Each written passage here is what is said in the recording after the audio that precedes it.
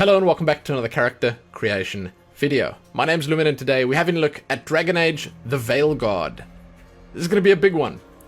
Enter the world of Thedas, a vibrant land of rugged wilderness, treacherous labyrinths and glittering cities, steeped in conflict and secret magics. Now, a pair of corrupt ancient gods have broken free from centuries of darkness and are hellbent on destroying the world. Thedas needs someone they can count on. Rise as Rook, Dragon Age's newest hero. Be who you want to be and play how you want to play as you rise to stop the gods from blighting the world. But you can't do this alone. The odds are stacked against you. Lead a team of 7 companions, each with their own rich story to discover and shape, and together you will become the Veilguard in this immersive single-player RPG from BioWare. Yeah, so if that wasn't enough, this game has one of the best looking and most robust character creation systems I have ever seen. There's just so much. And so much of it looks so good. It has, hands down, the best hair I've seen in a game.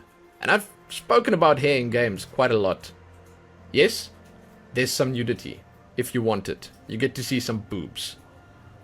Alright? No genital customization like Baldur's Gate 3 or Cyberpunk. Not that those were really anything special, but yeah, none of that. In this video, we're having a look at all the races, male and female appearance customization on them, the extras like pronouns and all the rest, the classes and their specializations, your faction choice, the backgrounds that come with said faction choices, the difficulty options, your main character's voice choice, which is a pretty big deal, your Inquisitor customization options, that includes full customization of the Inquisitor itself, and then the choices you made or would have liked to have made in Dragon Age Inquisition, which all affect the story. Then I'll also include some custom creations that I made for the thumbnails and much more. There's so much. It's a big video.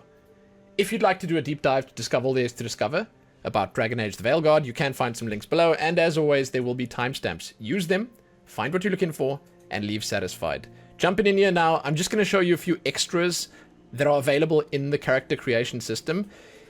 When you jump in, and when you actually customize your character, you can change the lighting available. I'm not going to do this every time I jump in and customize a character. I'm just showing it to you now so that you know it's available. You can use the default lighting over here, and it gives you a pretty even, neutral tone, and it's lighting from all sides. It's the best one to use. But you can look at your character in the daylight, you can look at it in the night, and you can look at it in what would probably be considered a foggy or overcast view or lighting. And that's good and important, because Inquisition, they had this thing where the character creator had some really weird lighting, and then when you created your character in a certain way, but then stepped out into the sunlight, it looked completely different. Usually, you were blinded by the majesty of the skin tone that you chose. So it's good that they have this here. Fantastic, good addition. On top of that, however, I will say that you can do the full identity of your character as well. There are pronoun choices here, gender choices. You can choose to make your character transgender in the game. It's a choice that will pop up. Apparently, when it does pop up, you will know it. You can select that. Then, there's also an option for top surgery scars for male characters. So if you have a male character body, you can put top surgery scars on, and that's just a nice extra that I've never seen in a game before. Phenomenal. Awesome. Inclusivity, hell yes. Now, let us jump in. The first thing we're going to do is we're going to have a look at the races that are available and have a quick and dirty peek at what you can do with these races. I'm not going to cover it in detail. I'll do that as I jump in. And then what I'm going to be doing is I'm going to jump into the specific races and I will do each race by itself. So right now, quick and dirty. I'm going to cycle through these and you will see a bunch of presets that are available. This is for Elf. These are male and female presets that I'm scrolling through. You will see a varied selection of them, quite detailed, quite a lot of nice, interesting choices available. They look far better when you zoom in. That's another thing I want to talk about very briefly here at the start, is that I have all my graphics maxed out, but because of ray tracing and the way it interacts with the light and the characters and their features, you sometimes have harsh edges, and it makes the models look not quite as good when you are at this range. But when we zoom in, my god, it looks magnificent. So worry not. These are the Qunari. Some decent options here as well. And each of these races is visually distinct and they have some unique properties and options on them as well, and it's very cool. It's incredibly well done in that regard. These are the humans. I can tell you a few things off the top of my head. Elves have some extra tattoos and facial markings. They don't have facial hair for male or female. Qunari have cool horns. It's quite obvious. The humans obviously have the facial hair. And the dwarves, they cannot be mages. So you are jumping into something completely different. And obviously your choice here in terms of race does affect the way the game plays out for you. So it's an important choice. And I mean, clearly it affects the way you look. So yeah, make the choice and make it carefully. So there we go. That's a quick and dirty look at the races. I will give you a quick and dirty review of this character creation system as well, and I'll just say that it's phenomenal. It is probably the best one that I've ever done, especially the hair. I'm going to talk about the hair so much. Now, we're going to jump onto the specifics. The way I'm going to do this is I'm going to jump into Elf, and we are going to customize Elf. I'm doing male and female sort of together. What I'm going to do is I'm going to jump onto the female character, I'll customize it fully, then afterwards I'll make a quick male character, because all the options will be the same on male and female. You'll see basically all of it is the same. The faces are the same, you can even put the facial hair on. The one that I'm customizing might just look a little more feminine, but I will go back and I'll make a masculine looking one and take it from there. Elves obviously don't have the facial hair like humans do, but you get what I'm saying, masculine versus feminine. Very similar options on both. So this is the customization menu. This is where you begin. These are the same presets that we just looked at. However, here you can turn them and you can see the beautiful hair physics. Legitimately the best part of this whole system. It's amazing. I could sit here for an hour just spinning the characters and looking how the hair falls. But these are the presets. As I jump through these and as I move through them, you will see that the pronouns and the gender change. That is flexible. You do what you want with that. You can absolutely customize your character in any way, shape, or form that you desire. And I like that. I like that about this system. They give you basically full control. For this, I will take this specific preset. We're going to have a look at the presets again in just a moment. They keep throwing the presets at you. And I kind of love that because it's an easy way to find something good looking. And I'm going to give you a little tip from me to you. Some of the preset faces are worth using because it's kind of hard to make a nice face in this game. I'll just say that. It is kind of hard. When you've chosen the one you want, you can switch your identity around. You can change your pronouns. You can be a he, him, a she, her, or they, them. This does affect the game because this is how you are addressed in the game, right? So it's an important choice. But the gender, less important. It's just for you. You can choose to be a man, a woman, or non-binary. It does not affect gameplay, right? Cool. Boom, boom, boom. When you're done with this and you're happy with this, you either proceed and just pick your class, or you customize, which is why we are here. And you finally zoom in. It's going to start looking really good really soon. Do not worry. First thing you can do is look at the presets for a third time. Same presets once again. There's no full randomize in this, but you can zoom all the way in here and you can look at the splendor and majesty of the hair in this. It's... Be still, my beating heart. It's quite something. I love it. These are the presets, and as you zoom in here, you can see the nice details on them. There are some really, really nice choices. There are some nice face markings, some skin textures and stuff like that. The characters just look so good. And I mean, this is something I'm probably going to talk about throughout this video. It's just the art style they went with. The overall feel of the character models is phenomenal. They are straddling the line between art and realism, and they're doing it in the best possible way. Legitimately. I love it. The one thing I think that might put some people off is that they do like sharper and harsher features in this. I can see that quite clearly with all the face shapes that they have. But, you know, it suits the game. It's a good style. So that's a look at the different presets available. Now we're going to move on to the particulars. This is the head shape.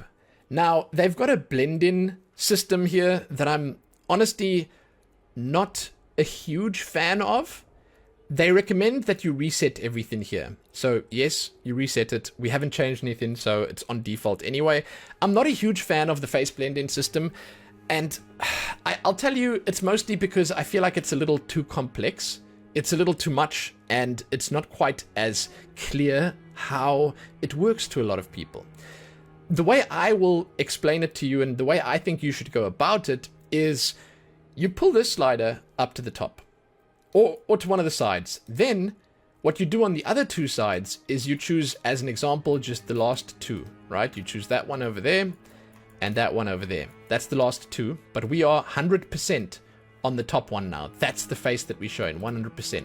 Then you just come through here and you look at the faces one at a time. These are the male and the female faces. If I take out this and I hide the hair, you will see that that's quite clearly a more masculine face, whereas that's a more feminine face, right?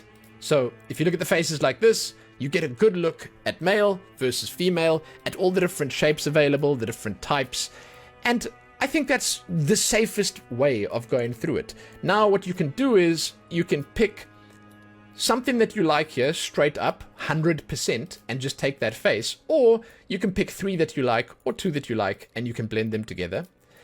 The faces and stuff that they've made here, you can go way further with it. This is a great starting point. You should come in here and pick the one that you like, but at the same time, it's just a starting point. There's so much more you can customize. I do believe they have a nice selection of faces here. I do believe that a lot of them are very cool and can make some seriously cool characters, but they've went for a very harsh style on it, so it'll be harder for some people to find the faces they want. These are the last two down here at the bottom, that one and that one. You can, however, if you run into a problem, just reset. Then you're back on the default face. And that's a good face. It's a fantastic face. So we'll go with that for now. And then we're going to go into the actual options. So first up is the complexion. What I'm going to do is I'm going to set this down to smooth. And then we're going to look at the skin tones. We've got warm, we've got neutral, and we've got cool. These are the 3 choices that you can have, along with the skin tone itself. All the different races have their own skin tones, right? So the elf skin tones are different from the humans, different from the Qunari, different from the dwarves, and so on and so forth. There's also a melanin slider. This is, you know, I'm not so clued up on exactly how it works, but it's basically the way that your body handles sunlight and pigmentation of your skin and stuff like that. Basically, if your melanin levels are low, then your pigmentation will not be as extreme. your skin won't change color so easily or whatever. I'm sorry, I don't know the details of it, but what it does in practice here is it drains the color from your face. So that's the simplest thing. That's the simplest explanation I can give you on it. I should probably have read up about it, but I love jumping into stuff like this unprepared. It's my way. The default one was somewhere over here. I personally like slightly paler skin tones. It's alright either way. I like neutral also instead of cool. So we'll go with that for now and we'll leave it at that. There's a lot of choices there though. And speaking of a lot of choices, here comes the really good stuff. I'm going to set this down to 0 and then we're going to go through the textures. I'm going to zoom in for this because there's a lot to see up close. There are some seriously fine choices here. They change the textures in extreme ways or in subtle ways. They make you look younger, they make you look older, they make you look more weathered. They give you little features like freckles, yeah, beauty spots, dirt, stuff like that. You can do so much with it. Birthmarks. It's a little bit extra along with the vitiligo that's already there. These obviously look different based on the skin tone that you have, but there's a lot here, right? You can even get dark circles under your eyes, which I resonate with. It's sort of, that's me right there. You can get dark circles under everything. Your face can look more weathered. It's just fantastic. One of the first games I ever seen that gives you acne. Yeah. The representation and the inclusivity is just to the max here. To the absolute max. My favorite for like, you know, basic or defaults is probably just you can go with youthful. You have a few markings, simple stuff, basic stuff, but it looks good. Depends on what you want, obviously. Then, vitiligo. The options are pretty good. You'd probably want to look at it on a darker skin tone. So we'll take something like that, and I'll show you. It is phenomenal. Probably the best vitiligo system I've seen. I have one minor suggestion for it, and it's that they should probably allow you to change the amount, but then just cycle it, move it around. So it's as simple as adding a slider that will just move the pigmentation changes to the left or to the right across your whole body so that you can have a different style of vitiligo from everyone else, because right now everyone's going to have the exact same pattern, right?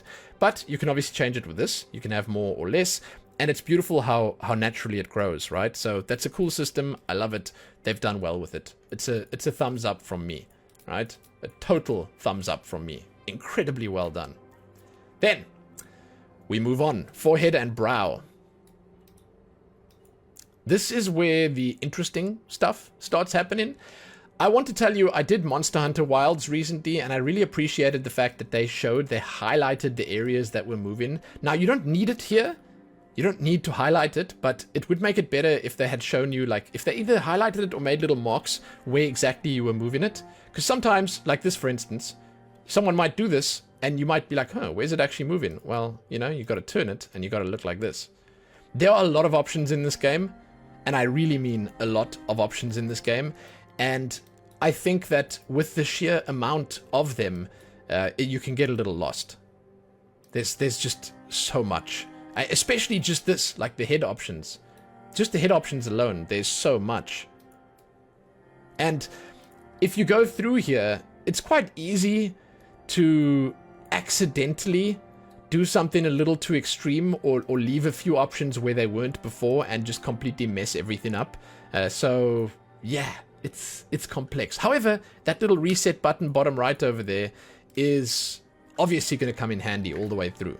So that's the forehead and brow, cheek and jaw. I will just say, don't get me wrong, I love more options. More is always better. But man, it's kind of overwhelming, right? These are the cheekbones. You can go pretty extreme on all of this, right?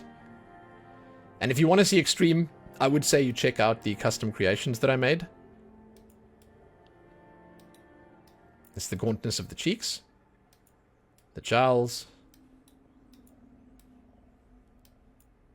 overbite and underbite, height of the face, well, it's the height of the jaw. Quite a lot of movement there. Oftentimes games don't give you so much movement, and you can go pretty extreme with it, as you can see. Especially if you hide the hair, it's even more visible. Then we have jawbone angle,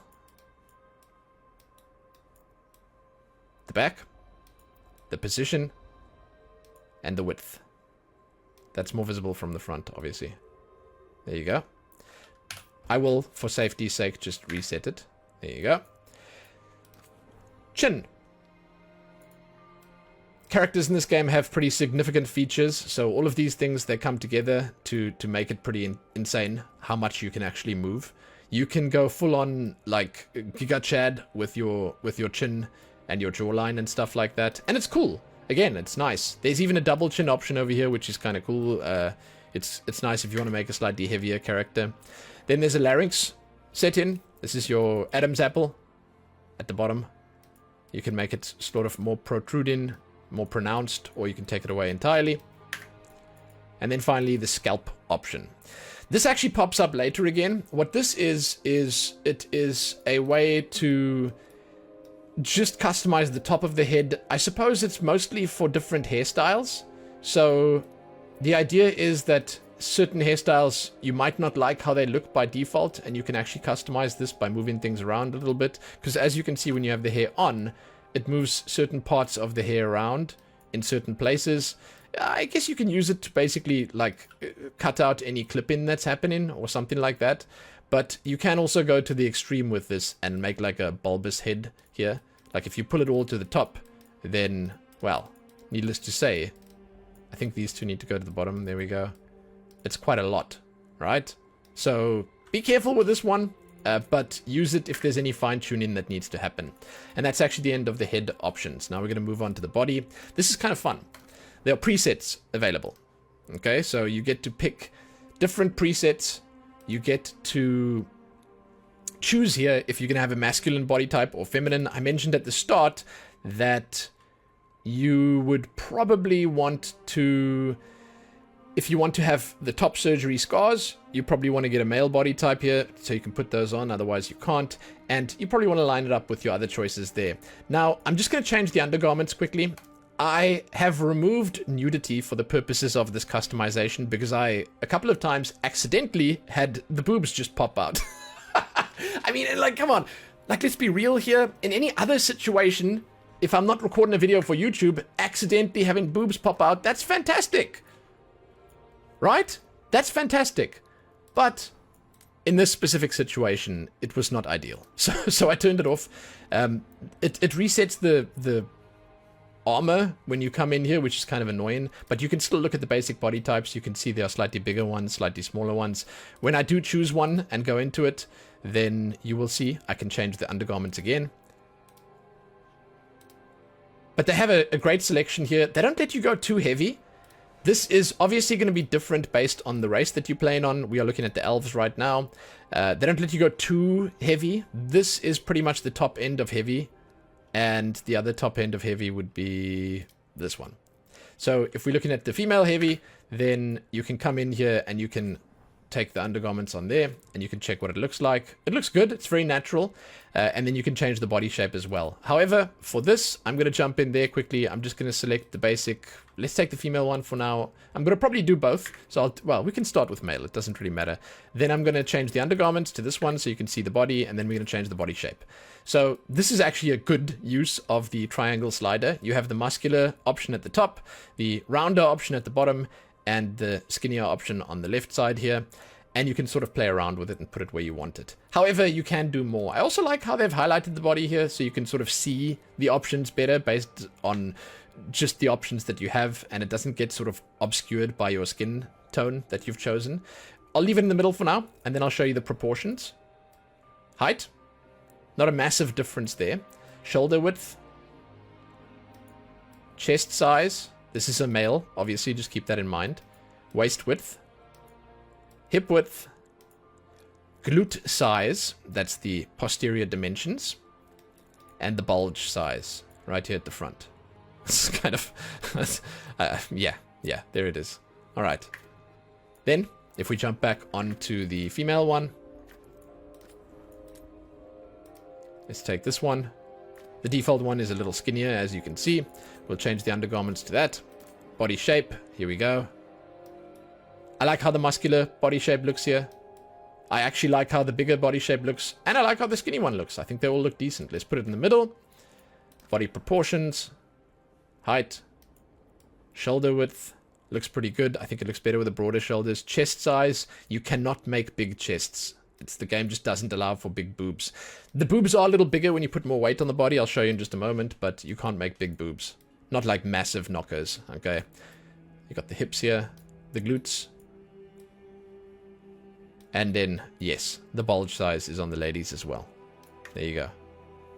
Now, one last thing I'll show you is a slightly weightier one. I'll just leave it like this, it's fine. And I will show you chest size. That's about the max you can have. There you go.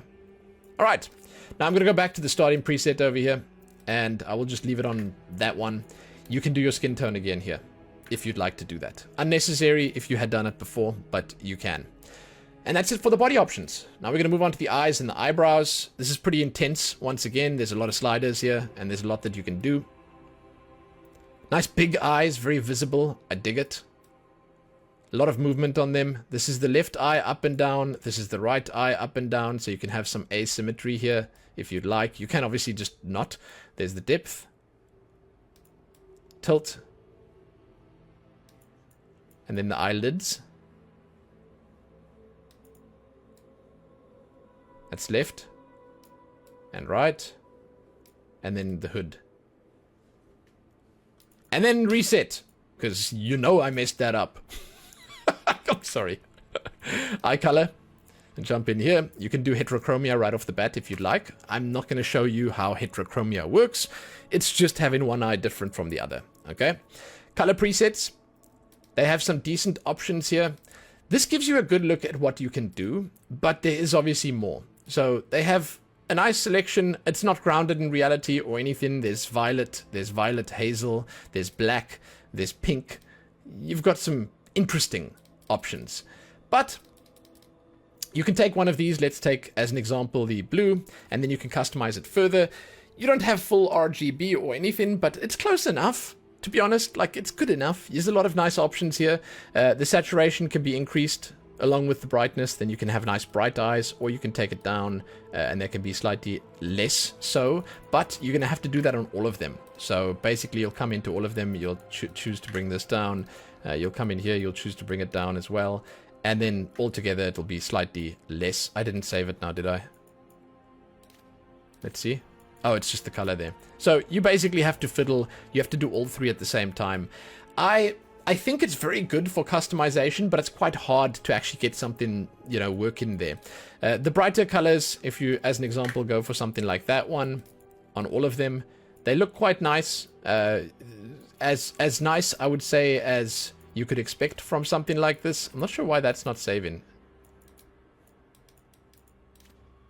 There we go. This one seems to be a little bugged for some reason. There, okay. So you can have some really cool looking colors, but you're going to have to mess around with it. And you can change your sclera color. That's just making it darker or lighter, the background. And you can make your eyes bloodshot. Or add cataracts. That's it. There you go. But the color selection here, it's difficult to show all of it off just because of the fact that you have to change all three. These, however, give you a good enough look at what's available. And yeah, I kind of like it. I think it's nice. There's a decent selection here, and it's definitely more than enough. The pink specifically looks quite nice. Here we are. Now, eyebrows and eyelashes. This is probably the best selection of eyebrows that I've seen in a game, and they also look phenomenal. As you can see, they actually protrude nicely. They have sort of well sculpted looks, then they have some bushier looks, and then they have some full-on unibrows, and they just don't hold back with any of it. This is like, it's by far the most in-depth eyebrow customization out there. Very cool. Like, I don't think I've ever seen so many unibrow styles in a game. And the bushy brows. It's just phenomenal.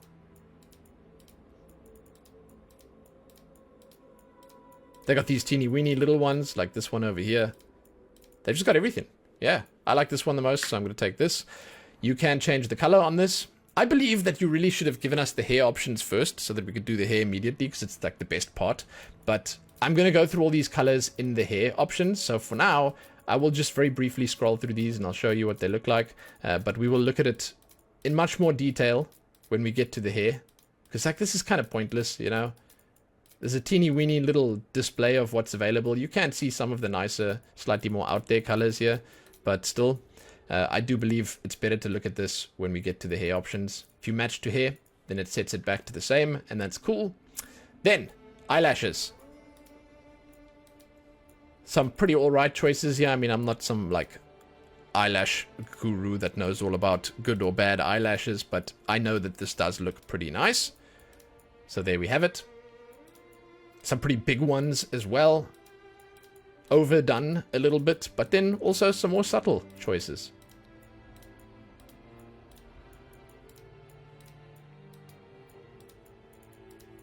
It's a lot of eyebrows. It's a lot of eyelashes. It's a lot of everything. They just do not mess around. And I mean, it's actually one of the coolest things when you go through a customization system like this. You can clearly see that the guys who made this were passionate about what they were making. There's just so much. They didn't have to do this, but they did. You can change the intensity, right? That's the mascara's intensity, and then you can change the color.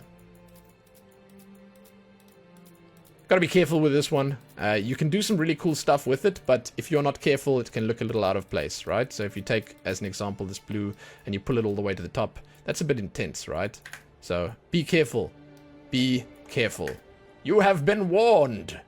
I think there's already something funny going on with our eyes. I apologize. Nose. Next up, the nose. Nose shape. That's the basic choices that you can make. It's just a bunch of templates, basically. The options down here give you more than enough to work with, so you can sort of just use these if you'd like. There's the depth of the nose, the height, the size overall, the crookedness, and this is kind of cool that they have this. The nose bone, that's the middle here. Height of that. The width. The bridge. That's better to see from the side.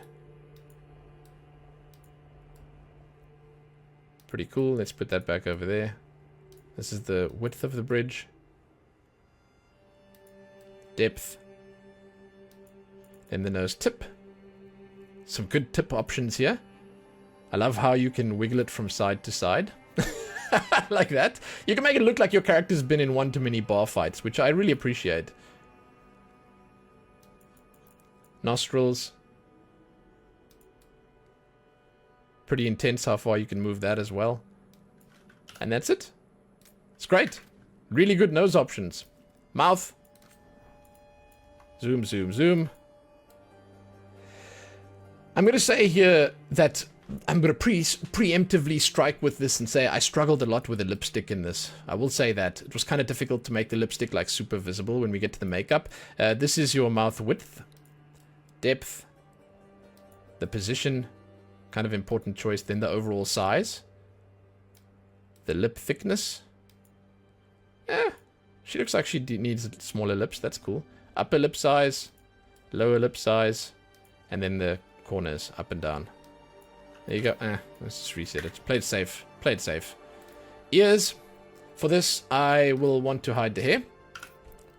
We can have a quick peek at the ears. There are some decent options here. And what you can do is you can set asymmetry on or off. I'm going to put it off. We're going to do them both at the same time, but just know that you can do them separately. So size. I'd say go max. You make it an elf with big ears, just make the ears big. Here's the earlobes. Cauliflower ear on the left side or on the right side. The depth. Rotation. Height. And position. Pretty cool. Lots of options here. Again, I do like the size being maxed. Then, finally, we're moving on to the hair. You will notice that you have the scalp options here as well, same as before. We're not going to look at that now. We're going to look at the hair. I'm going to leave the color on this, that it's on right now. It's a good enough color. But just know we will check the color out in a moment. They have really, really nice stubble, sort of shaved styles.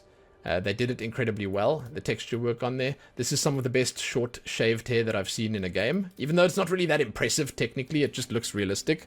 And then you will notice on all the styles here, the amazing hair physics. The longer the style, the more impressive, you know? Just keep that in mind. Some of the styles are not so great for the physics. Like when you get to these ones, it starts getting like super duper impressive. I cannot get over this, like how well they've done this. It's incredibly cool. It's just so fun. It's satisfying, you know? The hairstyles here are the same on male and female bodies and characters. So you'll sort of, you know, have a decent look at everything that's available here. Even though, as I mentioned, I will be making a male elf. Very briefly, we'll just jump in to make something that looks somewhat masculine. I'm not very good at it, I'm sorry, but I'll try it anyway. Here's a longer style. You can't zoom out further, but it is quite long.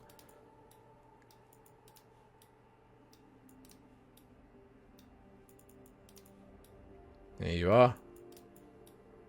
Some nice, interesting styles here as well. I mean, the sheer number of styles that they have is pretty cool. Pretty cool.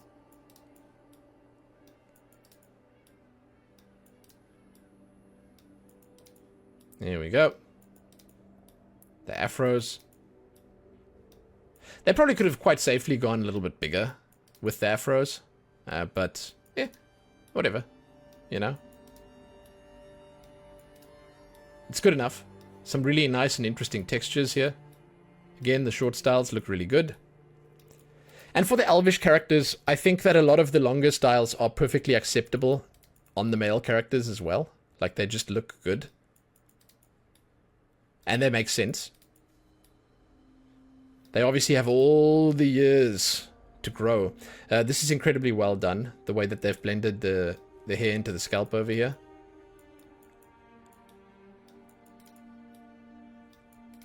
It's just overall some nice styles. Again, big fan of the short styles as well. It's a lot. It's just a lot. I love this one.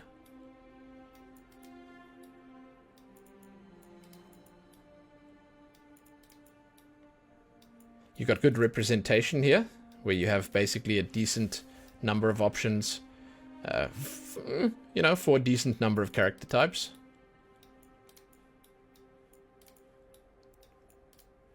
Lots of the curlier styles as well, which I kind of like.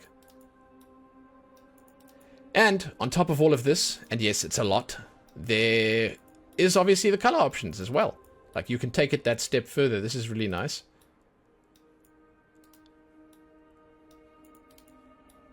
And I mean, it does really take it a step further. It's kind of fantastic. Alright, we're approaching the end.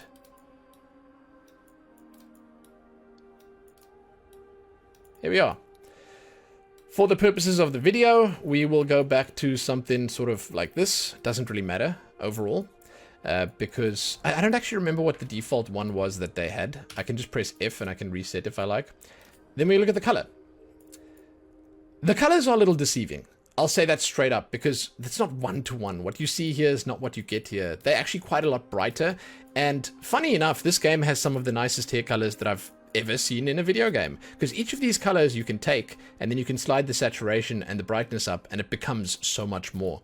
Or you can do the opposite and slide it down, and you can just get the black, or the darkest version of it. There's so much in between that you can go with, right? Each of them obviously has a default, and we're going to look at the defaults first, but then I'll give you a few examples of what I mean.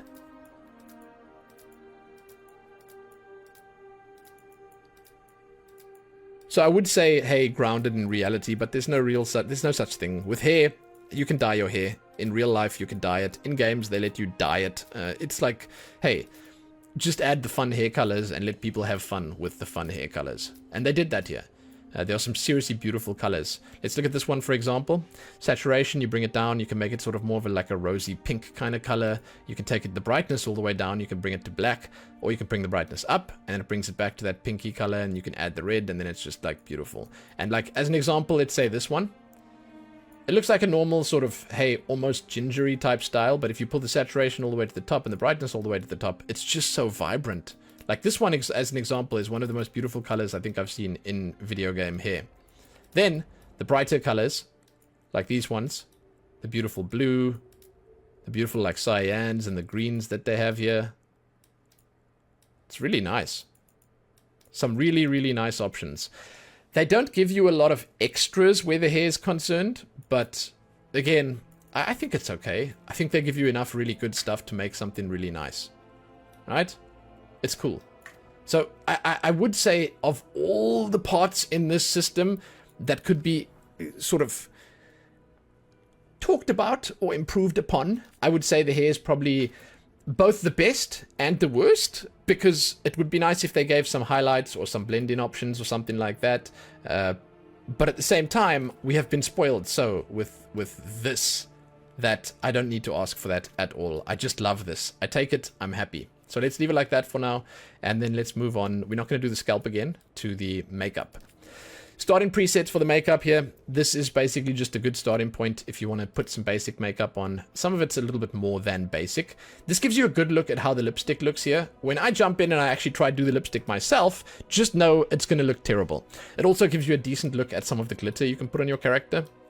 So I just want to warn you right here when we start on the makeup, I'm very bad at the makeup, okay? I'm just warning you. Eye makeup is first up.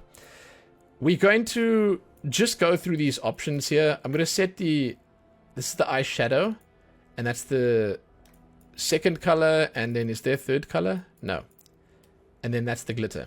So what I'm going to do is I'm going to leave these options the way that they are right now, and I'm going to pull them all up to max, hopefully. And then I'm going to go through the styles. I don't know if it's going to save. It might reset them again because it does that. No, it's saving. And then you can look what they look like. And you can sort of just see the different parts. Because, you know, the one is blue, the one is red, the one is darker, brown or whatever. There are some nice styles here. And there's a lot of cool stuff you can do with them. This is not subtle. I pulled everything to the max. And that's just what I've gone with right now. This is really cool with the triangles. But it's just to give you a look at what's available. They have some seriously nice looking makeup options. Seriously nice. Then they have stuff like this that I've never seen this kind of thing before. I don't even know what you'd call that. But like those cracks or whatever, they look really cool. Some slightly more sort of normal looking ones as well. But when they go crazy hard in this. And I dig it. So there you go. You pick what you want there. Let's take a slightly more basic one and I'll show you these options. The color intensity settings. The choices available here. They are varied. Once again, this can sort of be pulled up or down based on your preference. And based on the choice that you are making here, you have different slots that you can work with and fiddle with. Right, so that's color 1. Here's color 2. You can see it's on the outside there. Same options for the colors here, so you can sort of work with what you've got. Then you can do... Whew, this is like, it starts getting intense. The glitter style. Now, they say here the glitter is global. So, blush, eyes, and lips. When you choose something for glitter here, it's the same on all of them. Now, I'm going to choose a darker color on this so you can actually see the glitter. Right? So, you can see over there, that color over there is the glitter. I'm going to make the glitter a brighter color, something like that. And glitter 2, we'll make like a bright blue, like that. And then I'll change the glitter type. So, a few different choices here. None. Sheen. I'm zoomed in as far as I can right now. Speckles. It's the texture on the glitter. Flakes. Foil. Chunky. Flakes 2. And Flakes 3. So yeah, it's a decent selection for glitter. But it's not quite as visible as something like Baldur's Gate's glitter was. I felt like that was nicer. But I do believe that it all depends on the style that you choose here, because some of them have more glitter visible, and it all obviously depends on the colors that you choose. As an example, the glitter is like super visible on that one, right? And, you know, you can fiddle with that and make something different of it. I believe in you guys. I don't believe in me. When it comes to glitter, I do not believe in me. But I believe in you guys. Then we have the eyeliner over here. Same thing. It's just on the edges here. You can change the color of it. Same options for colors, basically. There are some lighter options, some darker options here. And then we have mascara. That's the one that's sort of separate. We did the mascara before in the eye options, but you can do it here as well. And that looks quite nice. I mean, I didn't really do much here, but I do believe the one part of this game where you actually have to work quite hard is going to be here in the makeup section. Like, you really have to work hard on that to make it look good. Lip makeup. This one, again, I'm going to be honest, I don't really do this very well. I struggled a little bit with this to show it off properly. But what I'm going to do is I'm going to pull these up to the top. I'm going to select a darker color. I don't know which one I will take. I'll make it dark. And then I'm going to see quickly if I can do everything. That's the gloss. Lip liner, max. We'll change this color to something darker. There we go. I just struggled a bit with this. And I'm just being straight with you guys. I'm not great at stuff like lipstick and whatever. But let's have a look at it. So look at the pictures over here if you need help imagining what it looks like. Yeah, I guess I've done it alright. You can sort of see what it looks like. There's a smudged one. I like the smudged one. Then there's one with more glitter around the sides. There's one with even more glitter. There's a line. Even more glitter. And then there's glitter with lip liner. So if we take the glittery one over here. Or let's take the glittery one with the lip liner. And we can look at it all together. We can change the brightness of that one. And we can change the color of it. Let's make it like a red. Color intensity on this one. Make this also a red. There you go. That actually looks interesting. It looks like there's molten lava inside there. The glitter style. Same as on the other ones. This is all the universal choices. And then there is the intensity and the color. And then the glossiness. The glossiness makes it look relatively nice. I like the glossiness. Lip liner. That's around the edges. I guess you'd take something darker for this. I'm not good with lips, as I mentioned, so I don't really know. But it's the line around the edges. And you can change the color on that as well, along with the intensity and the glitter intensity on it. Right? It's cool. It's cool. I'm going to just reset that quickly because I'm not very good at it. Again, I feel like I should probably not. There we are. And then we're going to move on to blush. All right. Blush is the one option that I basically never use in games. for good reason. I feel like it usually does nothing. But it is similar to the other options where you have to actually do something specific with it if you want it to look a certain way. I will choose a darker color on it so you can see what it looks like there. Then you can also put glitter on it. As far as I understand, you can see the glitter over there. It is the same as the previous ones where the glitter is locked. It's a global choice that you're making. I think you could probably do some really cool stuff with this if you go out of your way to try and match up, like, let's say, the skin tones and then nice choices. Like, as an example, if you go for like a darker skin tone and you put a nice golden glitter on this, right? Then it could potentially look incredibly good.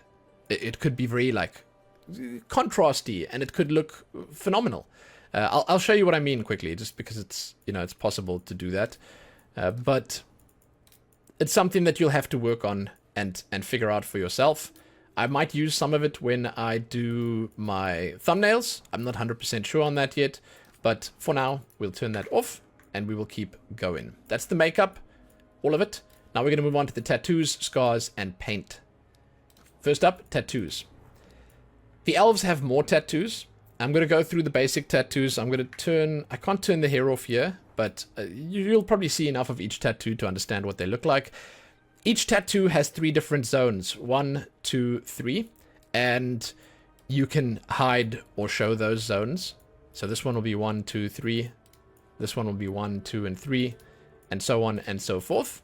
So just know that each of these can be customized further. I'll show you in a moment what I mean, but the tattoos are beautiful here, and one of the few games where I would almost certainly use a tattoo just because the designs are so nice. Almost certainly. Some really cool designs. Again, some of these are unique to the elves, and the other races don't get them. So if we take one of the earlier ones here, let's take as an example... I really like this one. Then I can remove certain parts of it and show others. You can change the color.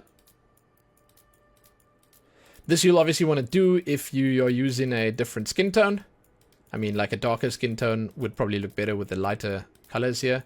As an example, this one you won't be able to see on the lighter skin, but on the darker skin it will look phenomenal. Really, really cool. But yeah, good choices, decent colors, and I kind of like it. I kind of like it. Then we have body tattoos. These are kind of hard to see when you have these undergarments on, so I'll just switch over to that quickly and show you the body tattoos.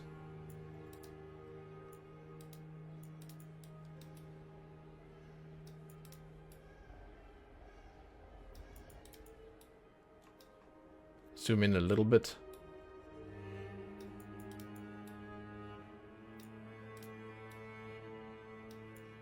There you are.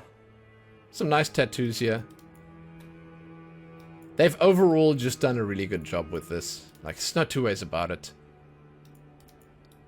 The markings and the tattoos, it's all good. It's all good.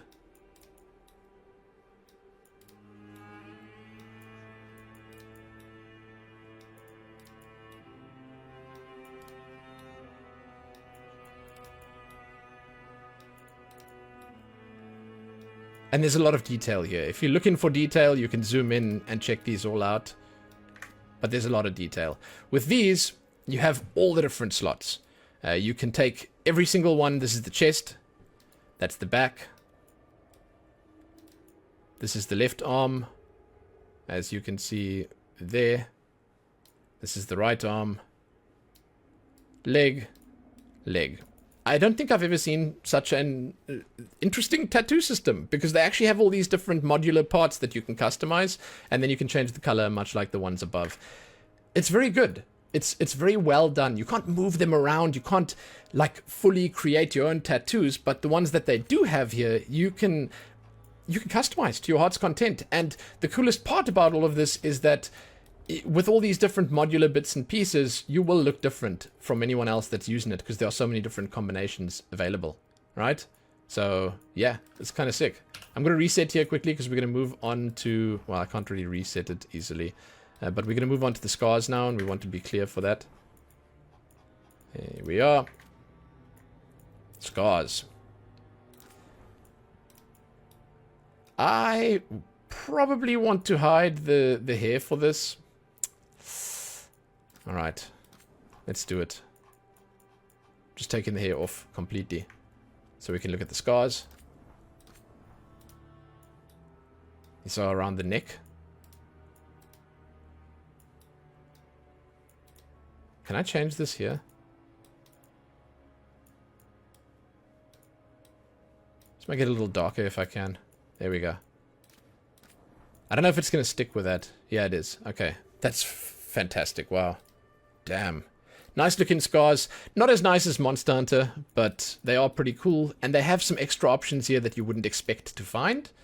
Some, well, markings and stuff that, in my opinion, don't look quite as detailed as something like Monster Hunter, but at the same time, they at least have more variety where that's concerned, right? So you can at least do so much other stuff with this, and you combine this with the tattoos and stuff, and I think you're set. I think you are 100% set. That's really cool. And these are also sort of partly tattoos. There are scars here, but they are partly tattoos.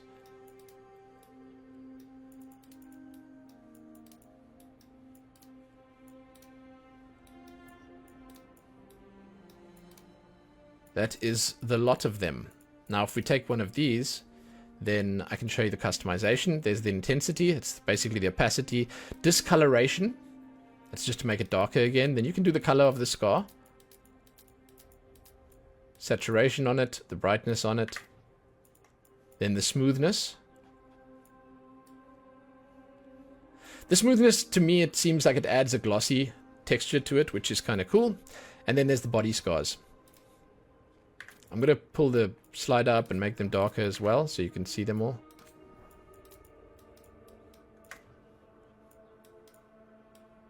Smoothness we don't need. Here we go.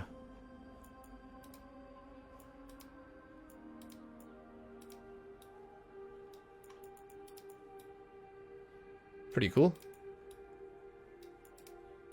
Pretty cool. That's really nice. I don't know the sort of meaning behind most of these, but I realize that there probably is some meaning behind them. I mean, not all of them, but some of them.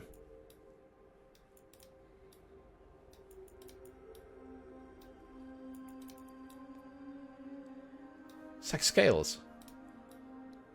And here it's sort of like, again, a full-on tattoo.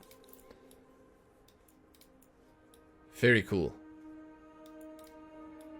I think if you had like a darker skin tone and you took these and you put them on like white, that would be really interesting. I'm gonna have to visit that as an option. Some of these look like sort of paintings that you would maybe find on a cave wall somewhere. I don't know. There's just a lot of really interesting options here. And again, you get to change the intensity on them, the color on them, between a few different colors, the saturation and the brightness. And it's kind of cool that you can match it to the facial scar options.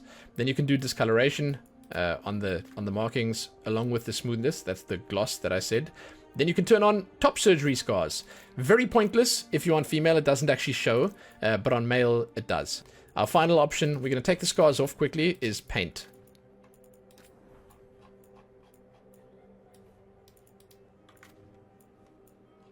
There we go. Paint. And like this, they've got a lot, right? You've got the tattoos, the scars, and the paint. It's just a lot, right? It's just a lot. And the nice thing is that they're actually different enough to warrant them being their own choices. So the color that they have on this right now is a little too faint. We're going to take a darker color here. Let's take the blue. It's quite nice. There we go. So we can see it nicely. Then we'll scroll through these. You will notice that there are multiple colors. This is actual, like, proper paint on the face. Just wanted to change it so that the different zones look different. That's really cool, the gem. Very nice.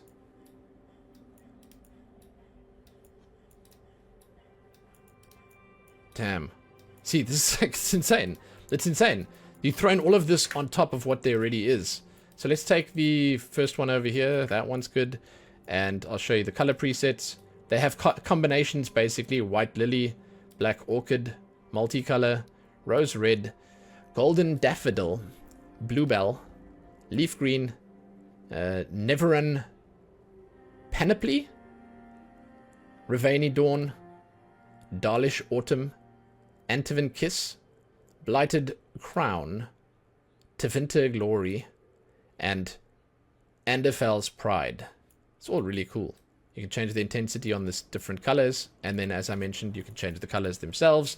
There's some really cool stuff you can do with these. I feel the paint and the scars and the tattoos will be underused and overlooked, but they are seriously, seriously cool. Then there's a smoothness option that you can add. It is just, as I mentioned, like a gloss, basically. And then you have body paint. I'll take the top one off so it doesn't confuse us. Body paint, I have to once again go back. I have to change this again. I'm not sure why it keeps resetting, but hey. The body paint. Very cool options here. I will choose the colors. Can I do the color choices here? Yeah. I'll take this one because it's a nice contrast. And then we'll go through these. You can get a better look at these if you have nudity on, obviously. But I do not have that on right now. But they are very detailed and there's a lot going on.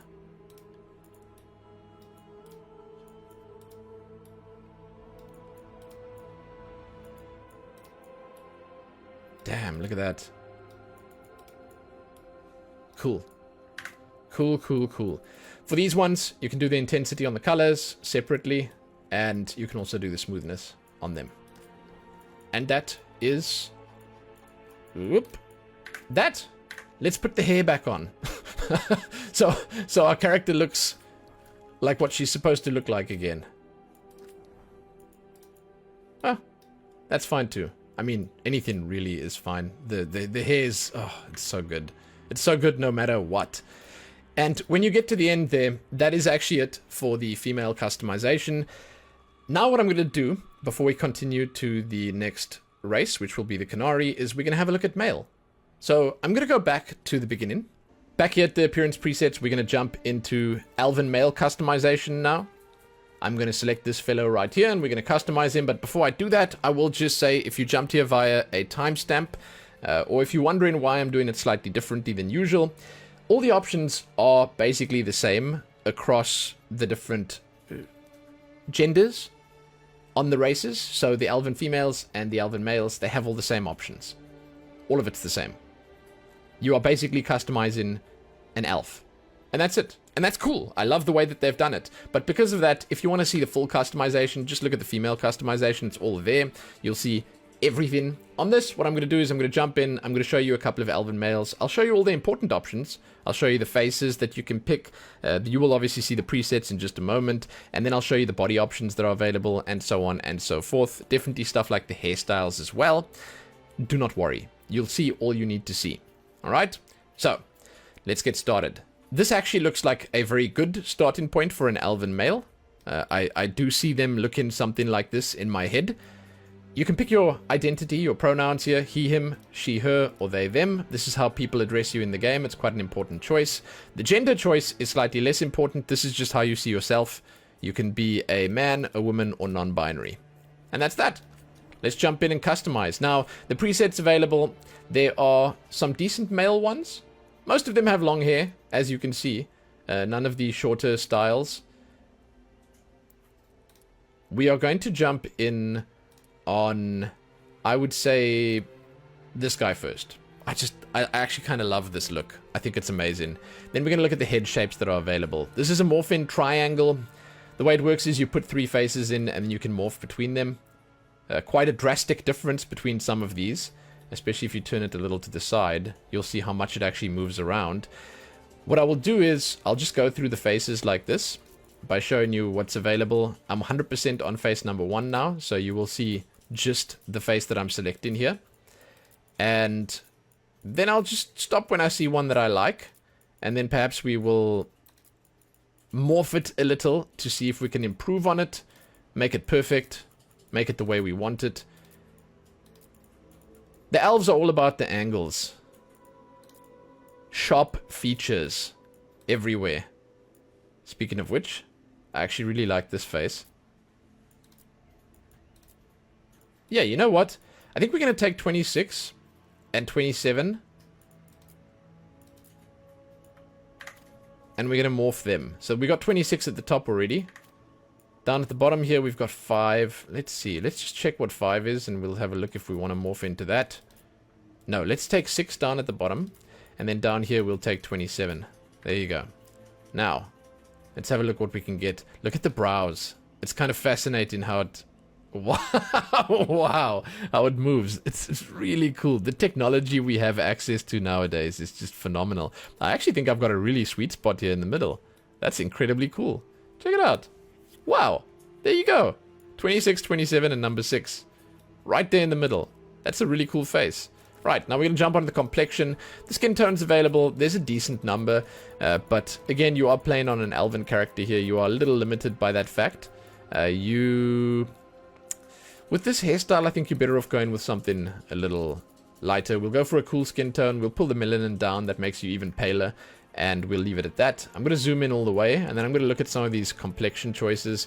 I want something that looks a little severe to go with the severe brows that we've picked here. I think that would be cool. So let's see what we can do with that. The main thing I think with elf is that you can't really make them look old. Or withered. You know?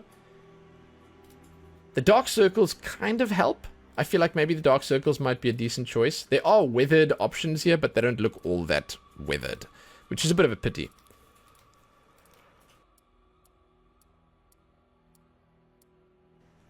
Yeah, no. So let's go for the dark circles. Go for sort of like a moon-touched look, I feel. Yeah, let's do dark circles. I'll keep the vitiligo off for now. I kind of like that. The face itself, we're not going to sculpt any more of it. Just know that there's a bunch of options you can look at. For the body options, we are currently on, as you can see, a male body, but there are presets here. You can pick, so if I turn it to the side a little bit, all of the ones that have the chest exposed are the male ones. The ones that have the bra and the bottoms on, those are the female ones. So that's a female body type, that's male, that's female, female, male, and so on and so forth. If you turn nudity on, then you can see the male's chest. You can do that if you like. It is, I would say, unnecessary. Yeah, if you play in the game and you want to see the nudity in the romance scenes, then it's definitely worthwhile. But for the purposes of this video, it's really unimportant. I'll probably take something like this body shape right here. I think that's a nice muscular one. You can customize it further over here by dragging this around. Because we're on an elf, you are a little limited. You can't make him morbidly obese. He can't be too bulky. He's sort of just in between. We're going to make him muscular, though, because I think it looks good on him.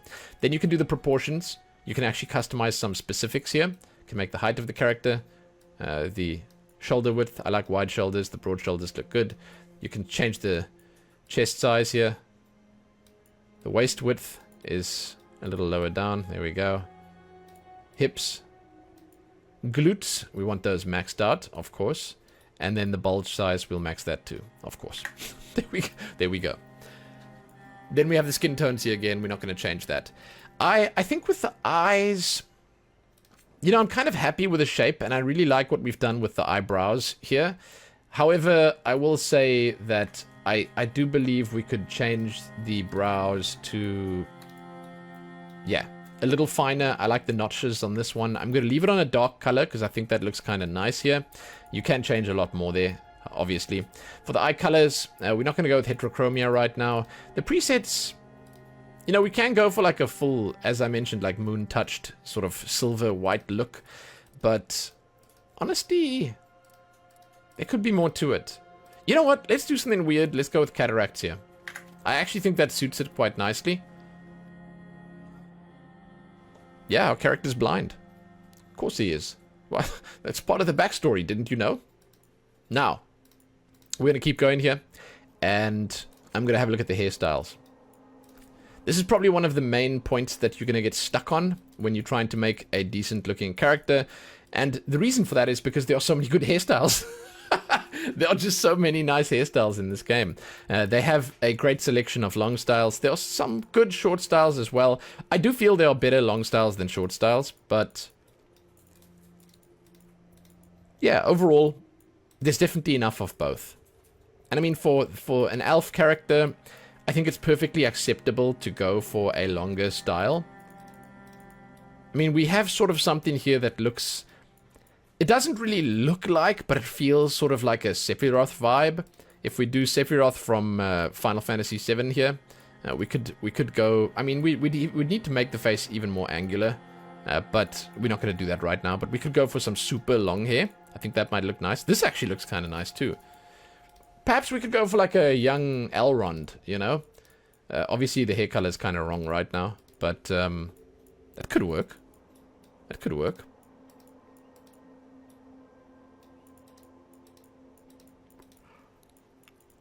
I can spend all day, or all night, or all day and all night going through the hair and looking at how good it looks. Yeah, you know what? I know there are some longer... Yeah, here we go. Let's go for like a super long... This one's kind of nice too. Oof. They're both so attractive. We go for the super long one. I think that kind of suits this guy. For the color, you know, we have kind of funneled ourselves into something here already. It's really not bad. I think if we take the brightness down a little bit, it actually looks even better. Although, we could go for full gray here. Yeah, that's kind of nice.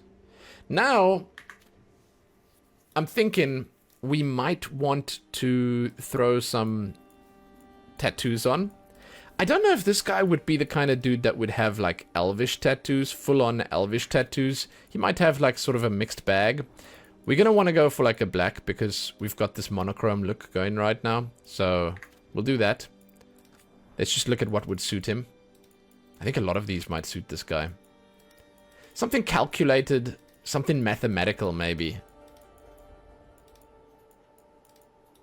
You know? I think you know what I'm saying. Something like that, perhaps. Or something incredibly symmetrical. These are both pretty cool. I'm not sure which one looks better. Oh, or something that looks like bones. Yeah, can we make these red? Ooh. I actually kind of like that, yes. So that's already kind of nice. We've got something interesting over here. I realize it's not all that inspired. You'd probably want to look at this guy in the night, because that's where he roams. But there you go. Elven male. What we're going to do is we're going to go back to the presets now, and we're going to make one more. He looks cool. I actually kind of like this. I think it's nice. I think I would probably, if I had to spend more time on this, just for anyone that's wondering, I would most likely put a little bit of makeup on, just a touch. I would darken the eyes a little more, maybe darken the lips a little bit, and I would potentially throw a scar on there, and then I'd be done. Now we're going to go on either this dude or this dude. I think this guy's good. We're going to switch it back to the regular colors, and we're going to try something with short hair.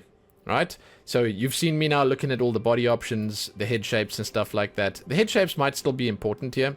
I do believe he's got a nice looking face already though. Yeah, let's go for something slightly more angular. That's kind of cool.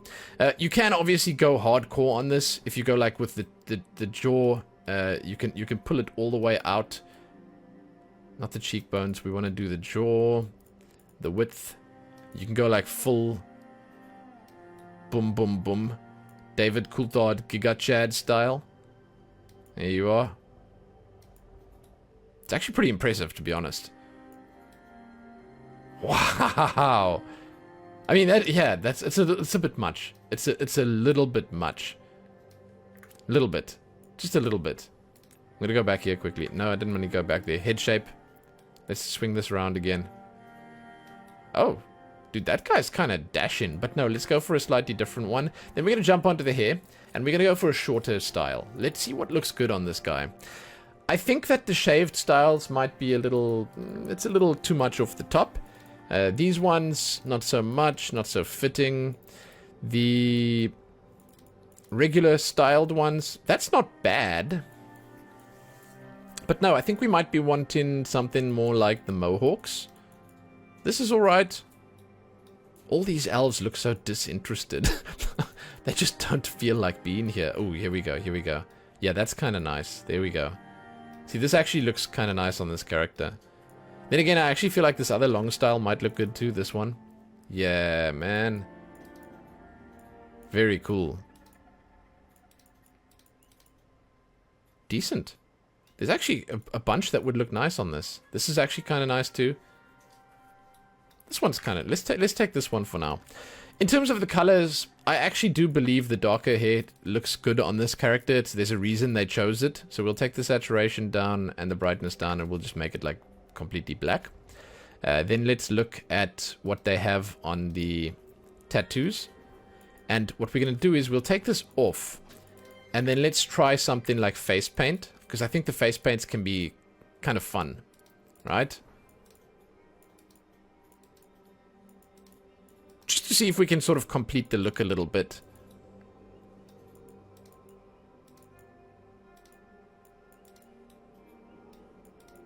There are some decent options here, really. I particularly like that first one. The second one. This one's really nice, especially if you change the colors.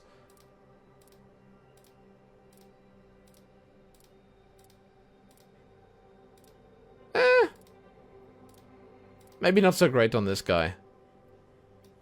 It's not bad. But perhaps we're better off with a scar.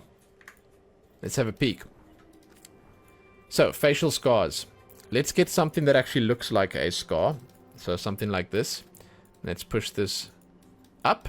Let's give it a decent darker color. That actually looks pretty good. Like, this is a macho man that's been in one too many fights. It would have been really nice if we could have thrown a little bit of stubble on there or something. But again, we are playing on an elf. That's pretty decent. That's quite fantastic, actually. I think that if you are trying to make a male or masculine character, this is not a bad look. You could do something with the ears, perhaps, on the character here to maybe make it sort of work a little better, like make the ears even bigger, perhaps. I don't know if that really works. I don't know what would look good, to be honest. But if we could have them a little back further, there we go. I kind of like it. Anyway, that's a quick look at the elven males. Now, you can just jump in here, pick a preset, and go with that, because some of these presets are phenomenal, and I suggest something like that, because, I mean, this looks better than the one I made, let's be real, and to be honest, this guy was actually just perfect, so you could have happily gone with those. But with that done, we are actually going to go back all the way to the beginning, and we are going to start on our second race, the Qunari. Feared and envied for their size and strength, some Qunari follow a strict philosophy from their homeland, while others joined different cultures generations ago. Quick. Short and sweet, right? What we're going to do here is we're going to jump in on male Qunari. You will see all the presets. You'll see the females as well. We're going to jump in on the male. We're going to customize everything there is to customize. Look at all the options and all the rest. And then we'll have a quick look at the female as well. I won't go through every single option there because they are shared between the two. And you'll just be able to see everything that is available to see. You will definitely see enough of it. If we jump in here, the first options we are greeted with, once again, we can look at the presets. You can change your identity, your pronouns, and your gender. We're going to look at the presets one more time here. Then we're going to look at it again when we jump into the customize menu. And I'm thinking you'll have a better look at them there. Right now, it's not so great when you don't zoom all the way in. You can zoom in here a little bit, and it helps. But when you're looking at the presets, in the next menu, you will get a decent look at everything that's available. Right? There we go. So as I mentioned, we're going to be jumping in on male. You will notice that as you're going through these, your identity options are changing. You can pick between he, him, she, her, and they, them. This is how your character is addressed in the game. This is how you interact with the world, or how the world rather interacts with you. Then you can pick your gender. So that's an important choice. The gender can be man, woman, or non-binary. This is less important. This is just for you. It's how you see yourself. So there you go. Now we're going to jump into customize. If you want to just see what the female characters look like, you can jump ahead and you can have a peek at that. But you will see all the same options in here. Just know that. The starting presets, once again, we can zoom all the way in here. You can have a quick look at them. I want to mention at the start of the Qunari customization here that I was firmly in camp the forehead is too big when they first showed it off. But I do believe that most of that was just because of the way that the engine was looking. I feel that they just didn't. It was like a combination of the art style and then obviously the extra real estate up here at the top. It was just a bad look for the trailer. And I do believe that the models now, they look pretty good, especially when you've customized them, especially when you've fiddled around a bit with the options. We're going to jump in on this guy right here, and we're going to go straight to the head shape. There's quite a lot of movement around here. You basically, for this head shape triangle, you can morph it between the 3 different styles that you have chosen here. That's 21, that's 7, and that's 26. So if I jump in here and I switch this one to 1, and then I move that to the top, that's choice number 1. You can see that's a feminine face. You will see all the options here. So the faces that we're going through right now, it's the male faces and the female faces. It's all together. It's a nice combination. Basically, if you come into the presets here, you pick one of them, like as an example, her, then you jump into the face morph in there. It will matter, but you will still have all the options. If you get what I'm saying. It's a little complex. There's a lot going on here. But what I've done now is I've shoved this little ball up into the top there. And what we're going to do is we're going to look at what's available. There's a decent number of options. And some of them, yeah, pretty fantastic. The ones that are blacked out, we will look at just after we're done here. By dragging that little ball around.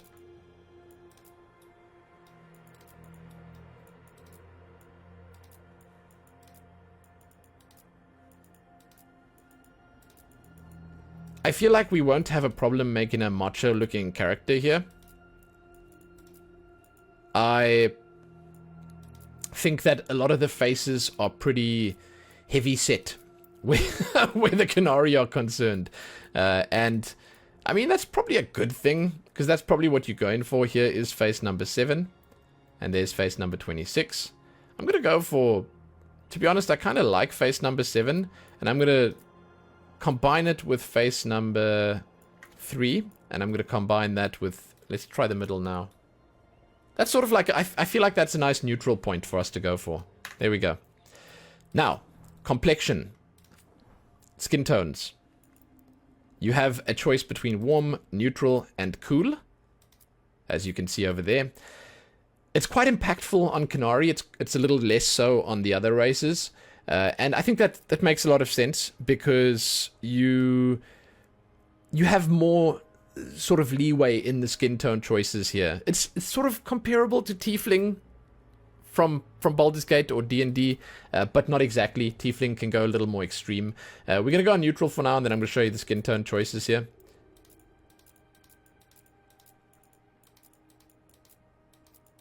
Not a huge amount of difference in these ones over here, but when you get down here, it goes pretty dark. For the purposes of the video, we'll just go somewhere in between. You can also set the melanin levels. This is basically the amount of pigmentation in the skin. It's kind of a way to make the darker ones look a little paler. It's actually not a bad way of going about this, because you can then get a different tone and make it lighter, if that's what you desire. I think it looks kind of nice, but both ways are definitely doable, right? Complexion, I'm going to go straight back to the start. We'll start over here. I'll zoom in on this face. Starting on smooth. These are all the same across all the different races available in the game. These are the same ones that they have on them. I was a little saddened by the fact that they didn't have some slightly older looking options here, or some slightly more weathered looking options. They have some decent options, don't get me wrong, but there could be more, and there could be more variety here. They are pretty impactful though, and it is cool that you can have all the same options on, you know, whichever race you play. I'm a fan of the dark circles, and I think that the weathered looks are pretty much as close as you're going to get to an older looking character.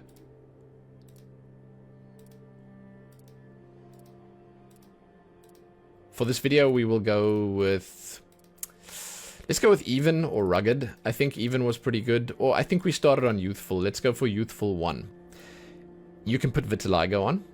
There is much more visibility for it when you have a darker skin tone, but you can definitely see it like this. It's kind of a very natural blend-in process that they have on the vitiligo, and it's kind of nice to have this kind of representation here. You can also add more of it when you add the birthmarks here, if you'd like to. And I think, honestly, I think it looks kind of good on these guys. Just leave it on. I want to leave it on, but when we get to the makeup, it's going to get in the way a little bit. I know the makeup will go over it, but it'll make it a little harder to see stuff. So, on to the actual customization. These are the sliders that are available. And on the Qunari, these are quite important because there's a lot of movement here. So we're on the forehead now. You can do the forehead width. I'm going to bring it all the way down just because you can flatten the top over here, as you can see. Again, for this one, I'm going to bring it all the way to the top because I feel like I want it flatter. Then you can do the width. That's of the part just above the brow. That adds sort of like a bulbous effect to the top, so I'm not sure you actually want to move that away from 0%. Then you can do the depth. Also going to leave that around 0%. Now on the brow, here's the space in between the two eyes. I'm going to put that in the middle. Here's the width. Also put that in the middle. Height. I kind of like when they're a little lower down like that. The inner position. There we are. Outer position. And then depth. Yeah, I don't actually know where it was when I started, but I think that looks alright. That's it. Cheeks and jaw. These guys also have pretty angular faces, so these are going to be quite interesting. I think it changes the whole look of the character quite a lot when you soften the cheeks. It's not a bad thing. I'm gonna leave them a little softer. The height of the cheekbones over here, the width, gauntness. I feel like when you bring the gauntness in, it actually makes it look a little more feminine. You sort of getting towards like Angelina Jolie levels of face structure here. It's not bad though. Jowls, you can add those if you'd like. I feel like on this guy we're not going to need them. Jaw, there's the overbite and the underbite. It's quite nicely done actually. The height of the jaw. And I think a lot of this also comes into play with the Qunari. Like, I think the traditional look for them is going to be a heavier set jaw, a lot more sort of real estate over here. But we can stray from that. We can do whatever we like. I am, for the most part, just showing you all the options available. That does definitely make it look a little bit more feminine. I'm going to leave the jaw a little wider. Depth at the back. That's kind of nice. I'll leave that wide too. The position at the back. And then the width at the back. The width you want to look from the front so you can see. There you go. It's kind of good. Kind of cool. Moving on to the chin. This is the chin bump. It's just there in the middle. Not much moving here. The width. Depth. The height of the chin. And then a double chin. We're going to move that one in. We don't need a double chin. Actually looking really nice here. Look at that. Sharp. Larynx. You're going to be looking down here at the Adam's apple. You can have it look bigger or smaller. It's basically, you got all these different options. They could have just had one slider for this, to be honest. Just make it big. It's cool. And then finally, scalp. The scalp options, I wasn't sure how this was going to work on the Qunari. I'm going to hide the hair for this. Let's see what it does. On the other characters, it's basically just the top of their head. It's quite impactful on the other characters, but because the Qunari have the horns here, it might be a little weird. Let's see. Oh, yeah. Okay. Maybe we can get rid of some of this forehead size. This is at the back now. Let's see if we can. Now you can flatten both sides. And then you can flatten just the left and just the right. It's left and right. Then we have the width here. We'll bring that in a little bit. The height. Bring that in as well. The profile. Ah, this is interesting. Bring that in too. I don't know if I'm making a hideous amalgamation here or if it's actually going to look good. There's some strange movement when I pull this scale around here. But it still looks okay. I think we're starting to look a little deformed here. We got to watch out. I think you need to have this a little higher to make it look right. Because otherwise there's too much of a gap over here. So we probably need to bring that in a little bit more. And yeah, that looks alright. Now we're going to put the hair back on and then it should all be okay. In case you're wondering about the hair, we're going to get there soon enough. The Qunari have their own selection of hair. They don't have all the hairstyles. So, on the body options. Here, we have a selection of both masculine and feminine bodies. Again, all the options are shared. There are bigger bodies, smaller bodies, more muscular bodies, like skinnier bodies. There's all sorts of bodies. The Qunari obviously have different body shapes than the humans and the elves and the dwarves. And that's good.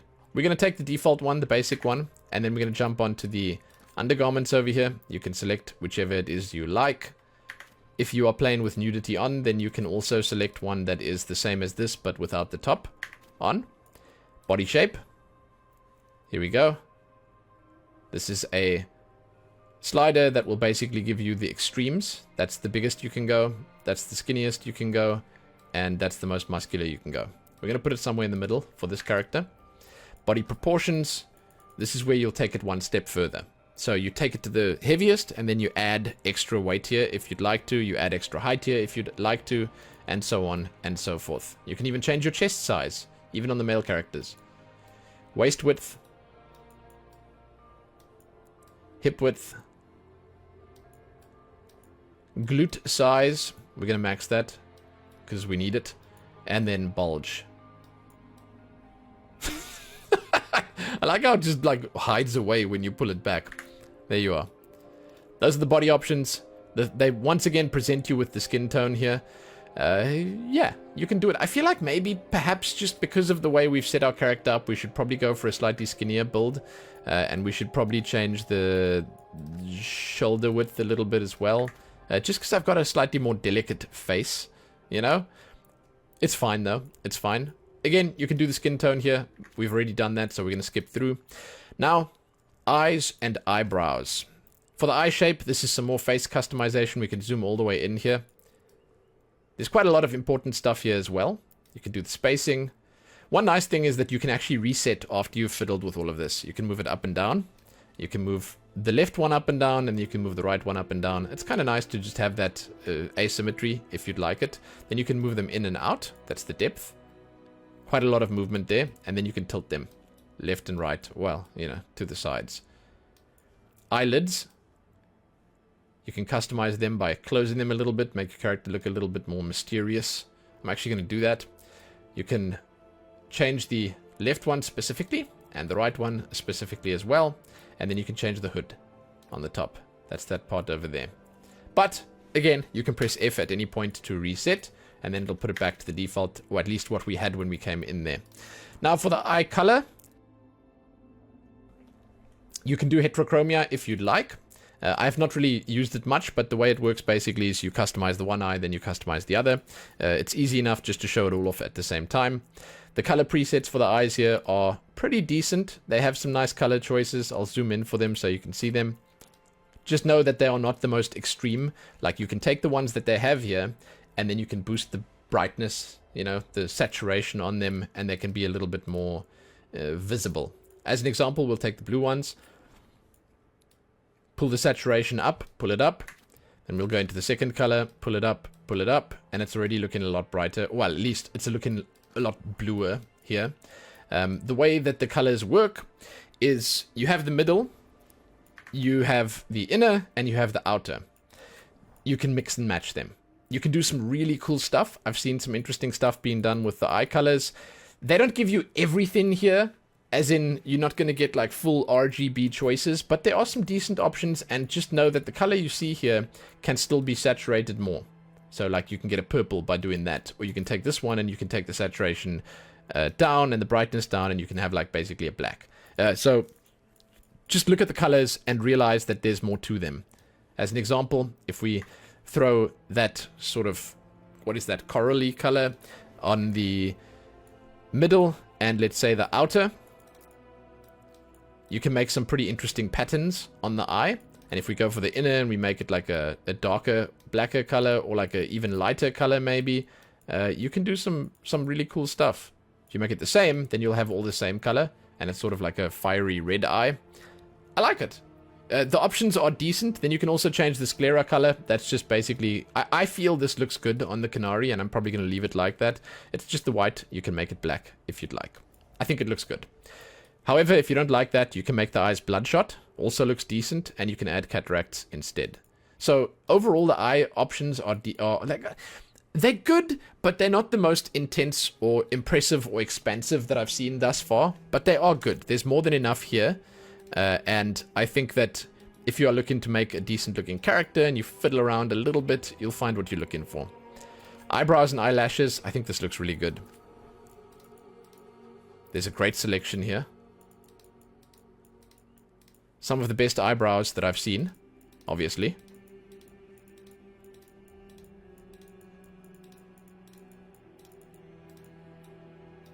Obviously. They've got depth. They've got individual strands. They just look fantastic.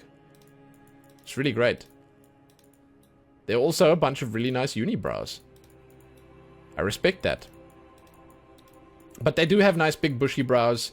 They do have, and I think the bushy brows actually look relatively nice on the Qunari. They do have slightly more sculpted ones, and they have the notched brows that I generally tend to pick, because I like to feel like my character's been in a lot of fights, and that's cool. There you go. I don't remember where we started, but I do kind of like, as I mentioned, the slightly bushier ones. For the colors, I'm not going to go too hard on the colors right here, right now.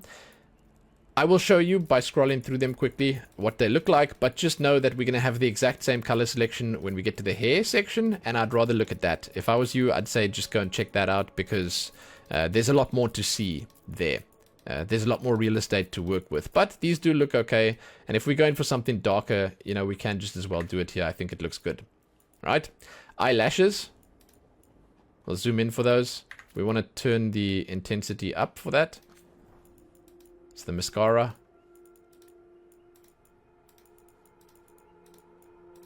There you are. These could obviously help out a little bit. Help you make the character that you want to make. Perhaps not so much if you're making a male character. Not that it doesn't look good on them. It's just that it might not be your first option. Your first port of call. But you can go pretty big on them, which is nice. Alright. I'm going to go pretty small on them though. We'll take something a little less intense. And then we'll pull this down a little bit to about... It's not really doing all that much on these because they're pretty small already. That one. That looks nice. I think it looks relatively good. You can change the color on it. The colors, we're going to have to push that up so you can see the colors. They look quite bright when you apply them here, especially if you pull the saturation and the brightness up. I'll show you in just a moment. But you're going to want to mess around with this, find what you want for them, because you can do some pretty cool effects. I did this earlier accidentally, and I was like, whoa, that's pretty cool. It looks like you got some fire around your eyes. It's great. And you're doing it without even using any of the other makeup. Just know, however, that the mascara, this whole eye section, basically the eyelashes and the mascara and stuff, you'll get access to that later again. But for this, we are just going to go for the basics for now, and we'll leave it at that. Or, I mean, yeah, we can actually turn them off. It's alright. Then, we're moving on to the nose shape. We have some presets to go through here. I do believe a bigger nose would probably look good on this face. I like that they have the sort of skew noses here. But I do believe a bigger nose would look nice. We're going to look at all the individual options first, however. That's the depth. The height. I will reset this after I'm done. The size overall. Crookedness, either one way or the other.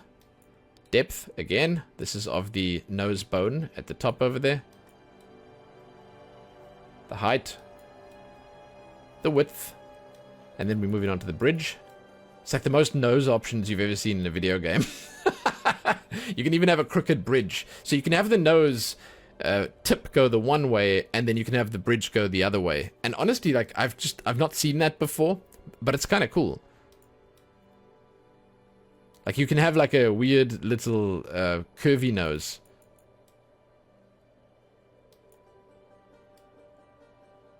It's the rotation on the front, the nostril size, width, and depth.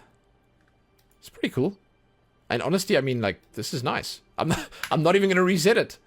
I'm not even going to reset it. That's it for the nose. I think it looks good. Now the mouth.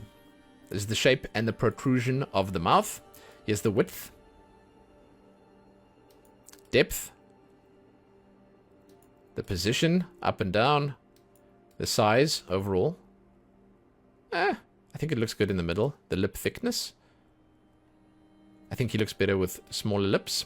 Then the upper lip size, the lower lip size, and then the corner position on the mouth. You can make a little smirk if you'd like to.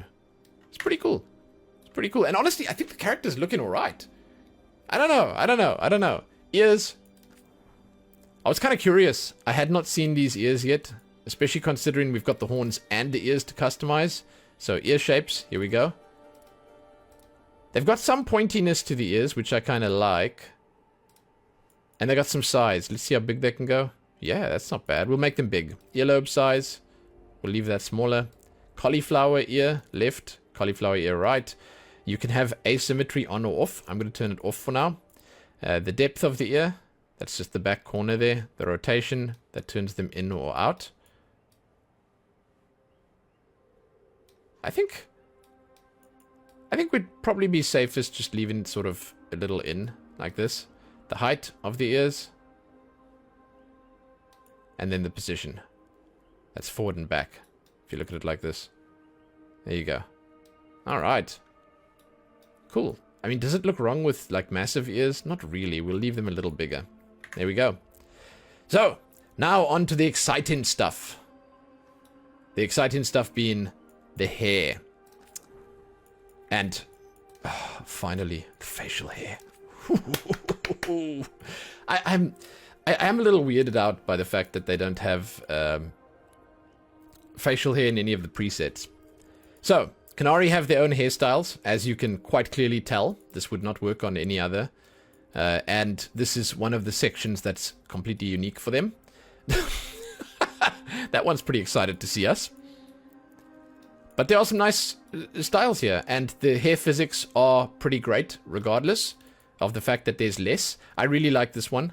This is one of my favorite ones. I have quickly peeked at them. I also like this. Sort of like 80s rocker Qunari. But I really like how they've managed to incorporate the horns in the design. I think it's kind of cool. You know, the massive forehead and the horns. They thought about that when they were making these hairstyles, when they were throwing them in here. They thought about it. They definitely thought about it. But I'm very excited here to just pick the hairstyle I want and then change the color and then throw some facial hair on and then customize the horns. This is the best part. I've been waiting for this for so long now. Hours already. I've been waiting to do this. Nice long ponytail. Swing it around a little bit. Dude, best hair physics. No crazy long styles and no like plain short styles here. But I think that makes sense. I think that's alright. Now, I think for this character specifically, I do want to go with that like emo over the top kind of look. I dig this. I think it's kind of nice. I also sort of like the... Maybe we'll go for this one rather. The sort of more punky style, this mullet. I suppose it's a mullet, right? I think it looks really good here. It suits him. Now, hair colors. There's some fun stuff here. This is a fantastic section, no matter which race you are playing. We've been looking at relatively boring stuff thus far. The hair colors, anything but. So you've got a bunch of colors here. Then you've got a saturation slider and a brightness slider. Okay, it doesn't do much on the white one here. Let me go through the colors first. Then let me show you how much those two sliders actually matter. Now, these colors that we have here are quite nice. As you can see, we're getting through them. The colors are becoming richer, more vibrant, brighter. They look good. But they can look so much better if you just start sliding these around. The problem is, once I slide them, then I click, then they reset, which is a bit of a pity.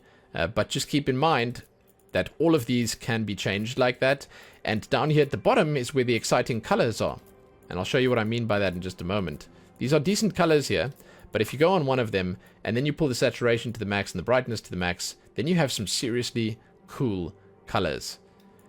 So if you take as an example the red one there, look how bright that is. I think that looks amazing. It gels nicely with the eyes. Or maybe perhaps this one would look better with the eyes. That's pretty cool, right? I think that's pretty cool. Now, all of these, the colors that they have here sort of belie the true passion burning within, you know? Some of these colors, as an example, this one over here. If you pull the brightness all the way to the top and the saturation, you've got like a nice sort of deep sea color here. And then the greens that they have here are relatively nice. The green one, this one over here. That's not really green, is it? Where's the green? I guess it's these. Oh, there it is. Okay. Sorry, I'm not great with colors, but there. Look at this. It's beautiful. Really, really nice. Super nice colors. Super deep, rich, and vibrant. That's what you want from your colors. I think I'm going to go for this one to match the eyes, though. It's just the style that I'm going for. So let's do that. I do lament the fact that there are no highlights or anything like that, but it is pretty cool. I mean, overall, I'm happy with it. Facial hair. Oh, here we go. Finally. All right. I'm really saddened that we did not get... Let's match it to the hair color first. Let's do that. I'm really saddened by the fact that we didn't get any facial hair on the elves. So, oh, here we go, dude. This is my first look at the facial hair physics, and I'm already in love. Oh. Oh, shit, that's sick. Hell yes, man. That is so cool. These are possibly the best beards I've ever seen in a game. Just because of the movement. It looks a little weird with the super long strands here being so straight, but that is actually just a style. I mean, that's just a weird style that weird people use. that specific look that I'm talking about is not prevalent in some of the lower ones down here. You'll see what I mean in just a moment. There we go. See, this is slightly more realistic, I think. or perhaps this one. Oh my god, that is sick. What a fantastic beard. Wow! Hell yes! That's cool. Although it does look like a Qunari wearing a costume, I do believe you need to be careful with this. I'm not here to tell you how to make your Qunari, but I do believe you need to be careful with this, and I do believe that a lot of these don't really suit them. I don't know what would be considered something that suits them. I think perhaps a slightly more chiseled look, you know? That's a definite possibility. I don't think that you want the curly hair on them because we've got the straight hair on the top there. But I feel like perhaps some stubble or a more chiseled look would look good on them. I think the stubble looks relatively nice. Damn, that's actually really... It's cool that they have so many different stubbles here. Really nice. But I think at the top we also saw some decent options, right? Like, that's not too bad. I think that looks quite good, actually. Now, unfortunately, for the purposes of this video, as much as I want to leave this on, I truly believe that... Let me just change the outfit quickly. The undergarments are distracting me. I truly believe that it's probably better having it off. I like it, but it's better having it off if we're going to be looking at the makeup and stuff right now. First, however, it's the horns. Let's check these out. I have not looked at the horns yet, so I'm pretty keen for this. Damn, those are massive. Oof. Really cool. I was about to say, I hope there are some broken ones. Ooh, dude, look at that. What is that? It looks like they got some, like, gemstones built into the horns. Oh, man. I hope there's a good one that I can use like that. I mean, I specifically like that one a lot. I wonder if I can change the color on that.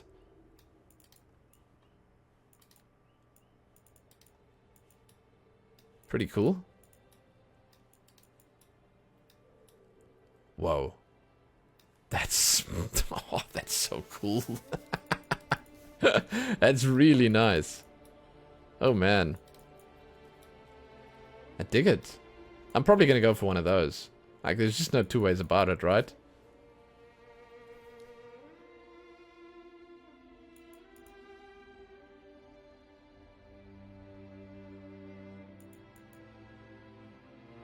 Kind of cool how they touch in at the back. Basically touch in the back. So they've got a bunch of style, and that's really cool how broad they are. How wide they go. Looks like they got a bunch of styles, and then they basically have similar ones where they've put that red texture in there. I don't know what that is. I'm sorry. Oh, these are nice. Where they come around the front. I think this is sort of essential to distract you from the forehead.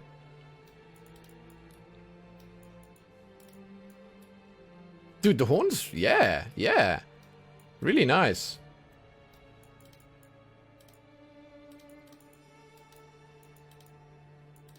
I do like the nubs, but I think that for the most part, the look that I've got going here would probably benefit greatly from one of these red things in. But let's look at the texture on them.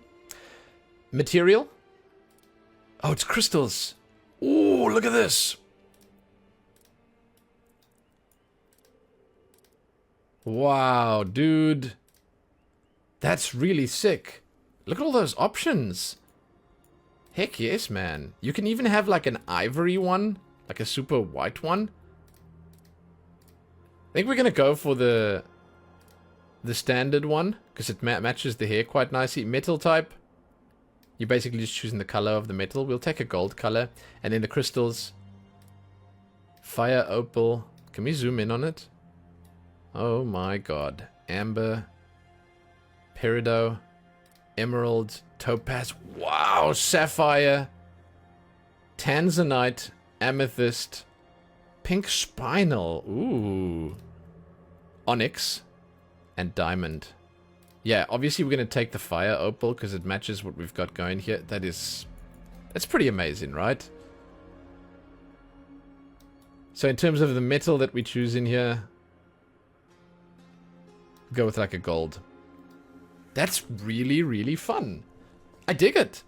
I think it's really cool that you get to customize like everything. You get to do the texture, the color, the metal type, and even the crystal. My mind is reeling with all the possibilities right now. Isn't that amazing? It is! It is! Don't say anything! Now we're moving on to makeup. There are some presets here that you can pick to start off with. I do believe that you can put some decent makeup on a male character and have it look good. We are, regardless, looking at all the makeup right now. So for the presets, we're going to leave it off for now. Eye makeup, you can pick a style first. It's a bit of a complex system. What I'm going to do, first of all, is I'm going to make it lighter. Because we've got a darker skin tone. So I'll push the brightness up on this one. I'll put the intensity up to the max. I'll push the brightness up on this one too. Another lighter color. Maybe we'll use like a pink on this one, perhaps. A lighter color, as I mentioned. And then we'll look at the glitter after. There we go. So just know there's two different shades that are being applied here. You can see the darker one and the lighter one. These are just basically the styles you can go for. I'm just having a quick look at the different styles, right? Those are kind of nice, like triangles. I wonder if I'm busy applying these as well. I think I am. Yeah, I am. Okay, so this is fine because these are two decent color choices anyway. It would be nice to have them both different colors, but this is fine for now. And we'll just push the intensity on all of them up. There we go. Jeez, look at that. It's just a lot of detail, right? I think you'll probably need a lot of time and patience to try and make something incredibly nice with the makeup here, because it's an incredibly detailed system. They have definitely painstakingly put this together, and they've put a lot of love into this. I can tell. Like, there's just so much. This is probably the most makeup I've ever seen in a game. I always want to see stuff like this. I always want to do stuff with this. Like, I see it and I'm like, whoa, man, that's really nice. What if we can make it sort of match our current style that we're going for with the fire opal color here? Let's bring this less. Let's bring this less. Oh my god, that's sick. Wow. Yeah, dude. Yeah. Now glitter. The way the glitter works... Sorry, I'm getting distracted. Let's put this back on first. The way the glitter works is it goes over... That's the glitter color that I've got right there now. It goes over, and you can't really see the texture on this one. So what I'm going to do is I'm going to go into one of the other big ones, like this. And then I'll show you what the glitter texture looks like. It's over here on the side. You can change the type. So you can change it from nothing to a sheen to speckles to flakes to foil, chunky, flakes 2, flakes 3, and then we're back on none. It's pretty cool. There's a decent number of options. You can change the intensity on it. And then in terms of the colors, you've sort of already seen there's a decent selection that you can go with. Let's just have a look at, I think this is the best color to look at. Some of the different colors available here. Just know that you can take the color and you can also pull it up. The saturation can go higher. Sorry, I got really distracted by the fact that my character is starting to look really cool here. I'm just really enjoying myself. So I kind of skipped over some stuff. That's my bad. That's my bad, guys. But I think that the glitter can look incredibly nice. You can do some seriously cool stuff with it, as is quite evident right here, right now. I dig it. But there are different combinations that you can pull off here. I'm going to put these completely off. I'm going to take that one's color off. I'm going to put that on. Then I'm going to put the glitter onto, let's say, foil. And I'm going to see if I can put that other style back on now with the lightning. Because I really like that. That's super. Eyeliner. This is sort of separate from the other stuff. I mentioned before that we would see the eyeliner again. This is very much dependent on the style that you have on. However, you can see it on the inside of the eye anyway. You can see it. It's just on the inside over there. On the top rim. You can do that. You can do the glitter color. The mascara is down here again, as we've seen already. The glitter color on the eyeliner, it's a different set of colors here. You can sort of do a similar thing to what I've done with the other one. Let's see if I can do something like that. And you can see it on the rim of the eye there. It looks kind of nice. There's just basically, my sort of main take on this is that you need to spend a lot of time with the makeup to make something good. I've managed to luck out here right now, and I'm going to stick with it because I like it.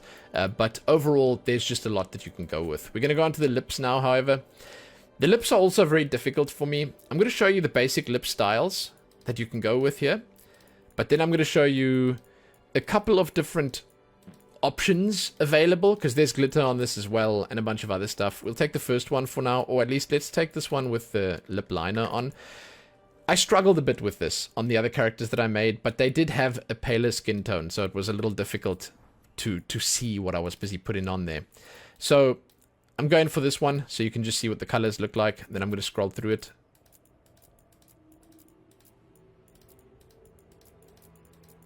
Some of these are pretty good, and again, you can pull these sliders up if you'd like to.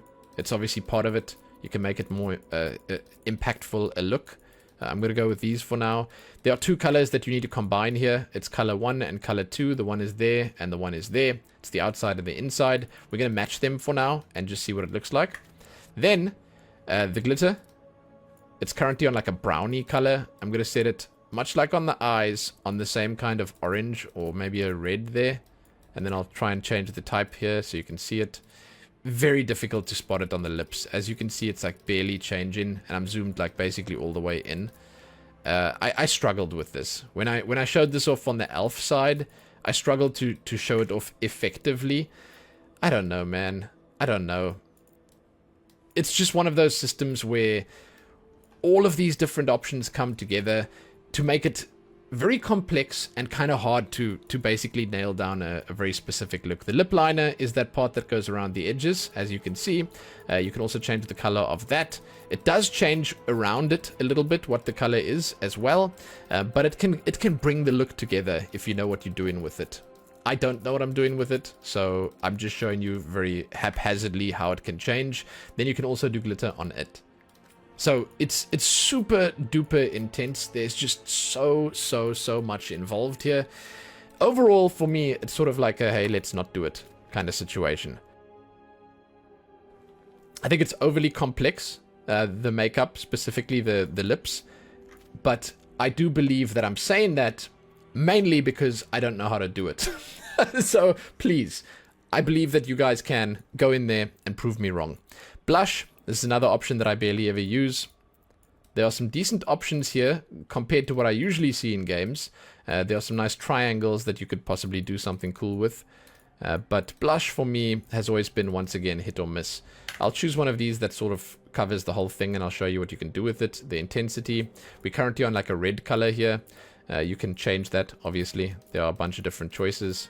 Much the same as the other makeup choices we had, as you can see here. There we go. But it's blush.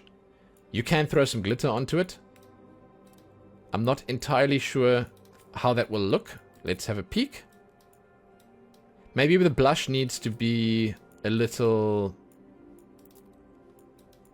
darker so that we can see the glitter. It's possible. So let's have a peek at that. If we take this down, we take the brightness down, the saturation down. No, it's not really working.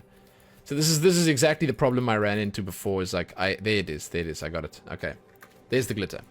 So yeah, you can change the glitter style, and I'm sure you could do something cool with this, right? I'm 100% sure you can set up a really cool style using this if you know what you're doing and if you really like, you know, go for it.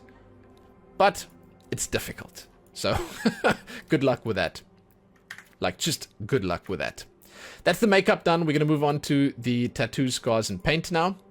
This is the same on pretty much all the races. The elves had a bit more. So when we jump in here now, there'll be a bit less. I'm going to leave the color and the intensity as it is right now. I mean, I can pull the intensity up just so you can see it better. But the color is fine. You will get to see the design. And for the most part, it should be good enough. You will notice that it does go up and over the horn.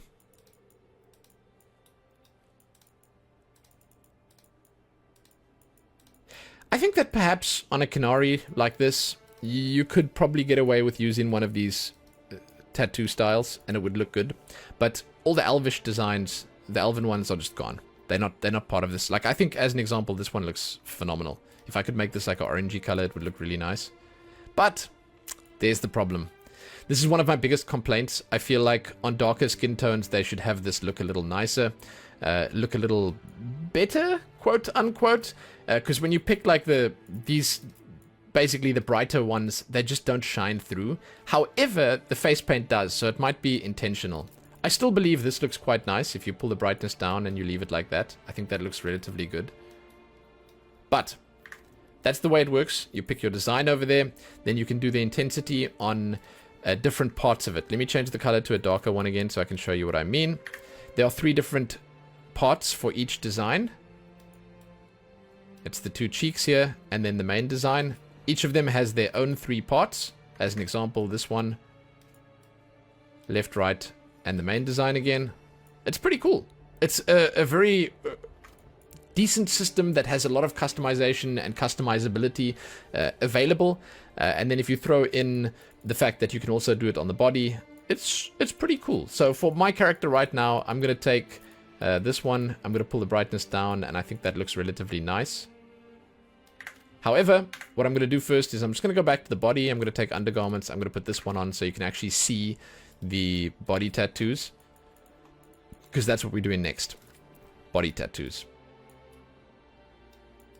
These are cool.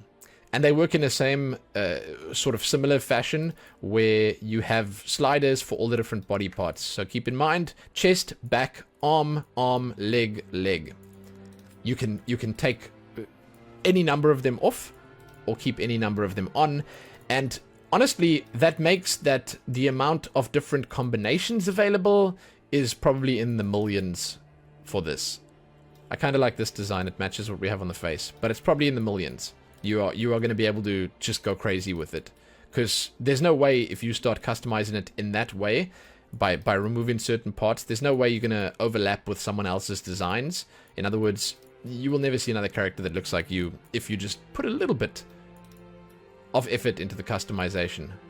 But these are pretty cool. Unfortunately, if you can't really zoom in and see them nicely, because then you're not going to be able to see the full body when you're looking at them. But there are some pretty cool designs here. And they'll definitely be something that you like.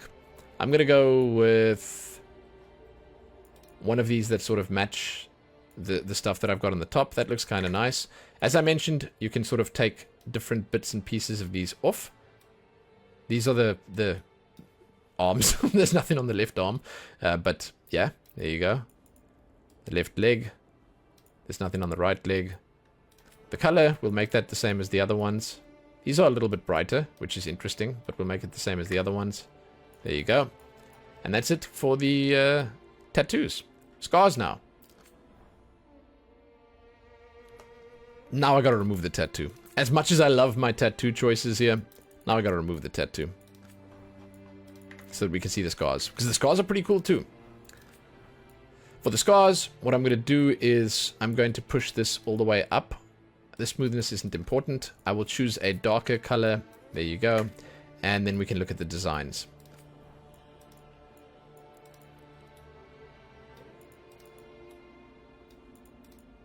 There are some decent scars, but I do feel they're not the best I've seen. I very recently looked at Monster Hunter Wilds, and I do feel like they had better scars. But yeah, I mean, they're still okay. They're still okay. Like they've got some decent ideas here. And you will notice that it's not just scars. There's some sort of face paint. It looks like henna tattoos or something here that you can choose from. And yeah, some of them are okay. Some of them are definitely okay. Some of them are interesting. Others, not so much. I mean, I came here for scars. There's not that many scars, but there are some. That's a slash across the side there.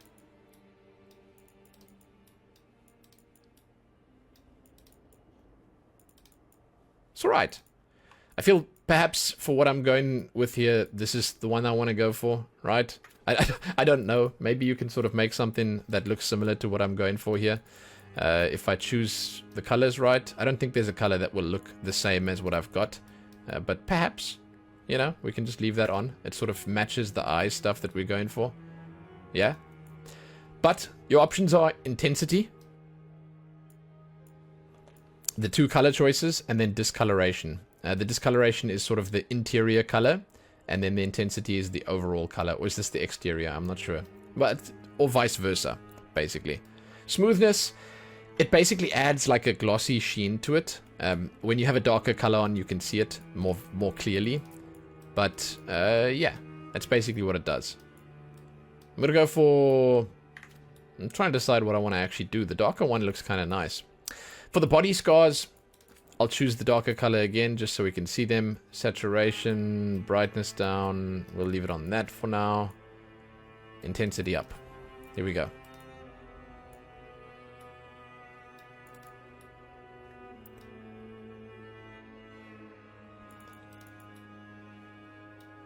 Kind of nice options here. Kind of decent. Lots of cool stuff. Some scars that cross pretty much your entire body. Here's the one that matches what I'm going for right now. I kind of wish that we could do brighter colors on these, but I do understand why it's not possible. The brighter colors are on the paints. You'll see them on the paints. Which is our next stop.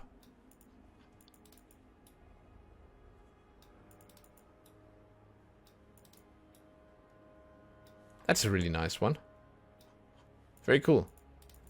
It's a pity lots of it is hidden by the outfit that I'm wearing.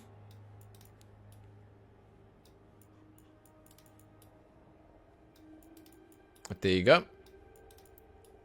Pretty cool options. There's a lot of really nice ones here.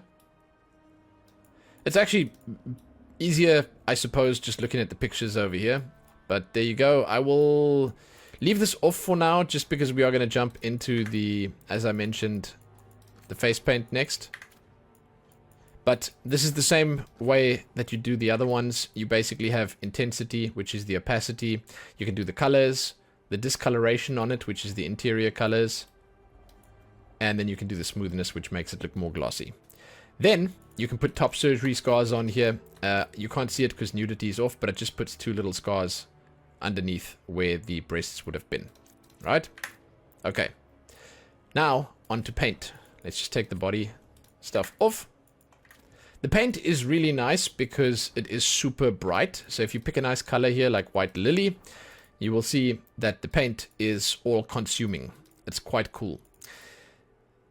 It looks good, sort of based on the color that you've picked here, and you can go brighter on it. Some of the choices here are even brighter than White Lily is. It obviously depends on your skin choice as well, but maybe I should just go for, let's take quickly one with different colors, like that one, because there are actually different color zones. There you go, as you can see, that you can choose, and yeah, these are brighter. So you get to do some more vibrant stuff with this. I feel some of them don't look so great on the Qunari, again, because some of them go over the horns and stuff like that. It depends on the skin tone. Once again, if you go for a lighter skin tone, it'll be more visible. On the darker skin tone, the face paint's actually even more visible. I tried it on a dark-skinned elf, and yeah, it's not bad. It's really not bad. But the way this works, again, is we'll take this one and I'll show you. You have 3 different zones here, and you can show or hide them as you wish. And you can also change the colors. The colors, definitely better. Better than what you can do with the tattoos. You can go pretty bright on it. I'll leave that one bright, just so you can see. And then I'll move down to this one and I'll change the colors here. Show you what you can do. It's pretty cool how it looks. It's not really changing much, is it? No. It's sort of... it might be the design, or... No, it's changing. It's changing. These colors are all just a little samey. It's changing. The colors are all just a little bit too much alike. Or perhaps this has a texture on it. I'm not sure. But now you can see it's changing. There's some greens here. But perhaps, yeah, just perhaps the smoothness is a little too high. I'm not sure if that's what it is, because it's looking a little sort of rainbow, like pearlescent even, which is actually really nice. I just had never seen that before. Very, very interesting. So I wonder if maybe this one will look different. Yeah, okay, so this one's like really bright, as you can see over there. So the colors on this one, super bright. Even when I've not pulled them all the way to the max. Wow, look at that. That's intense. That's really intense. Very cool. Like, damn. I'd do something like that for sure. Yeah.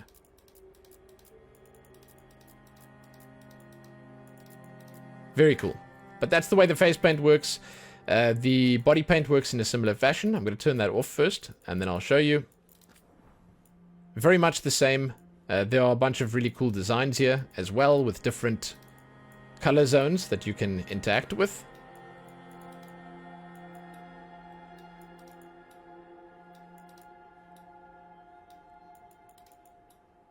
And yeah, I mean, some of them more detailed, some less. And you obviously have some customization over them.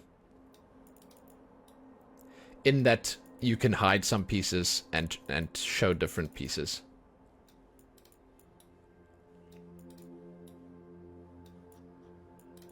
There you go. So as an example, I'll just pick this one over here, and then I'll show you that you can That's sort of the whole color 1 intensity. If you pull that down, it's taking all the colored stuff out from the interior here. Color 2 is all the rest of it, and then we've just got the lines. And that's color 3. Very cool.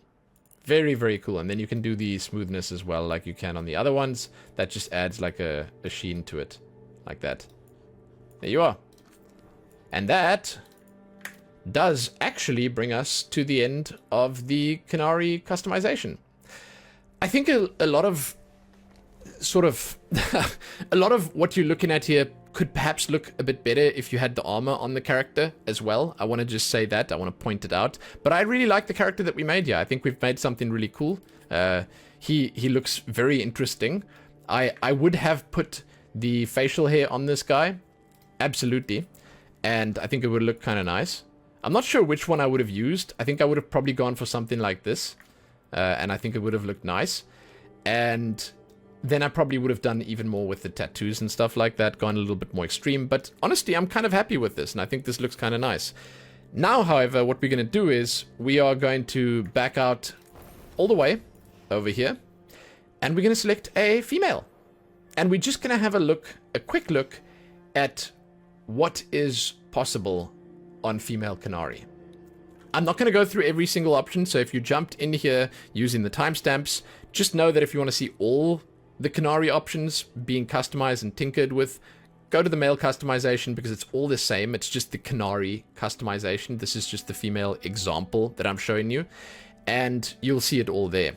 Here, however, we're having a quick look at female. You can do your pronouns. You can be he, him, she, her, or they, them. You can also change your gender. This doesn't affect the gameplay, the gender itself, but this one is how they address you in the game. So they'll address you as he or him, she or her, or they or them. And then the gender here is just for yourself. You can just be man, woman, or non-binary. Now, as we jump into customize, I'm going to show you the presets first. I think that the female Qunari have really nice faces. They're beautiful. And there are some decent choices even here in the presets. This one specifically works for me. I kind of like this one as well. But this one is a beautiful face, in my opinion. It's a nice one to start with. This one's kind of nice too. This one's actually quite good as well. I like this one. Okay, I actually like them all. I like them all. But for the purposes of this video, let's go with this one that I had the first time around. And we're going to go into head shape. The way this works is you have a morph-in triangle. You get to pick 3 different styles, and then you get to morph in those directions. There you go. And you can choose the different options here. So if I go all the way up to the top, that's specifically face number 3 that we're looking at. That's face number 3. If I change it here, you will notice that we have a bunch of different faces. I like face number 3, it's beautiful. But we have a lot of different options here. There are masculine faces mixed in here, there are feminine faces mixed in here. It's the lot of them. You basically have your pick of the litter. It's all here. It's all here. So you pick 3 faces that you like, or you just pick one that you like and you stay perfectly on that, and then you morph that little triangle in the way that you'd like to see it. But as you can see here, you are not just limited to the female faces. The options are all mixed together. That's why I said you can just look at the male customization. You can be happy with that. Personally, I really like face number 3 as it is. It is kind of nice if you mix it up maybe with face number 10 over here a little bit. But we're going to go with this for now. That's kind of a good showing. I will probably do more than one character very briefly here. Complexion. There are some decent skin tone choices here. You can go for a warmer or a cooler look. I think for this one specifically, I'm going to go for a cooler look. You can change the skin tone itself over here. There are options. You can go nice and dark. I like dark on these. I think that it looks relatively good. I think that we will make the next one that we make maybe dark. A warmer tone dark. Or should we do a cooler tone dark right now? I think both could look good. Let's go for a cooler tone dark right now. And we'll leave that maxed out. Just so we can get some contrast in here. Complexion. I'll zoom in for this. It looks really nice when you zoom all the way in.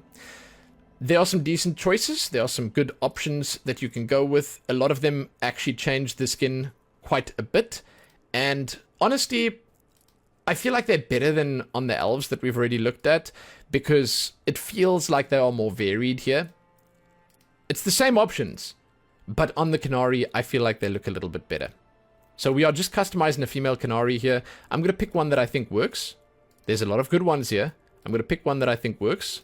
Probably we're going to go for one of the young ones, maybe one of the even ones, the smooth ones. Yeah, smooth one actually just looks good. We'll go for that. We can put vitiligo on if we want, and honestly, the vitiligo actually looks really nice here on this character. I think the contrast between that like darker skin and the brighter vitiligo is really cool. But for the purposes of showing this off, I will leave it off right now. It is nice though. Like, I really like it. Then we can do some more face morphing if we want here. But again, if you want to see all of that, just go to the full customization section. Body. We are going to have a look at the presets available here. Now, the ones that have the little bra on that you can see over there that'll be your female ones. Those are, let's go to the preset again. Those are the female ones. These are the male ones. So that's female over there. We're going to jump to the next one. This one's female as well. The body options available are decent. There are good choices here. You can go pretty muscular, you can go pretty weighty, and you can go pretty skinny. It's cool. I'm going to take this one for our customization, then I'm going to go to body shape over here. And I'm going to morph it a little bit to show you what you can actually do. You can't be like morbidly obese or anything like that. You can't push it to the max. You can also not be like anorexic skinny. But there's enough, I think, in all the directions. Let's go for muscular. We are Qunari after all. Why not? Then let's have a look at the proportions. Height. Shoulder width. They're pretty bulky as it stands. Chest size.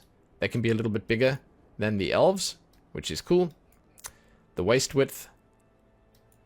Hip width. Glute size. There it is. And bulge size.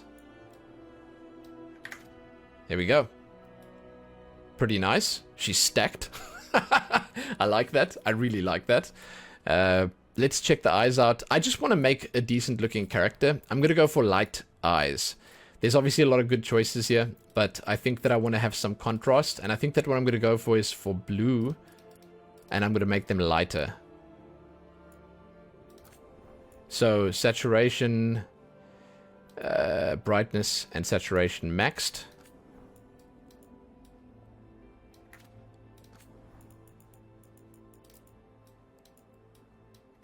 That's kind of nice. Let's go for a light eye color. I did this when I was doing the male, but let's go for a lighter color. And then I think that looks okay. It's kind of nice, right? It is very bright. That's good enough. Eyebrows and eyelashes, I'm going to leave that for right now. I'm going to skip ahead now to the hair, and I'm going to have a quick peek at what's available here. I think I want to go for a lighter hair color as well. I went for a very fiery color on the male that I customized. And here for the female, I'm not sure. I'm not sure what would make sense. Let's have a quick look. I kind of like the longer styles, and I did say I wanted to go with this one for my male character, and I didn't, so let's take this one here, and let's make it a light color. I could go with a blue. It's actually really nice. Yeah, why not? Let's give that a try. Take that for a spin. I'm not going to put any facial hair on. I'm going to change the horns now, and I'm going to make the horns a lighter color as well. I want horns maybe without any jewelry. Let's see if we can do that. There's a lot of different choices here for horns, but for this female character that I'm making, I think we want to go, let's go with that one. For one without any, but oh, maybe one without jewelry, but with crystals. That would be cool. No jewelry, but yes, crystals. Is there such a thing? Because I see the crystals here. Nah, I don't think you're going to find that very easily. It would be nice if you could just turn the jewelry off. But I think it's actually part of the design, because you can see the jewelry, it holds the crystals in place. So... eh. That's actually kind of okay. But... for the metal... and then the crystals need to be like blue. We want sapphire. Or something even brighter blue. Nah, sapphire is probably the best.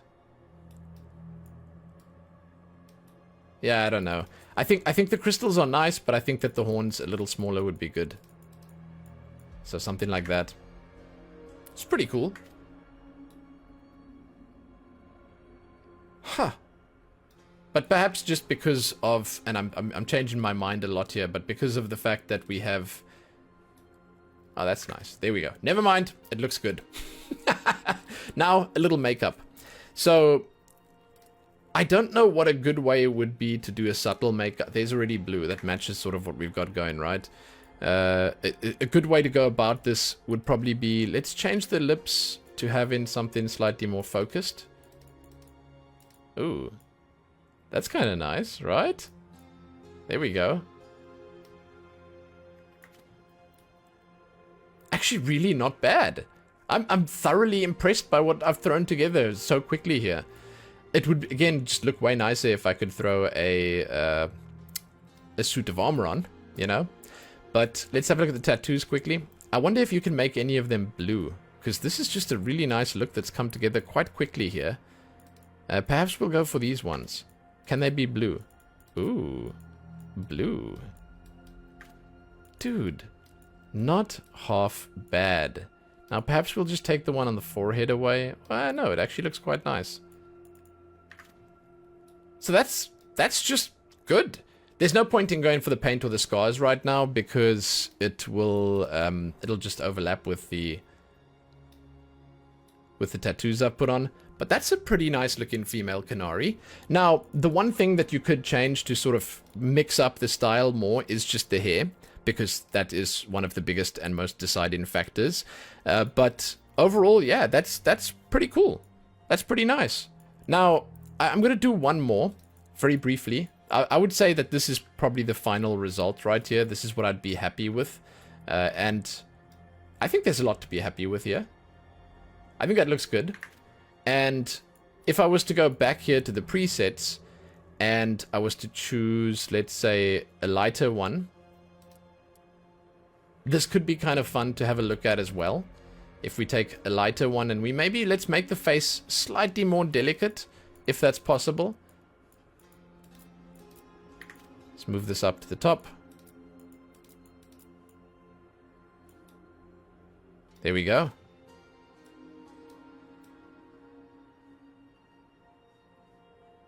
It's actually a relatively nice face. There we go. Alright. Huh. Okay. So the head shape's good. We'll leave it like that. We've got nice long hair on here. This actually just looks really cool.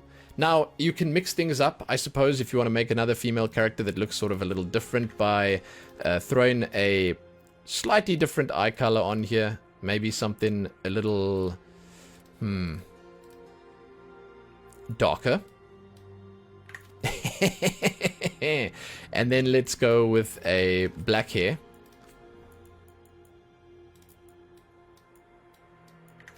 And then let's get some pitch black horns.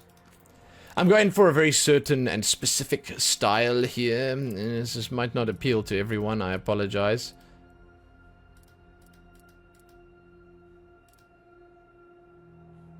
There we go. I think that's pretty cool. Now the hair.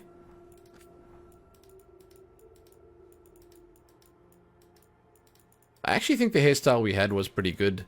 And I mean, the little sort of cross over the front is decent as well.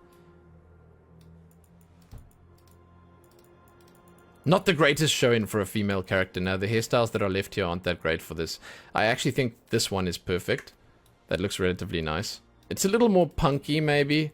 Yeah, but it looks quite good. That actually looks quite good too, but it doesn't really suit the eyes that we've picked there, so I would say maybe the longer style is better for this. There we go. Jeez, man. It does look quite cool. Now you can put some, like, scary makeup on, if you'd like to, and you could call it a day. Maybe the tattoos, or the paint, rather. Kind of hard to see what's going on here, if these aren't on. There we go. Wow, I think this could look rather beautiful. If I had spent a little bit more time with this, I think I could come up with something relatively nice, right? There's definitely something here to look for. To work on. Huh. Yeah. I'm not certain it's the best sort of example of a female character on Qunari, but it's the best I can do on short notice.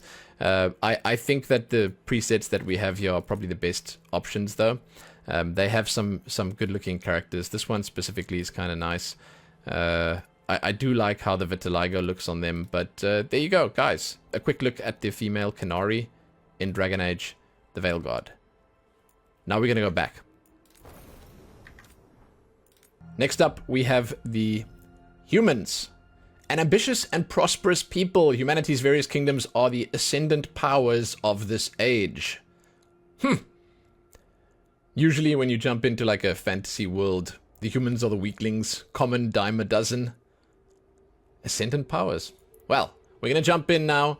We are going to customize. I like that the humans are different enough from the elves. I think that specifically the face structure stands out a lot more on the elves. And when I say stands out, I really mean stands out. They have a lot more sharp features. They have more chiseled faces. And the humans, I feel you can get a wider range on the faces. They're not that set in stone like the elves are, because the elves, they have a certain look to them. So the humans are interesting for that. We have a lot more variety, we have a lot more to play with. We're going to jump in here now, we're going to customize them. For the human customization, I'm going to be customizing a female character. Just know that we're going to be seeing all of it. This is full human customization. You're going to see all the male options, all the female options, and I will at the end also just jump into a couple of male characters to look at a few examples, see what they could present like. As we jump in here, however, this is the preset picker once again. You can pick your preset here. This gives you a full preset of body and face. And as you can tell at the bottom here, it also changes your identity as you scroll through here. There are some beautiful characters here. I think they did phenomenally with the presets. They pretty much covered every single base that exists.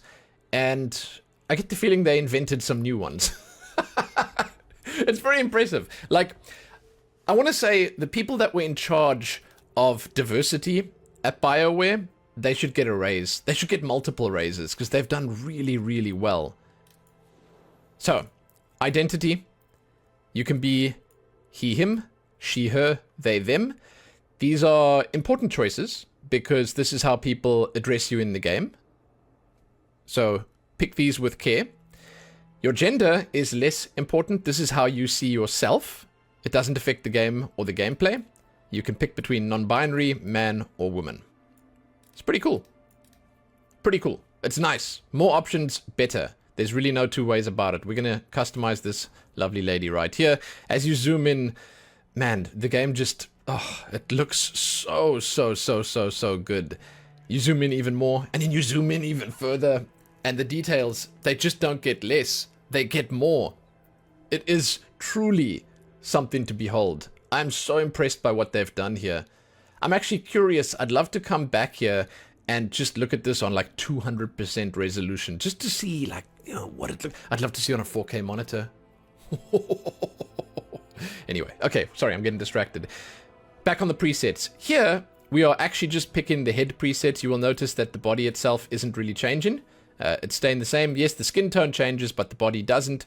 It's pretty cool. It's nice that they can have that separate, so you can pick your body at the start in the full preset, then you can come in here and you can still pick the head.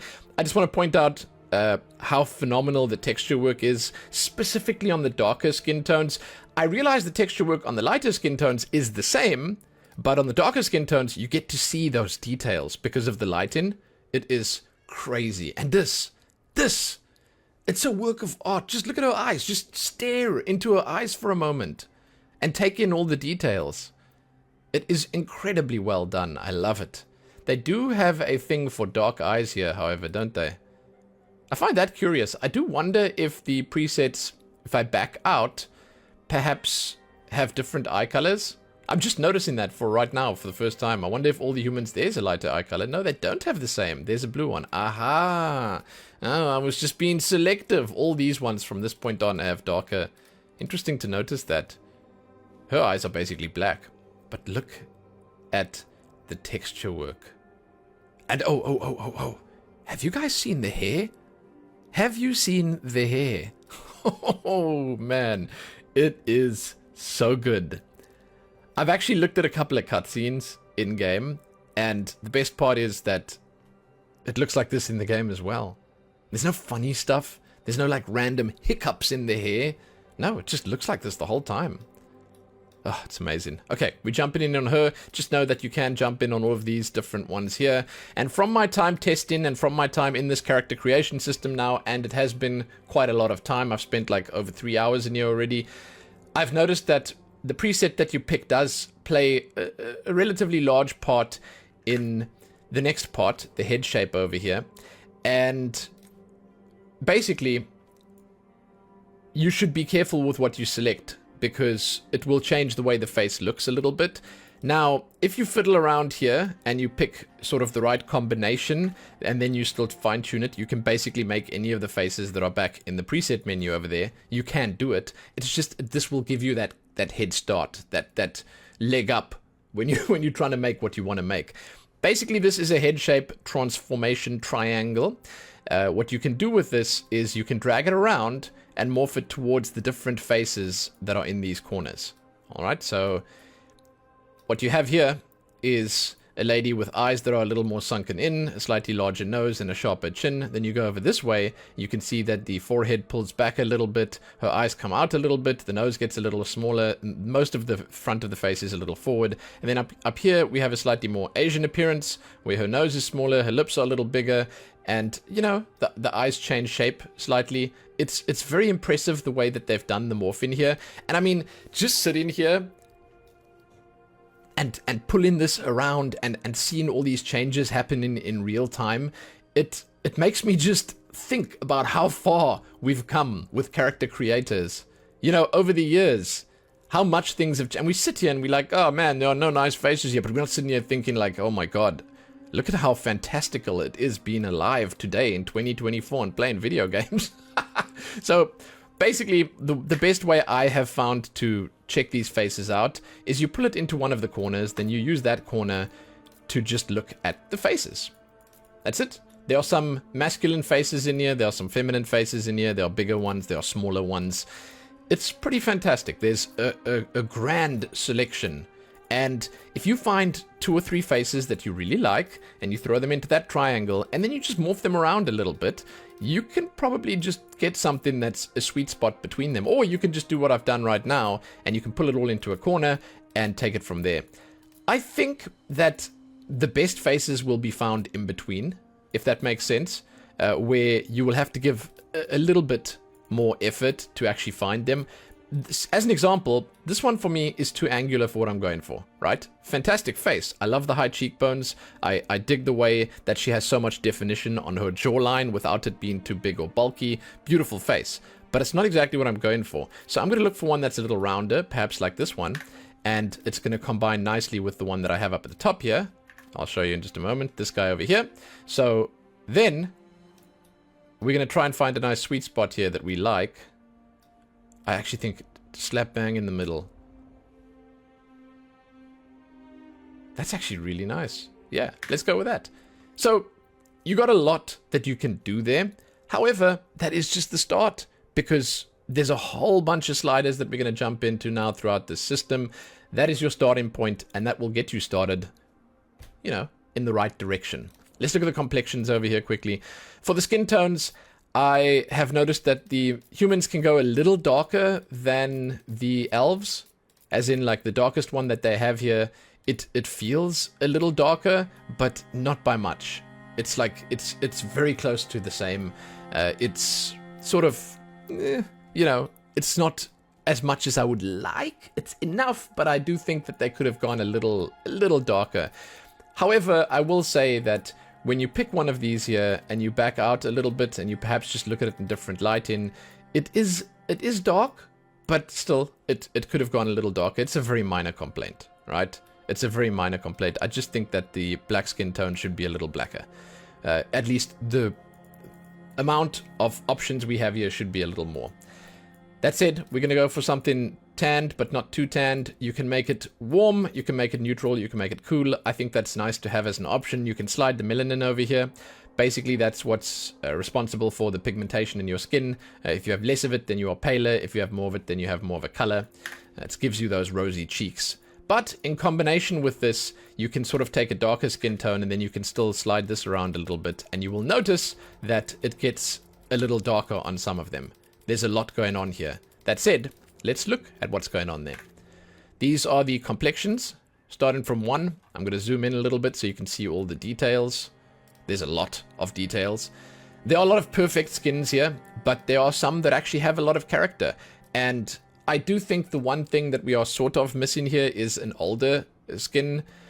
Something that's a little more withered, a little more, you know, aged in nature. However, I actually sort of made a counterpoint in my own mind about this. I had a little argument about an hour ago while I was thinking about this, and I won the argument against myself, obviously. I was just thinking about it, and I said to myself, you know, it kind of makes sense. We are playing as Rook. We are playing as a character in this game, and we can't have Rook be a doddering old person while trying to save Thedas, you know? I get it. You know, representation matters, and it's cool if you can be a little older, and I think that you can be. You can, but we are jumping into a role here. It is a role-playing game, right? So I get that about this, and that's why I will not lodge a formal complaint. They shall be spared my wrath today. There are a lot of good types of skins, like the weathered one, for instance, can make you look a little older. It's funny that I even bring this up. It's just that I recently looked at Monster Hunter Wilds, and they had some really nice-looking old characters with, you know, really cool-looking skin types. I'm going to go for a smooth one, but I would like to get a smooth one with some freckles. I don't know about you guys, but I like me some freckles. Okay, this is nice. Freckled one. Then you can do vitiligo. We're going to zoom out a little bit here. Vitiligo in this, it displays way better on a darker skin tone, obviously. So if you switch that over to a darker one, you can see the vitiligo there. I think it's beautiful. I think that this is the best vitiligo I've seen in a video game. I've seen a few really good ones, and this one just by a small margin comes out on top, and the reason for that is because of how naturally you can actually move it around, or at least make it grow.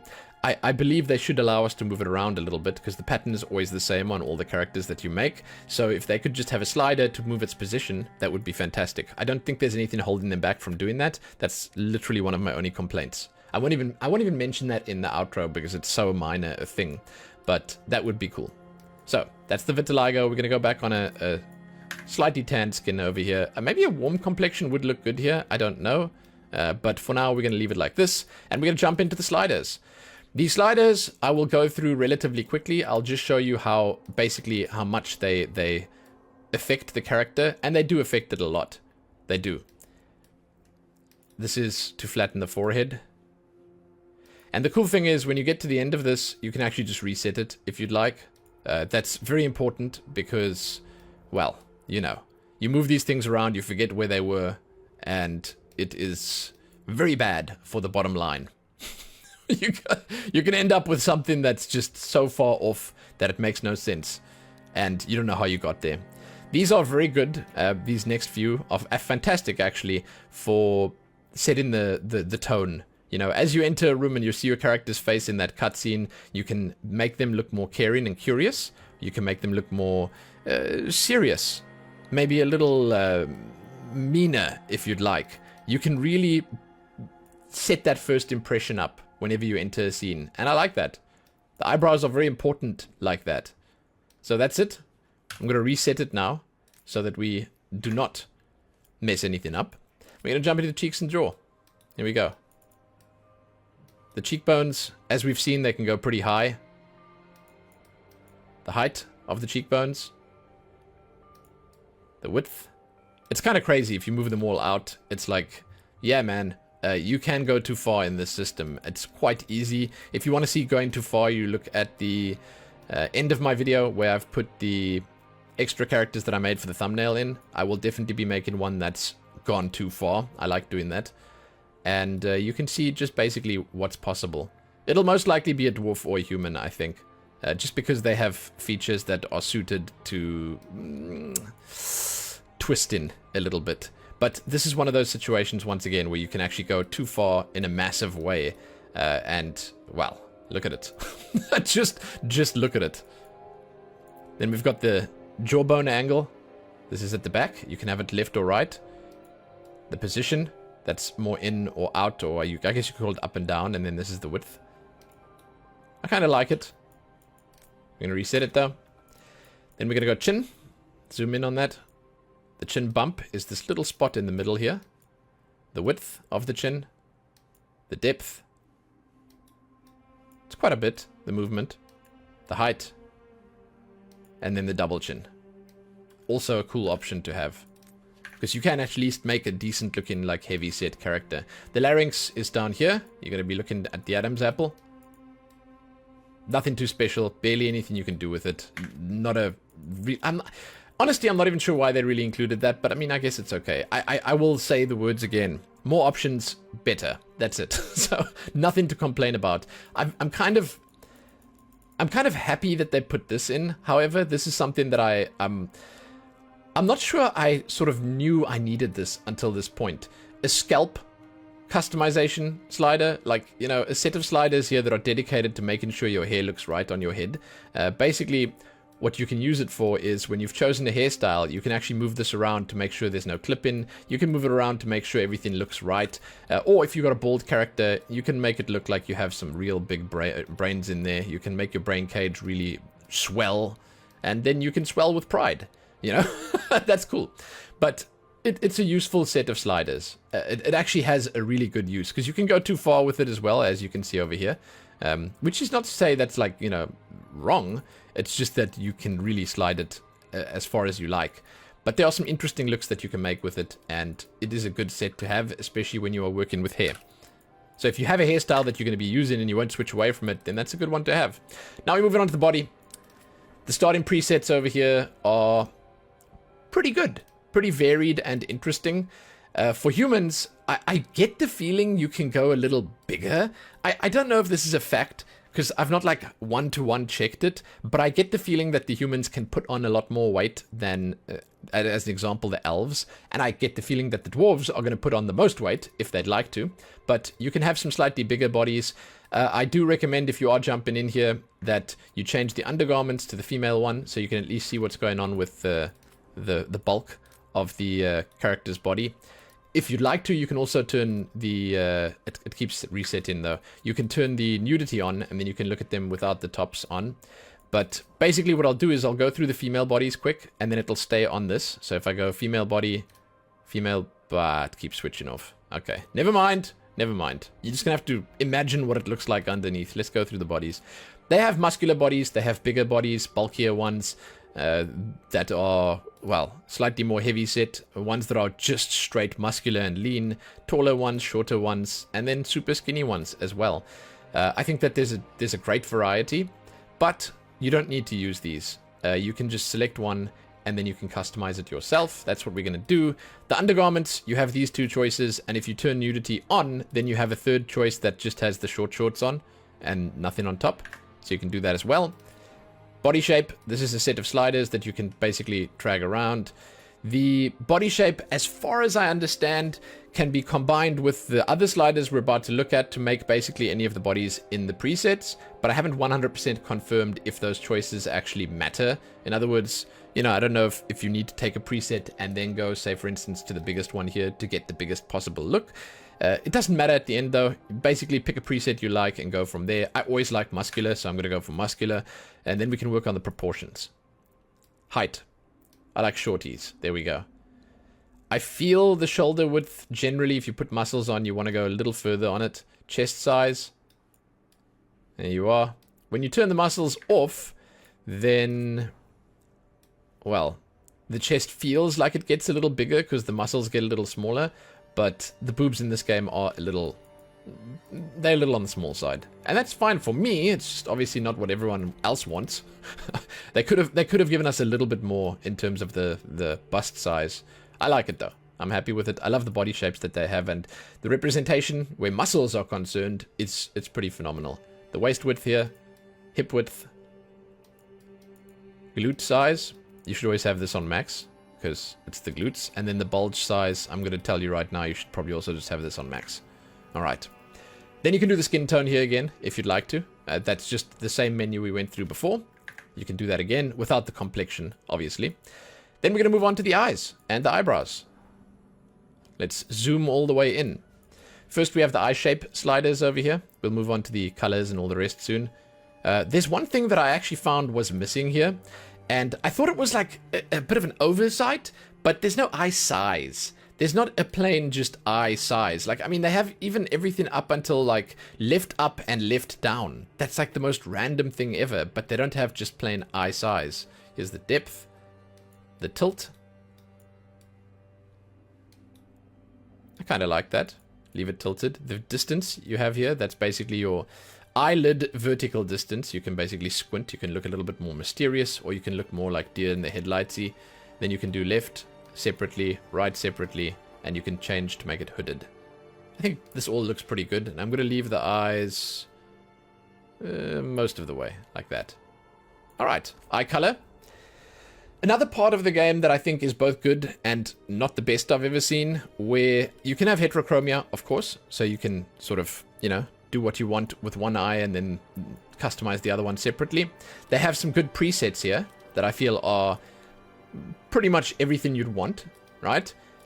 But I feel the eyes themselves, they are very much, unlike the rest of the character creation system, they're sort of grounded in reality, and you get some interesting colors, right? So you can have pink eyes here, you can have the full-on black eyes, you can do the sclera color over here, which is really cool, but I felt like this was a little difficult to work with. Only a little, and it's mostly because there's so much going on. However, I do also feel like on the flip side, because it's so difficult to work with, it just requires a bit of mastery. So the way it works is you are doing the 3 different parts separately. This is middle. I'm going to show you what the different colors look like over here. And so don't get me wrong, I'm not complaining about this. I just think it's really hard to get something. It reminds me of the makeup as well. It's kind of hard to get what you want. Basically, the best advice I'd be able to give you for this is you select the color you like on all 3 and you just maximize it. So you want this color, that's the pink one, you pull it to the max, and then you put the pink one over here again and you pull it to the max. That'll be on the inner one, and then on the outer one, you select the same one and you pull it to the max. Then you got that color. I actually missed it over here, but there you go. And I mean, that's kind of beautiful. We've got these like fiery looking eyes. So it's cool. This one is just not saving for some reason. There we go. It's cool, but it takes a little bit of work. And you can do cool stuff with it. You can do fun stuff with it. Like the blues, for instance, are really nice. And if you are sort of good with your colors, you can also mix and match. So if we throw a little bit of blue in the middle and in the outer, let's try that. Look at that beautiful color combination that you have there, right? That's kind of sick. Like, that's unlike anything I've ever seen before. But for the purposes of this, let's just go with like some nice blue eyes, I guess. As I mentioned, you can do the sclera color as well. And then you can make the eyes bloodshot, or you can add cataracts. I kind of like how the cataracts look. They look like they have a lot of depth to them. Kind of weird thing to say, I know, but still, I like it. The eyebrows and eyelashes. Fantastic selection of eyebrows here. One of the best selections I've seen, I think, in a video game. And if you zoom all the way in and you look, they have depth to them. They have decent shapes. They have nice texture work and individual strands. They just look good. The game also has the best selection of unibrows that I've ever seen, which is a big thumbs up. I feel like our unibrow brethren have been neglected for far too long. Because, hey, there it is. You can do it. And there's no reason not to. They have big brows, they have bushy brows, they have smaller ones, they have sculpted ones, they have forgotten ones. You've got, like, you know, whatever you like here. The notched ones are usually my favorite, with the little, like, you know, scar notches in them. I am particularly fond of this last one. I think this one looks relatively nice. You can change the color of this. I'm going to tell you right now, however, I'm not going to spend much time on this. I'll go through it very quickly. Just know that this color you select here can be enhanced further by pulling the sliders at the bottom down there up to max. However, when you pull them up to max and you switch, then it just changes them again. So it's sort of a bit of a bother to actually get them to stick like that. The reason I'm sort of rushing through these is because you will get to do all of this stuff in the hair section as well. Then you'll just be able to match it back if you'd like to. And, well, that's much easier in my opinion. So just chill and wait for that. If I match to hair right now, there you can see it switches it back to where the hair is, and it looks good. Eyelashes, some nice choices here as well. Very cool. I think whoever did the face customization in this game, they both knew their stuff, and they loved their stuff. It's like, to me, it just comes down to complete and utter adoration for their craft. They put so much time and effort into all these different options here, and they've got like everything here. All the different types that you could possibly imagine for all of it.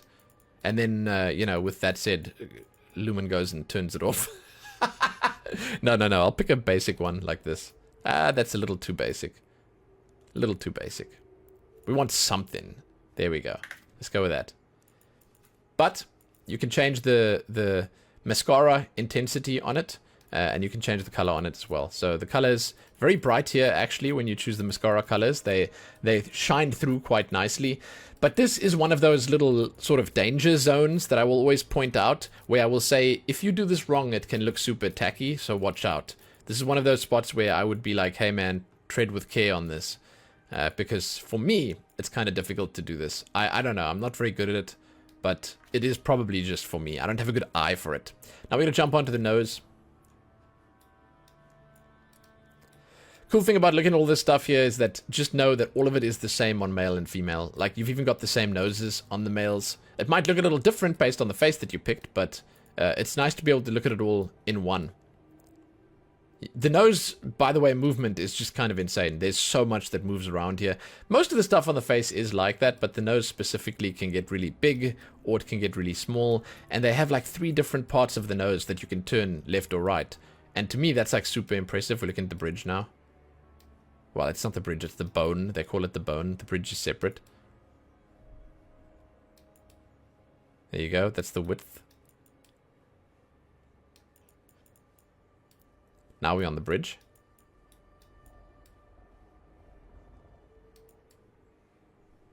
There it is.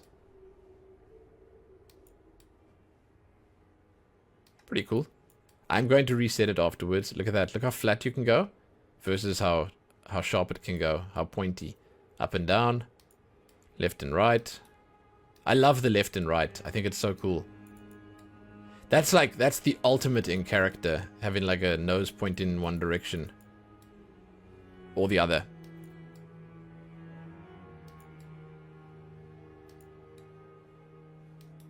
Nostril depth. Pretty cool. Like, these are some options that I never thought I'd even see in a game. Like, they've got the most nose options of any game out there. Now we move on to the mouth. Let's zoom in on that. The width. Most of the characters in this character creator seem to have pretty big lips. Not a bad thing. You can do the position here, and then the overall size. Thickness on the lips. Upper size. Lower size. And the corner position of your mouth. I actually like that they added that. It's kind of effective here in Dragon Age. It's in some games it looks stupid, but in this it actually looks alright. Now the ears, we're going to jump in here. We're going to hide the hair quickly. Press H. And she's got a really nice head. I'm always jealous of people that shave their heads and then they have this beautiful dome, you know? I'm not like that. I've got like a weirdly big head. And it's like I never get compliments when I shave my head. When I shave my head, it's just like, hey, where'd your beautiful hair go? And I'm like, oh, shit, man. Gotta make me feel worse about that. I really just cut it, man. Why you make me feel worse? Okay, so there's a bunch of different ear shapes. Then you can change them for yourself. You can change the size over here. The earlobe size, nice option to have. Cauliflower ear on left and on right. Very strange option there. Then you can do asymmetry. I'm turning that off. We're going to just do both ears together. But you can do one and then the other separately. Rotation. Height.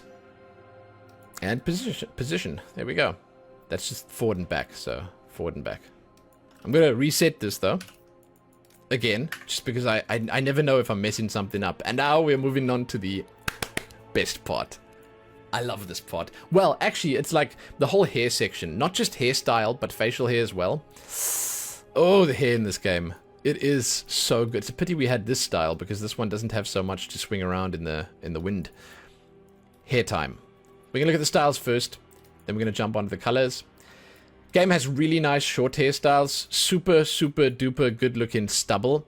You know, there's very rarely a time where I can say like, hey, let's zoom in all the way and look at the joint. Look how they connect the hair to the scalp.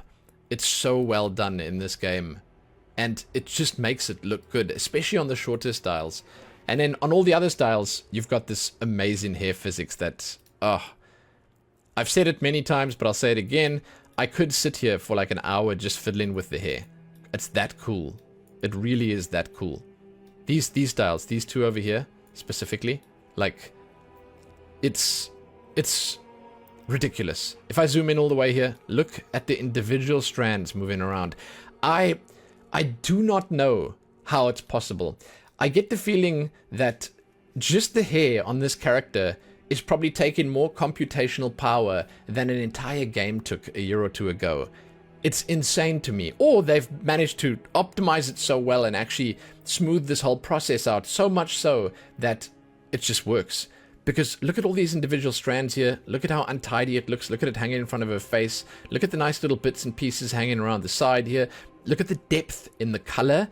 And then look at just the movement. Just look at the movement.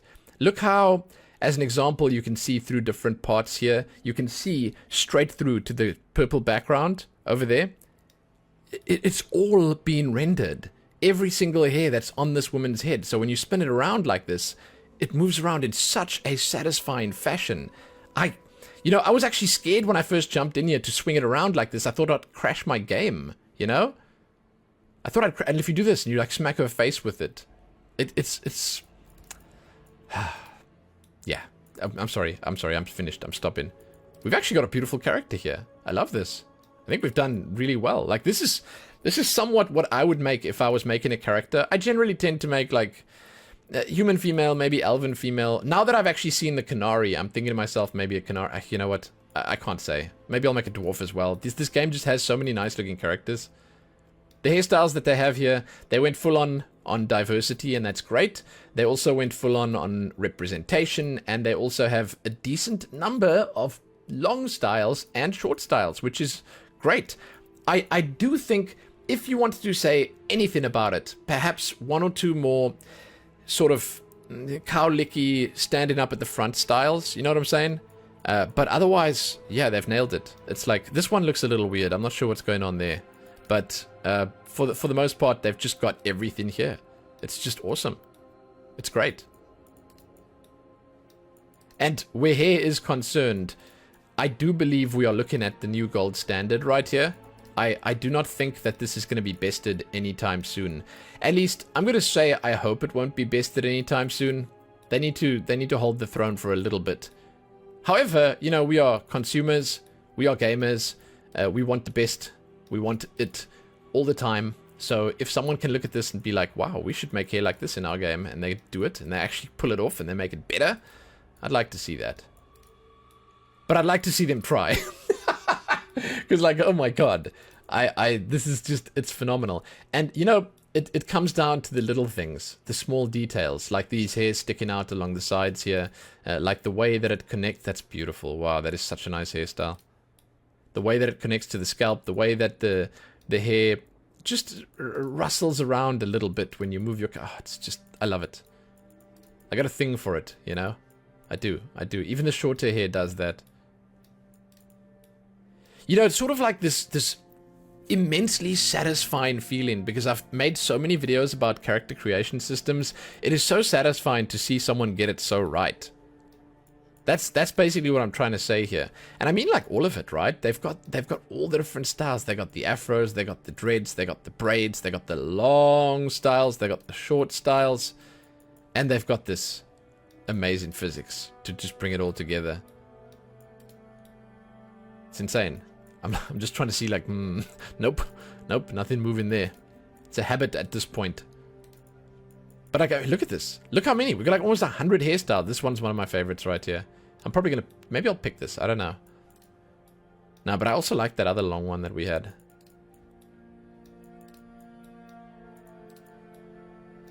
So good. Almost 100. Almost 100 amazing looking hairstyles. That's actually pretty beautiful as well. Yeah, so, I mean, it's just such a nice selection.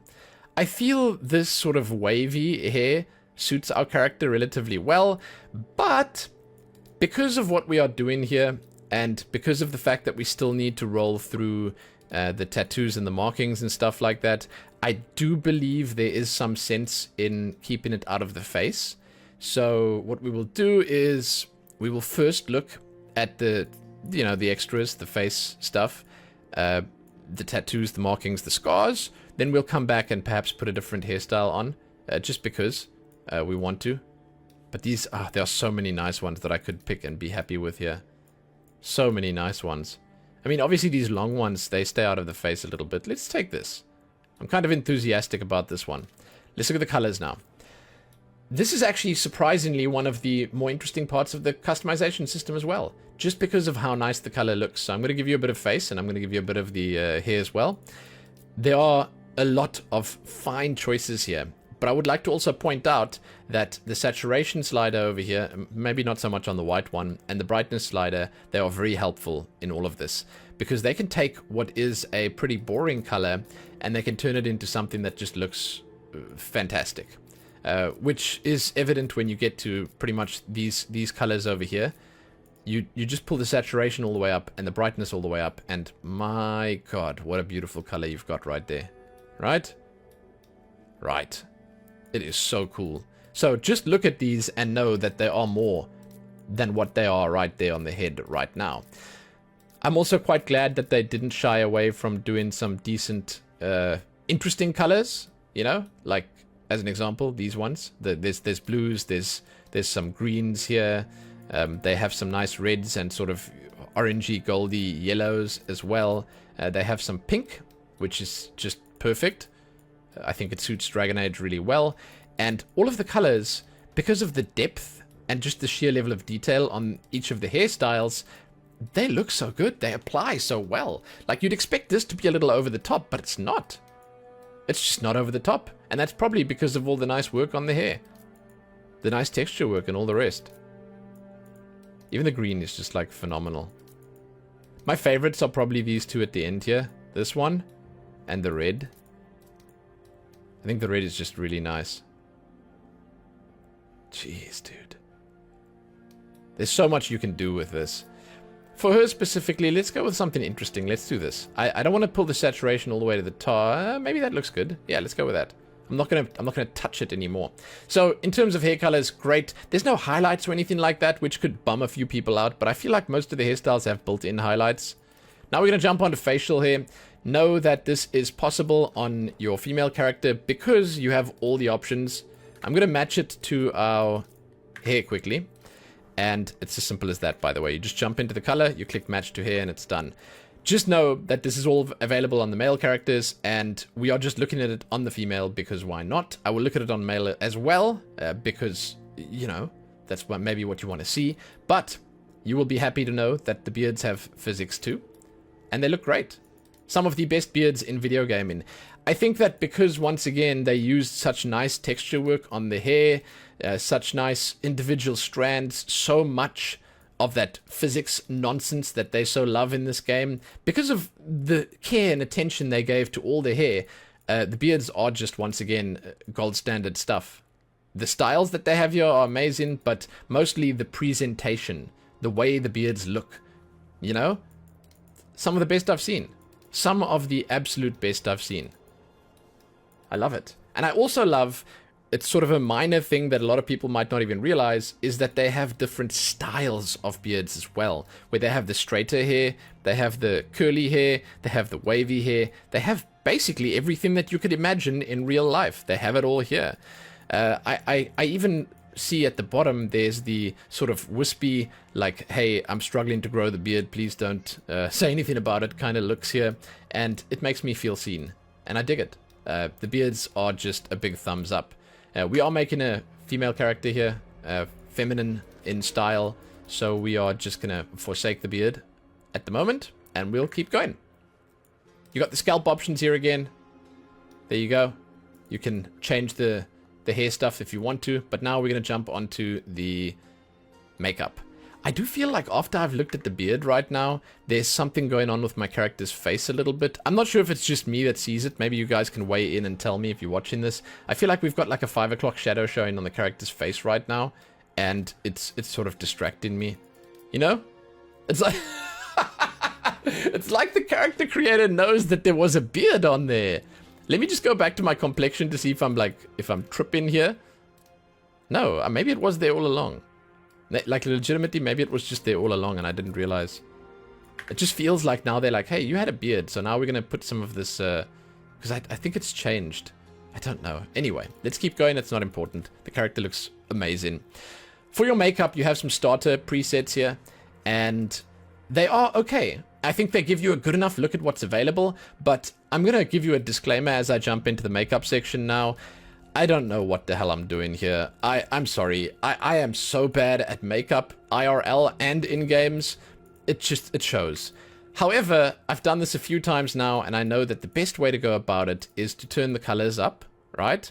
Then I'm going to put all the colors on something different. It's going to look like a clown fiesta. I'm so sorry. But it's the best way of showing you all the different zones.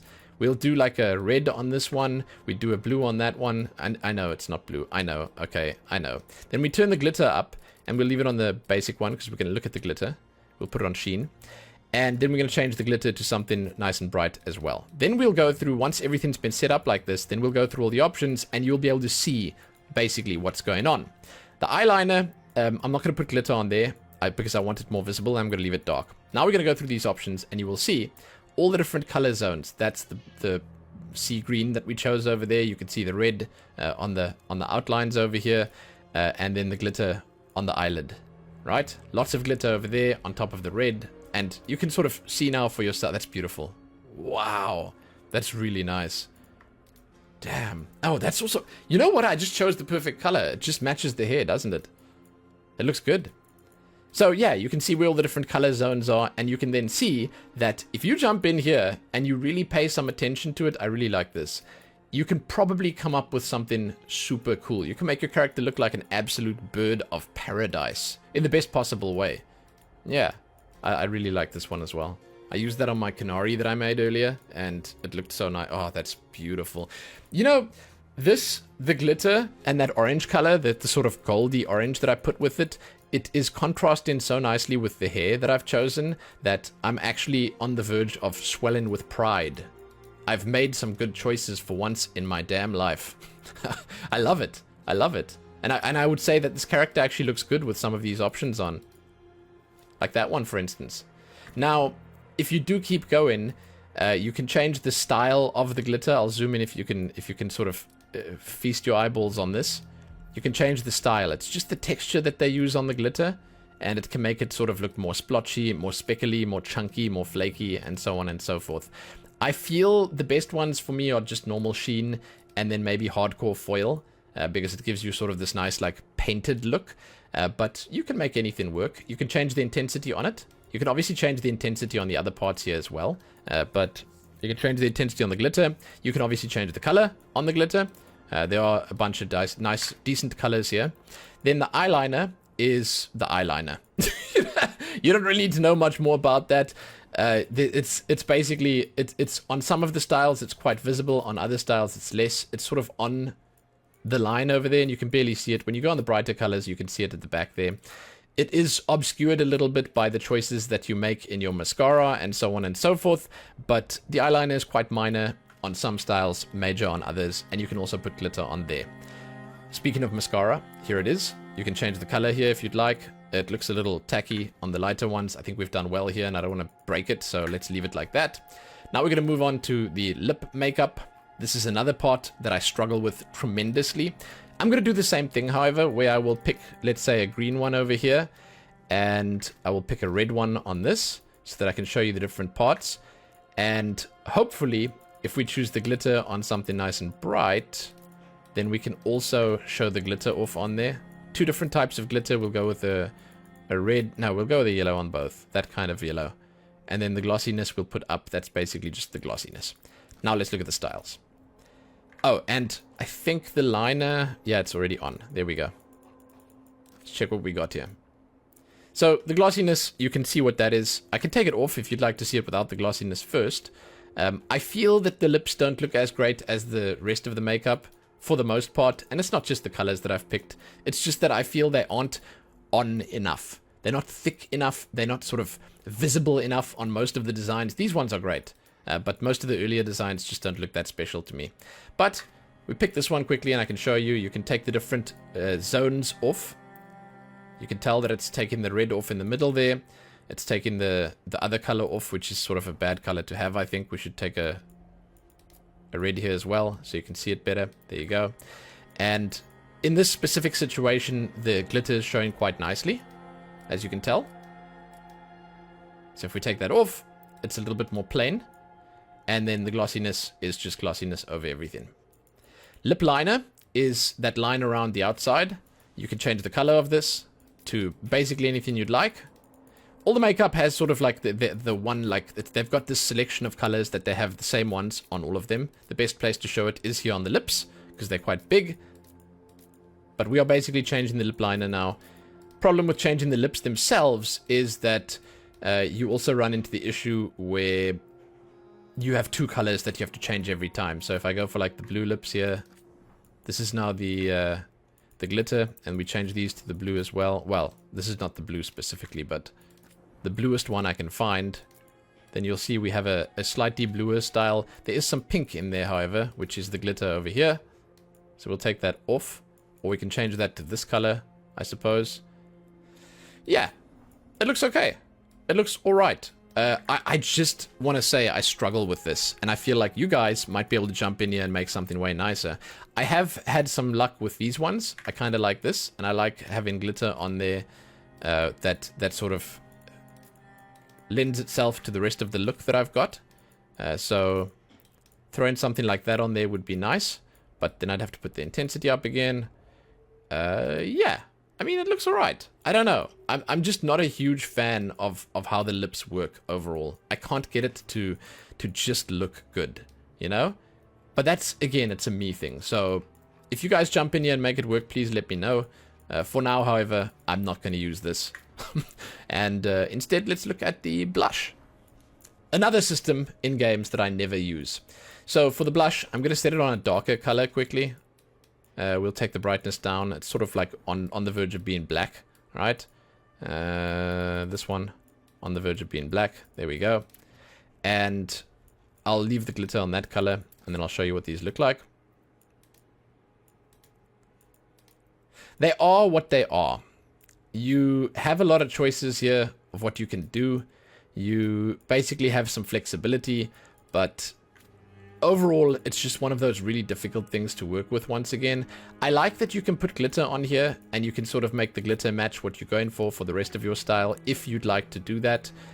This specifically, it gels quite nicely with the eyes, as you can see. So if you take the other stuff off, I wonder if that works. If I take the other stuff off, no, the glitter's gone then as well. So if I make this more skin toned, No, it's just too bright then. Yeah, good luck, guys. Good luck. You're gonna have to find the same skin tone and make it work with that. It's around here somewhere, I'm sure. Here we go. That's kind of nice. It looks like glitter tears, you know? Pretty cool. Huh. Yeah, sure, let's leave it. But that's the blush. It's not great, but it's not terrible. You can make it work. Our final selection here, the tattoos, the scars, and the paint. This is obviously kind of interesting. There's a lot of stuff here.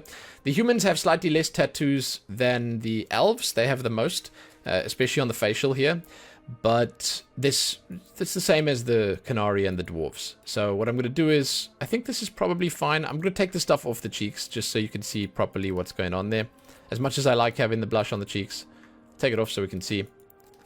Tattoos. I'll move this up to max. The color is like a bluish color. That's fine. There are some really nice designs here though. And I fully believe that if I was to make a character, yeah, I would most definitely put a tattoo on.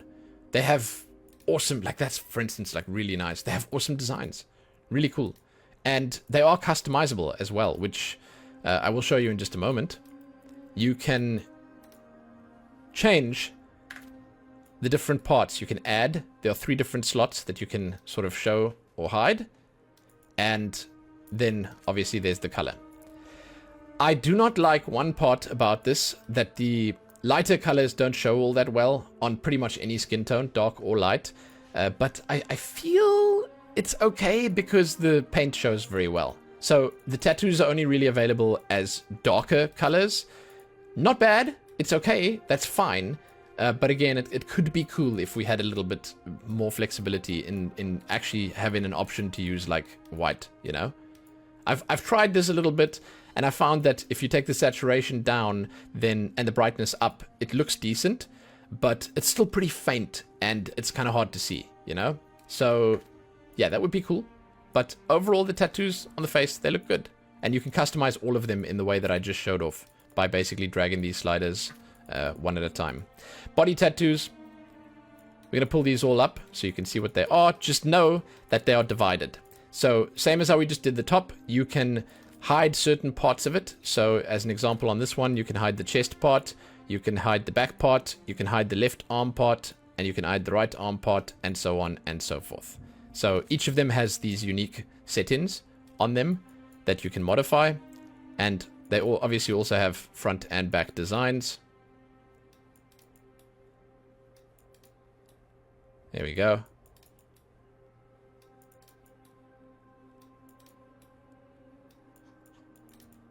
So overall, I believe you will find something that you like. And you'll also notice that a lot of these tattoos are like lore-friendly, you could call it, where they have connections to certain peoples or places in the game. And that's phenomenal. If you know what you're doing and you know your Dragon Age, then you're going to be able to come in here and have a really good time. But I like them. And much like the face tattoos, you've got a decent selection of colors as well. I will show you just one more time on the face so you can see what the colors would look like if you go through them. My only issue is, again, just that on the lighter tones that you pick here, the lighter colors, they just don't come across so nicely. They sort of blend into the skin. And one would imagine that on the darker skins they'd look better, but it's not like that. With the paint, it is like that, so we're going to look at the paint in a moment, and then you will see what I mean. It is, however, first time for the scars. So let's zoom in on this face right here, and let's have a peek. So, for the scars, we're going to push this all up. I'll leave the color on the default. There's more than just scars here. They have scars, and then they also have... this is a bit too light. Make it a bit darker. They have scars, and then they also have sort of like markings. It reminds me of like henna tattoos or something, where there are some splotches, there are some cuts, some scrapes, some bruises, but then they have like, I guess you could call it like prison tats or something. I don't know. I don't know, man. But it's more markings, basically. They have more of them. And that's nice. It's cool. There's a lot of different options here. And these ones obviously look very diverse. and they are different compared to the tattoos that we have available and compared to the paint that's available.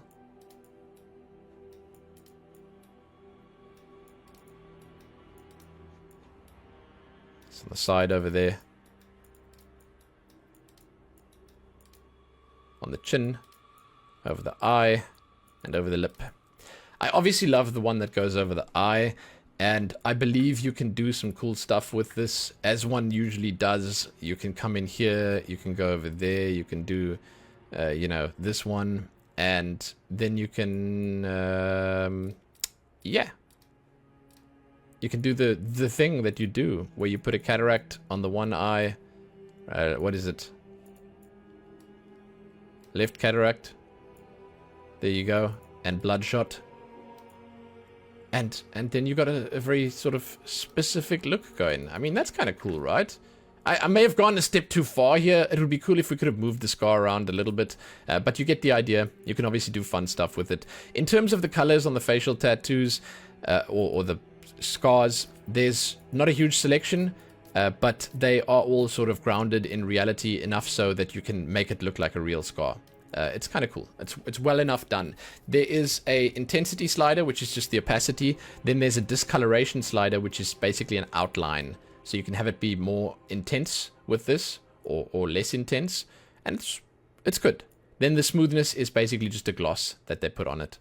Right? Body scars. Pretty intense stuff as well. The body scars are... We're going to want to pull this up to the top quickly. There you are. There's a lot of different scars that you can have here. A lot of different sort of paint jobs that you can get as well. Some really big ones. I can't really zoom in because then you're going to miss the rest of the body. But you get the idea.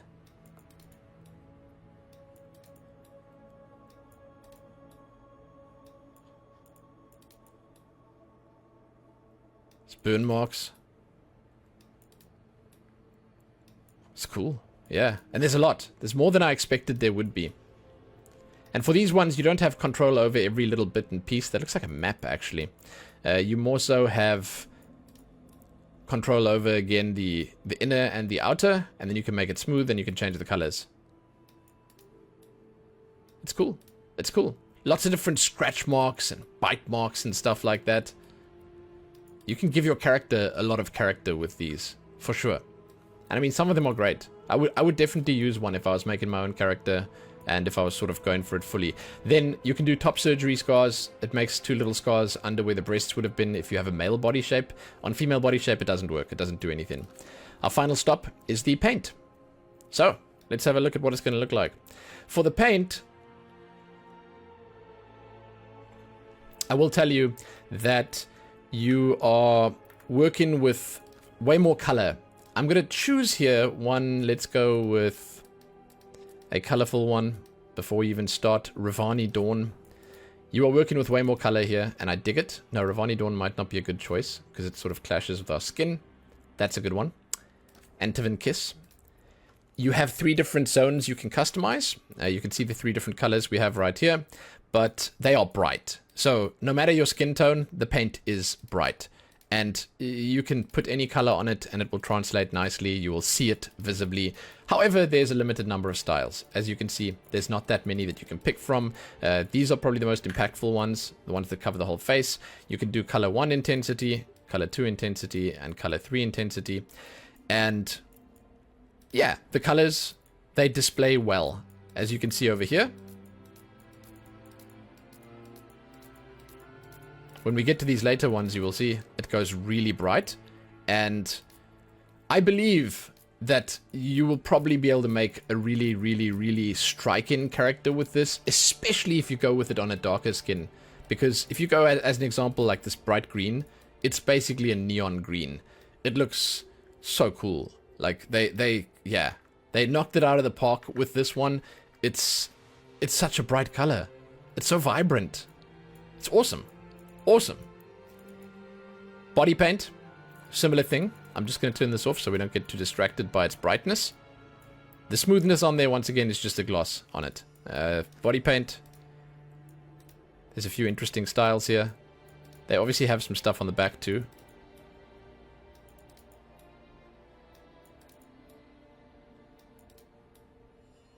There we are. I like these sort of almost techie looking ones. They allow you to, on these, customize it quite thoroughly as well, where you basically get to remove certain parts with the intensity sliders, the opacity sliders as they are, and you can do some fun stuff with it as well. Like this one, for instance, it looks like it's covering the whole body, but if you move some of those sliders down, then you can remove certain parts of it if you'd like. And you can just have less of it showing. So it's a very cool system. Much like the others, the colors, they show very well on here, so you can go pretty hardcore on the colors, and that's nice. Once again, the smoothness just adds a glossiness to it, if you'd like it there. So let's turn this off. And then we are done. That right there is the customization for humans. Specifically, we did it on female. I'm going to tell you, I've shown you basically everything there is in terms of customization. You've seen all the options now. However, I do believe we should go back quickly, and we're going to have a peek at some male characters. Welcome to the male section. If you are jumping in here now from a timestamp, then just know that if you want the full experience, everything that's available, go look at the previous customization section, which is just for humans in general, and it happens to be me customizing a female. There's so much detail, there's so much going on there. However, I wanted to show you guys what we can do for a male character, masculine character. As we jump in here, there are some good choices for masculine characters, and I feel that they are more welcoming perhaps than the elven characters are, because the elven ones have these sharper features. They're a little harsher to look at, and you might struggle a little bit to make a style or make it look the way you want it to look. Humans, on the other hand, they are easy to customize, and you can always walk away with something looking phenomenal. And the masculine humans, well, no exception. I'm going to go through some of the basics quickly. So I'm going to customize this dude first. I think he's going to look really good. I've already got some ideas for what I want to do. I'm going to go for like a grizzled vet kind of thing, right? Basically, you pick your preset over there. Then you can come into the head shape morpher, and you can change the way his head looks. You can morph it to different types. I feel he's actually in a sweet spot here right now, but if you move it up into one corner, then you can actually come through these and look at the specific faces. Now we are 100% looking at this face, and that face, and that face. You pick a few faces that you like here, and then you just line them up, and you find a sweet spot between them. They have some cool faces here that look handsome. Then they have some that look a little out of the ordinary, which is not bad. And they have, well, enough. Enough, I feel. I think that's perhaps... Let me see quickly. I'm trying to find a good one to throw in there. For what I'm going for, this might be a good one. Now down here, what does this one look like?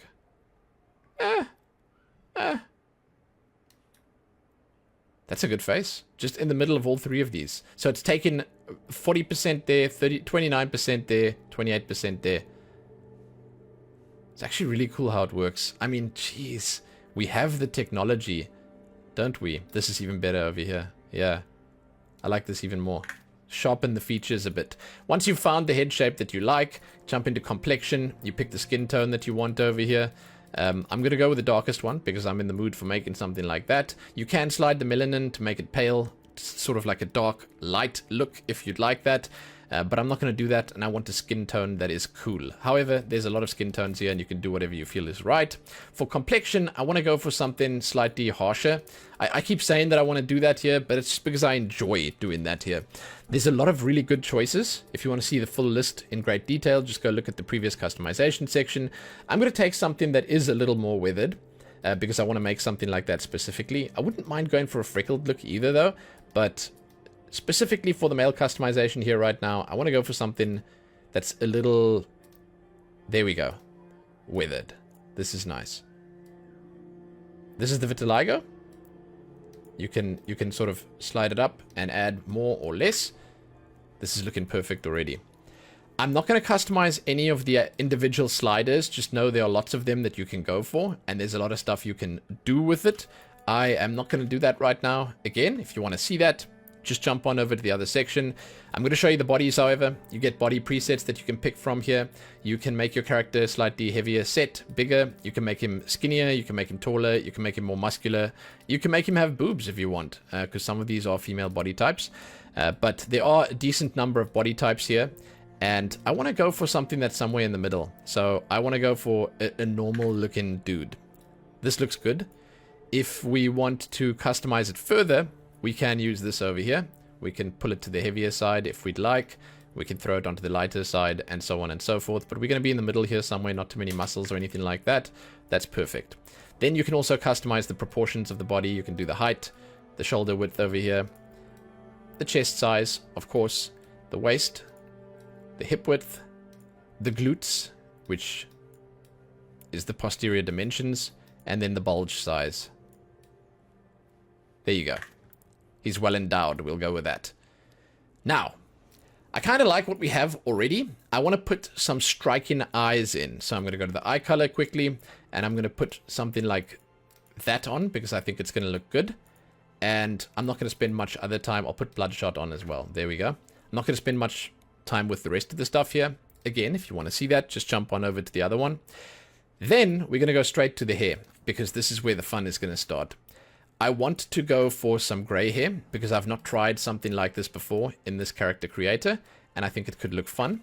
So let's see if we can go for, and I'll make a younger looking fellow after this, do not worry. Let's see if we can go for some really nice hair and a nice beard combination. I feel like dreadlocks might look nice on this guy.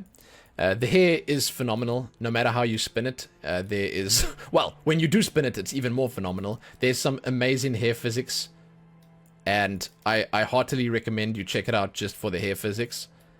This is actually a nice style on this guy. Let's have a peek. I know I'm going to find what I'm looking for, and I know I will know it when I see it. I'm looking for something that will gel well with a nice big beard. I feel like it's going to be something like that. Or like this, maybe? Yeah.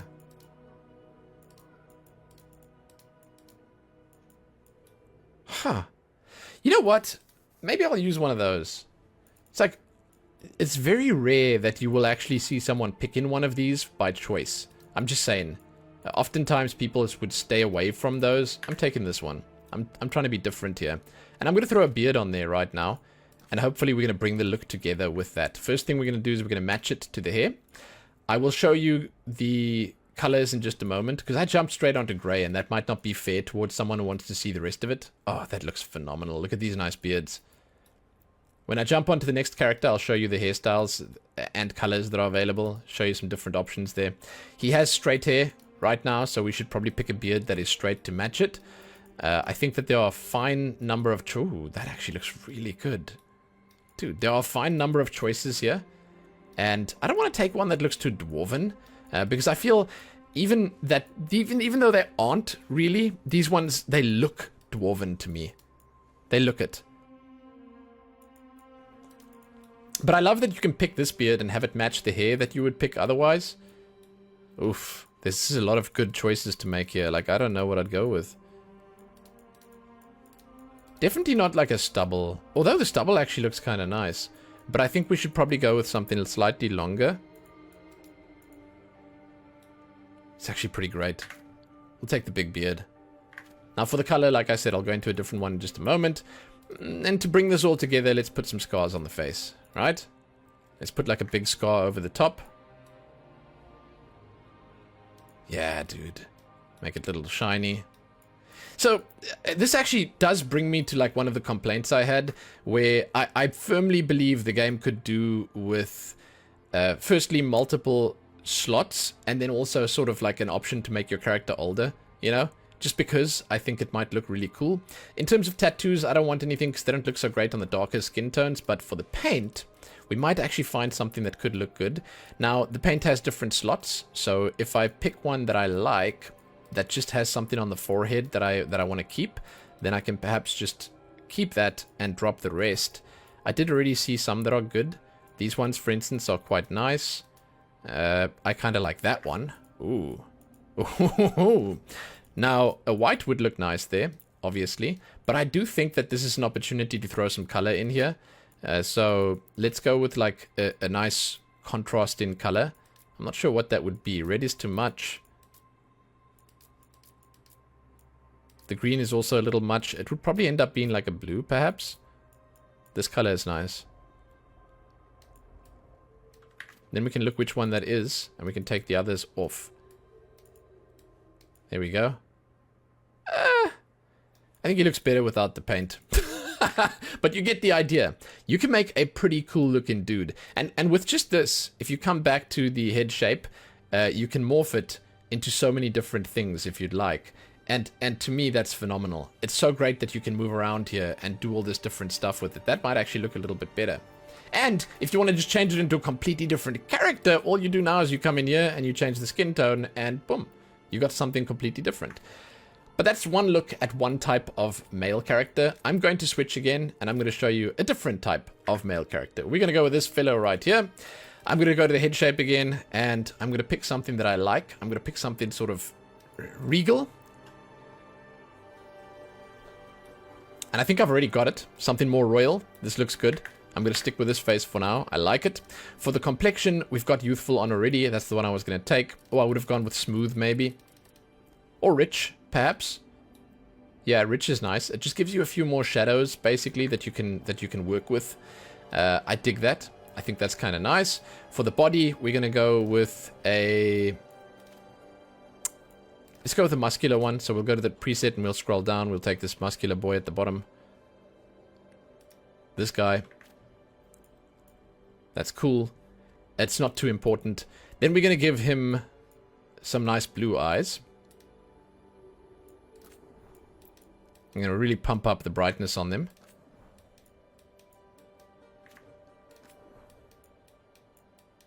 Because I think it's nice to have strike-in colors. And then we're going to go straight to the hair. Here, I will just show you guys who came here for the male customization a few different options.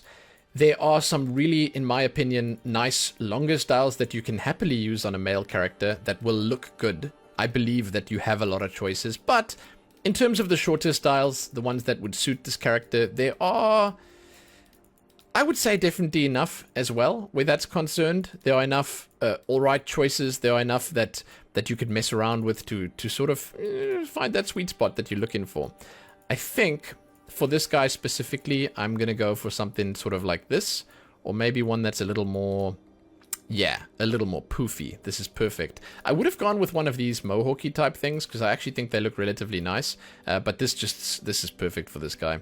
And I mean, we've already looked at something here now that I feel I'll show you what I'm thinking immediately. I'm thinking something else. Hair colors. There's a lot of really nice choices here that you can go with. The colors are a little deceiving, however, because you can always pull the saturation, the brightness up, and then they become so much more.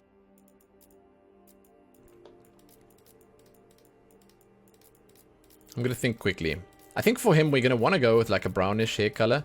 Like a more standard look. I could go with a colorful one. And I think it would look nice. But I want to go for something slightly more... is the word normal? I don't know. Slightly more normal. I think this is really nice. And before I do that, I just want to show you what I was thinking about. If I go into cheeks and jaw, and I pull out his jaw a little bit, pull out the width a little bit, we make like a Disney Prince level jawline here. And honestly, let's bring the height in a little bit like that. The width a little bit. Honestly, if we just throw some facial hair on there right now, I think we sit in pretty. Match it. You can make some really cool characters. It's not matched. Hold on. There we go. Oh, damn, dude. That is looking sick. So now on him, we'd want to take a more chiseled appearance. In other words, you'd want to take a beard that is more fine-tuned to his liking, because he will obviously, this guy will work on his beard. You know, he's the kind of guy that will jump in there and he will sculpt that thing to perfection. So we don't want the frizzy ones, because that doesn't really match the hair that he's got, but we want one that is well kept. The stubble actually looks really good in this game, and I dig it because it lets you look at the jawline. So I would actually go with something like this, happily. But if I'm being 100% honest with you, I feel that this guy is probably... he's the kind of guy that would rock a beard like this. You know? Or perhaps... No, he'd probably keep the mustache on. Or perhaps something like that. I mean, I think that looks phenomenal. Like, that's just a really cool looking character. Right? I like it. I realize it's not for everyone, but I think it's really cool. For makeup, I'm not going to put anything on there. For tattoos, I would have perhaps put something on the more mechanical side of things. So I'd go for something that would look like, you know, this guy's perhaps a genius mage or something like that, who has all these numbers and letters floating around in his head. Perhaps this one, with just a little touch of color on it. I don't know what color we're going to touch on it, but probably a darker color. Maybe to match the eyes? A blue or something? That's a lighter color, but I kind of like that. So, hey, there you go. Another decent look at a male character. The kind of male character you can quite easily make in Dragon Age the Veilguard. I love it. There's so many good options. There's so many good choices available here to make. And that does bring us to the end of the male and also the human customization. So many good options here. And I mean, look at that character. Oh, it's great. We're going to back out now, though. It is time for Dwarf. Clever and tough in equal measure, dwarves cannot dream or wield magic, but possess a mysterious and ancient bond with the earth. So, as they say right there, while dwarves cannot use magic, their combat skills are feared across Thedas. This is something that will come into play when you select your class. They can't go mage. That's it. Small price to pay for the splendor that is the dwarven race. We're going to jump in now, and we are going to customize the dwarves. We're doing it all in one, but there will be some more at the end. Let me explain. We're doing it all in one in that you will see all the options when I customize the male dwarf that I'm going to customize here, the masculine dwarf. However, once I'm done customizing the masculine dwarf, I will jump in on a female dwarf, and we'll just have a look at what's possible. We'll look at some of the presets up close and personal, and we'll see if we can create a decent looking one. That's the plan. But again, you should see everything you want to see when I do this customization right now. Okay.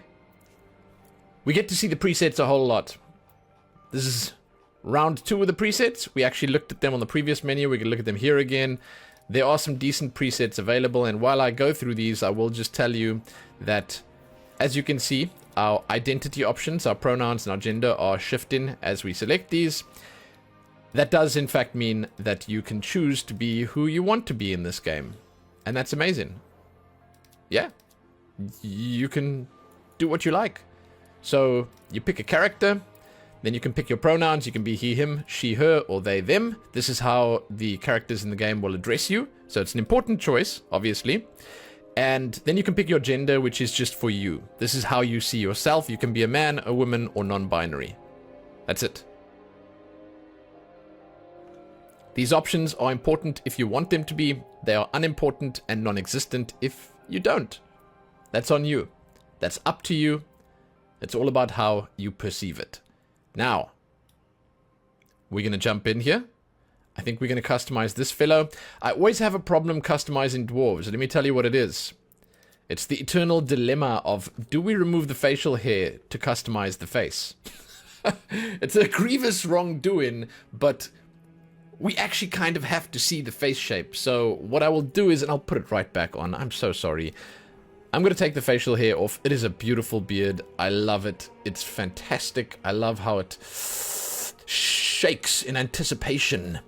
However, we're going to have to do this. I'll leave the hair on. The hair looks great. We'll leave that on.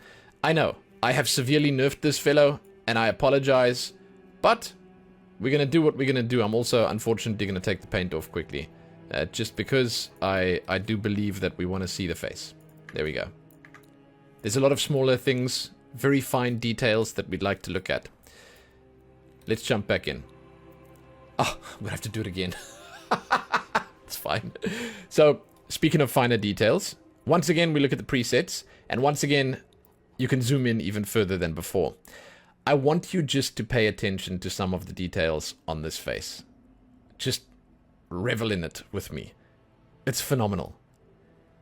The eyebrows, the texture on the skin, the way that they've done the stubble on the head, the hair. The hair. Oh. And this apparently just gets better when you're in the game. Let's look at these. I say that because apparently all the different lighting that you see, you know, everything that actually interacts with your character, it looks phenomenal. I'm very excited to check it out. But these presets look really good, and they look distinctly dwarven. They do. Again, I like that they actually used some of the facial markings. You can see that they've used ones that are clearly dwarven, because they use them on a lot of these models. And I like that they used some makeup here. Very cool. Very, very cool. It's one of my favorite looks, is a darker skin tone with some outrageous makeup. Something glamorous. They didn't go too hard here, but they at least went part of the way. So, good presets. I like them one and all. I think they did a great job, especially the bearded fellows. And the beards just look like this specifically. I believe that these two, along with this guy, all three of them, actually, you know what? All the dudes that they have here are just so dwarven. This guy specifically, I just love the color that they went with. I like the sort of half-faded tattoos that they have. And like all of it, it just comes together so beautifully. And it just makes me think I would easily, if I was choosing to play Dwarf, just come in here, pick this guy, and go. And that's saying something, you know? I'm usually one to be kind of finicky about these things. But in this specific situation, they have outdone themselves. So what we're doing quickly, again, is we are just taking the face paint off. We are taking the facial hair off. And then we're jumping in to look at the options. After the preset, you can jump into the head shape options. What's going on here is you have a triangle for morphing your character's face. You drag it around, and it basically morphs to the face that is in the corner that you're going towards. And, you know, you can sort of vary it by going more towards the one or more towards the other, and so on and so forth. The way that I recommend you look at the face presets is you drag it all up to the top. Then you just take it from there. You look at all the different faces on your character. There will be masculine faces, there will be feminine faces. They throw them all in here for you. And, you know, there'll just be a lot of variety. You do you when it comes to this kind of thing. You find what you like, you mix it up with something else that you like, and you find something that you like even more. You will notice that some of these, they are more masculine than feminine at the moment, and that's obviously because of the preset that we picked. You can pick a different preset, and you will have a different selection here. Only slightly, though. I will tell you that they mix them up. They throw you curveballs, basically. And I appreciate the system for that. I really do. That's why we're going to come in here again on female and have a look at them. But there are a lot of really nice faces here. They do go for a very sort of hard angles, sharp corners approach with a lot of what they do. Let's take this one. I kind of like that. And that's not a bad thing. That's definitely not a bad thing. I feel that overall, they have a lot of character in the characters that we are looking at here. And to me, that's probably the most important thing in a game. Even though they seem to have all of it going for them here. So they have the character, they have all the characters looking unique and interesting and kind of exciting in certain situations. They also have the visual appeal. They have the fidelity that is just second to none. So I've managed to take three faces here that are relatively similar. You can see that this one's slightly more rounded. It has a rounder head on its shoulders. This one down at the bottom over here is sort of similar, but it's squared out a little more heroic, they would call it. And then down at the bottom here, we have one that could potentially be seen as slightly more youthful. And it's also, this one you might be seen is as slightly more oriental in its visage. This one down here, not. So we've got a nice mix of three that I feel could mix together quite interestingly. So we're going to look around the middle here and we're going to see what we like. We go towards the heroic side of things, I think, for our dwarf. And I think we'll keep it there. Although, you know what? I'm going to do the rest of the customization myself. We'll leave it sort of in the middle here. And we'll just jump into the sliders. And we'll take it from there. Because, like, I see dwarves as certain things. And I see, you know, a nose here that could definitely be a little bigger. You know? So we're going to get to that. Next up, however, is complexion. I'm sorry, I'm having fun. You may have realized that you can do quite a lot here. even though the options are relatively limited. I personally also have two types of dwarves in my mind. I see paler dwarves that shy away from the sun, that don't get a tan from their molten machinery, and then I also see warmer dwarves that have a sort of a darker skin tone just by nature. And I think both can work. Personally, I like them all, but the choices that you have here, you have warm, neutral, and cool. That just affects the tone that you have selected here. And in terms of the skin tones, I like what they have on offer. I'm not a huge fan of the fact that, for the most part, the elves, humans, and dwarves all have similar or samey skin tones. I do feel like the humans should have been able to go a little darker. However, I like what they've got, and I think that they have a lot of options to make interesting stuff here. We are going to go with a slightly more tanned version, and we'll go with neutral for now, just because I think it's a good way to show things off. Then we're going to look at the skins. This is the complexion that you can choose. It's the texture on the skin. I'm going to zoom in for this. We're on the smooth ones now. These are the younger ones. The rich ones have more shading on them, more lines. Then we're on rugged over here. These guys are just a little more worn. You can see a few little marks on the skin. They don't go too extreme with it, unfortunately. I think it would have been nice if they went a little bit more extreme. Then there's the youthful ones. We're not going to make a youthful looking dwarf. I'm sorry. You can look semi-youthful. Freckled, I like freckles. I feel like freckles and red hair go hand in hand, so potentially we'll throw some freckles on there. That could work. I like these skins as well, specifically, the ones with the freckles all over. Then we have even skin tones, which are quite nice. Then you have birthmarks here. This is going to go well together with the vitiligo if you wanted to. Then we have dark circles under the eyes, which is just me. I don't know how they got access to my skin. Then we have weathered, which is a little older looking, I would say. And more, weathered. Then they have some acne skin tones, and they have some rosy ones. All in all, it's a good selection. I do just wish, once again, that they went a little more extreme with it. I kind of like the rich skin tones on the dwarves, so maybe we'll go for that. Although, as I was saying, the rugged ones are kind of nice, and freckled are beautiful as well. Man, I love the freckled skin. But I actually believe that the rich ones are a good fit here. There we go. Then you can do vitiligo. The vitiligo looks more intense the darker your skin tone is, but you can see exactly how it works here, and you can see how naturally and how beautifully it grows when you pull it up this way. It looks fantastic. It's one of the best looking vitiligo sliders I've seen. Although you can't move it around, which is a bit of a pity, it is still very nice. That's it for the complexion though. Now we're going to move into the actual sculpting. We're on forehead and brow now. I would like to leave his head shape for the most part the same size. I'm going to show you all these options. But I would like to actually see if I can make the brow a little stronger, just a little bit. And perhaps maybe the nose a little bigger. We'll get there when we get there. Here's the depth of the forehead. Let's give it a little bit more. Let's push it up a bit, like that. Alright. Then we have the brow. Spacing. You can just reset by pressing F. So if you accidentally mess something up, you can reset it. I'm also going to bring this down a little more. Have him look a little more severe. Inner position. We'll make it a little more severe, like that. A little more angry, a little more serious. Outer position. That can stay at also about the same point. And then we have depth. And for depth, I want it to be a little over the top like that, so we can have some shadows in the eyes. Once again, it just helps with making him look like he means business. Now we're going to jump into cheeks and jaw. This is a treasure trove for dwarves, I can tell you, just because when you get to those jaw bones, it's insane how much it can move around. Insane. So now, we can work with the cheekbones. I actually think this guy looks relatively good if you pull it all the way down, but let's not deprive the man of his cheekbones. It moves quite a bit though, you got a lot of movement there, which is good.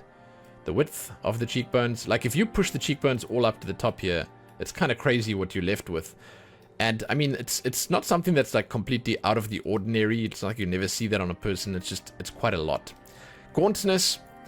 I feel gauntness always looks a little strange when you have these massive jaws. But I'm still going to make him a little more gaunt, because I'd like it to be more angular is what I'm going for. Jowls, that's at the bottom here. Not so much on this guy. We're going to take them off. But you can do quite a lot with that, especially if you're making a heavier set character. Jaw. We can have an over or underbite. The height of the jaw, which is insane. I mean, that's just like, that's insane how much it moves down. Then you can do the width, which, man, like, look at the size of that. You don't want to nerf the jaw, though, so you want to leave it sort of big. Then the angle at the back, that's at the back here, you'll see when I drag it in. Yeah. I actually kind of think that can go back a little like that. Position, that's basically up and down. And then the last one is width. That's how far it sticks out. Could plow snow with this guy's chin. It's kind of insane. I mean, I'm saying that as a compliment. He's extremely chiseled, alright? Chin bump. That's the little bump on the chin there. It's kind of a useless slider, this one. It depends on the face you're making, obviously. Some faces it does show more width. Over there. The depth of the chin. Kind of an important choice as well. Because, I mean, if you accidentally pull it all the way up, yeah, it can look a little weird if you don't want it like that. I do believe this guy could do with a little more chin. Then double chin. We're not making someone that's going to need a double chin. Although I'll leave a little bit of room down there for the beard to grow on. Let's not deprive him of that either. Larynx, that's your Adam's apple. We'll just push it all the way to the top. Show you what it looks like. And then take it all the way down. Show you what it looks like. Doesn't change that much. But I'm going to leave it on for this dude. He's looking good already. I kind of like that. He will obviously look way better once we throw the, you know, beard back on. Now you can do scalp, which is one of the more interesting sections of the customization. The scalp is basically a way for you to... It's the top of the head, and that's like, it's something that you want to customize, but it's a nice way for you to actually change things to make the hair fit or look better. Because you can hide the hair here, right? And then you can do this customization. You can see exactly how much it moves things around.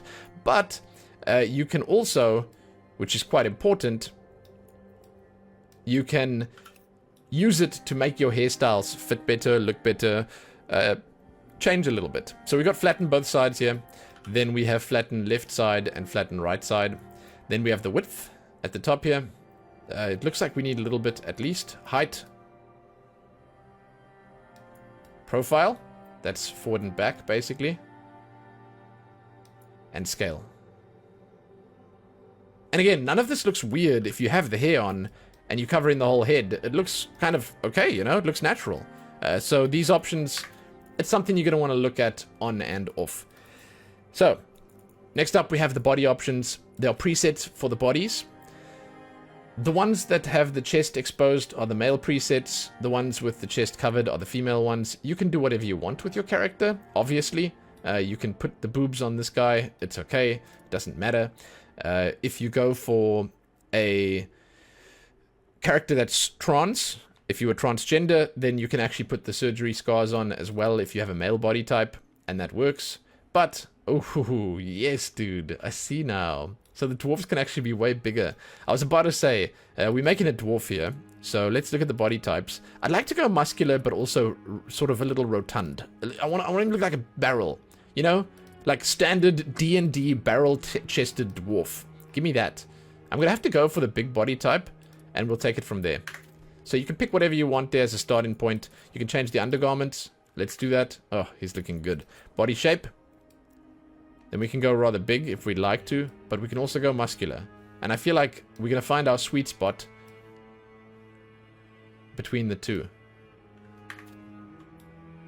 That's kind of nice. There's more to customize, but the body shape slider, muscular at the top, bigger at the bottom, and on the left side, it's skinnier. I kind of like it. Yeah. Although, I mean, I feel like the muscular one is good enough. We'll do that. Body proportions, and you get to change the specifics. Just keep in mind we've got paint on the body. You can see that quite clearly. Just try look around it. Height can be a... Nah, we're going to be the shortest possible. Shoulder width. Their shoulders are broad, and that's just that. Chest size. Sure. Waist width. The chest size is obviously something I will come and look at when we customize the female version of this. Here's the hip width. Glute size, always maxed. Thank you. And bulge size. That's kind of less important, but there it is. It sort of hides away when you pull it down. There we go. Perfect. He's looking ideal already. Then you can change your skin tone here again if you'd like to. Alright, now we're going to move on to the eyes and the eyebrows. I like the eye options. I don't like that there is no standard, hey, make the eye bigger slider. We've got spacing over here. This is probably one of the sections that I will reset once I've done showing you everything. Just because. You can move the left eye up and down, and then the right eye up and down. Then you can do the depth of the eyes. I actually kind of think they look good sunken in. We'll see when we get to the end though. Tilt them. Left or right. And then vertical distance. That's just bigger. Vertically. And then you can do left and right. Very, very, very small amount. And then hooded. So this to me isn't count as bigger eyes. This is just opening and closing the eyes. It's not the same thing. So now I'm going to reset. Undo that. And I'm going to actually put the depth in a little bit more. Because I think that kind of looks nice. Then we're going to do the eye colors. The eye color system is pretty simple, but also pretty complex at the same time. I know that makes no sense, but let me show you what I mean. Firstly, you can just select a simple eye color. That's it. You can just select the one you want. They have a decent number here that you can choose from, and they look good. I specifically like the pink that they have here. All right. Then you can customize it further. There are 3 different slots here. There is a middle, inner, and outer iris color option. And what you can do on them is you can pull the saturation like way up. As an example, on this one, let's put it all on that one. And we'll pull the saturation way up. And you'll see that you can make the colors quite a lot brighter than they are showing them to you. So if we pull that all the way up here, it's got like fiery eyes. And it's beautiful. That's a nice look, right? Really nice look. Then you can try, as an example, let's say the blue ones. You pull the saturation all the way up there, you are looking at a way bluer eye. Now, you can mix things if you want to. In other words, we can take the blue eye that we have here, then we can take the middle one, and we can go for, let's say, where's that red that we had? This one over here. The pinky shade that we had before. And that's on the middle now, and then let's do it on the outer as well. And then let's see how it looks like. As you can see over there, it mixes things up. Maybe we leave this on a blue one. And we'll do the middle and the inner pink. Just to show you basically what you can do. The blue one to me right now is not really having enough of an impact there. So I would say for the most part, we should probably change that. I don't know. It actually seems like the outer... Is this the outer one right now? Yeah.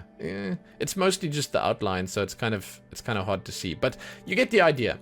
You're going to want to make it a little brighter if you want it to be more visible. There are some really nice colors here, like the green as an example is beautiful as well. I think maybe we'll give this guy green eyes because it's a nice color that gets, in my opinion, overlooked a little. Although I think if you go bright green like this, it looks a little weird. I think the green that they had was actually kind of beautiful. We'll go with that. There you go. It's subtle. Then you can change the sclera color. You can just make it black or white. You can sort of go halfway if you'd like as well. Then you can bloodshot the eyes, or you can add cataracts. Both good options. And finally, if you'd like to, you can do heterochromia. One eye, one color, the other a different. Okay. Eyebrows and eyelashes. This is one of the cooler sections because the eyebrows are plentiful, and we are going to get an opportunity to put some nice bushy brows on here. Let's bring him to the front so you can see what I'm doing. Good eyebrows. I actually turned it so you could see that they actually have proper depth to them, and the texture work on them is phenomenal. The individual strands, the different types that they have. They have properly manicured eyebrows. They have bushy, wild brows. They have natural thin ones. And then they have the massive unibrows that you can throw on there as well. And they all just look phenomenal. Like, they've done an awesome job on them. They've got like a eyebrow professional on the team. We are going to go for one of the bushy ones, I feel. Because I think it's going to look kind of nice. Because while this poor dwarf right now may be without facial hair, he shan't be for too long. We'll be on there soon enough. So we're going to go for the bushy ones. Like that. Then we can even see the color better. I'm not going to spend too long on this. I'm just going to jump through these colors very briefly, and I'm going to explain it to you very briefly. The reasoning for that is that we'd rather look at the colors on the hair, and then we can just match this to the hair, or we can leave it on what it was. That's up to us, obviously. I will tell you that there are a few more radical colors down at the bottom here, and you can obviously make the brightness and the saturation higher to bring them even more to the color that you want them to be, if that's what you're looking for. There's blues, there's greens, there's pinks, there's reds, and so on and so forth. It's good. We'll look at all of it when we get to the hair color. Right. Let's just reset this quickly. I don't think I can do it like that. We have to reset it here. Then we're going to choose the big brows again. Give me the big ones. They actually aren't even that big on my dwarven face. Eyelashes. I don't think that eyelashes are out of place on a dwarf like this. They are not out of place on anyone, actually. Obviously, duh. But big ones don't look too bad on the dwarves. But, you know, you got to be careful with these because when you start throwing colors on them, then it's quite an impactful look that you create with it. And let's just say that could be dangerous. Yeah, you get what I'm saying. People are just going to be staring at your eyes all the time, and you'll never have anyone concentrating when they're around you. Let's take a big one, and I'll show you what I mean. So for the colors on these, I'm busy backing out accidentally. For the colors on these, the mascara is quite something. Let me show you. I'm just going to go through it quickly, then I'll show you how it looks when you throw the brightness and the saturation up. Yeah, it's quite something. It's quite bright. It's really quite bright, which is amazing if that's what you're looking for. But if you accidentally equip that on a character that you don't want it on, it can also be slightly less amazing. But there's decent options. The intensity is just the opacity of it. And that brings us to the nose. Let us jump in there and customize. I want a slightly larger nose. These are the presets. That's already better. I'm going to go with that one. It's obviously just sliding these around. You can do the depth of the nose. Now, I'm going to make it bigger, like I said, but I'll just show you what's up here, what you actually have as options. Here's the height. It's kind of a dangerous one, this as well. Like, all the stuff on the nose section is like, you know? You can have it crooked one way or the other. I think it's actually quite charming doing that. Perhaps we will do that on this guy, and then we'll add like a scar on the nose. Then you can do the depth of the nose. That's on the nose bone right now, over there. That can also help make it look a little more severe by adding shading up there, but the height, the width. Then on the bridge, you can sort of pull it all the way back up there, if you'd like. Horizontal position, you can sort of bend it more. And I kind of like this. Again, you can have a backstory behind it. There's the width. One too many bar fights, and then the depth. Then on the tip, once again, you can do all the same stuff. Up and down. Left and right. That's a bit much now. Like, that's a bit much. Width on the tip. The rotation. And then finally the nostrils. And the depth. There we are. I'm actually going to leave him with a slightly bigger nose, and I'm going to leave it crooked because I think it looks good. Mouth. You want your character to have character, don't you? Width on the mouth. The depth. That's the depth. I don't need to explain that, really. The position. There you go. You can go quite far up and down, which is nice to see. And then the overall size, probably the most impactful of the bunch. I'm going to make it a little larger because why not? So you can chug more ale. Lip thickness. They look good, quite thick. Lip size on the top. Lip size on the bottom. And the corner can go up or down. We're going to take it up. This guy's going to have a slight smirk. Then the ears. We have some presets for the ears. I'm just going to show you the one side, but just know that they're on both sides. I want relatively big ears on this guy. There, like number 9. So the size of the ears, that's max. The earlobe size, there you go. Cauliflower ear, that basically just makes it sort of swollen on both sides. Then you can do asymmetry, which means you can customize the one separately from the other, if you'd like. The depth on the ears, the rotation, the height, and the position. That's forward and back on the head. And I think we're going to leave them on the big ears because I think it looks rather nice. And then we're moving on to the best part of the entire customization. The hair and the beard.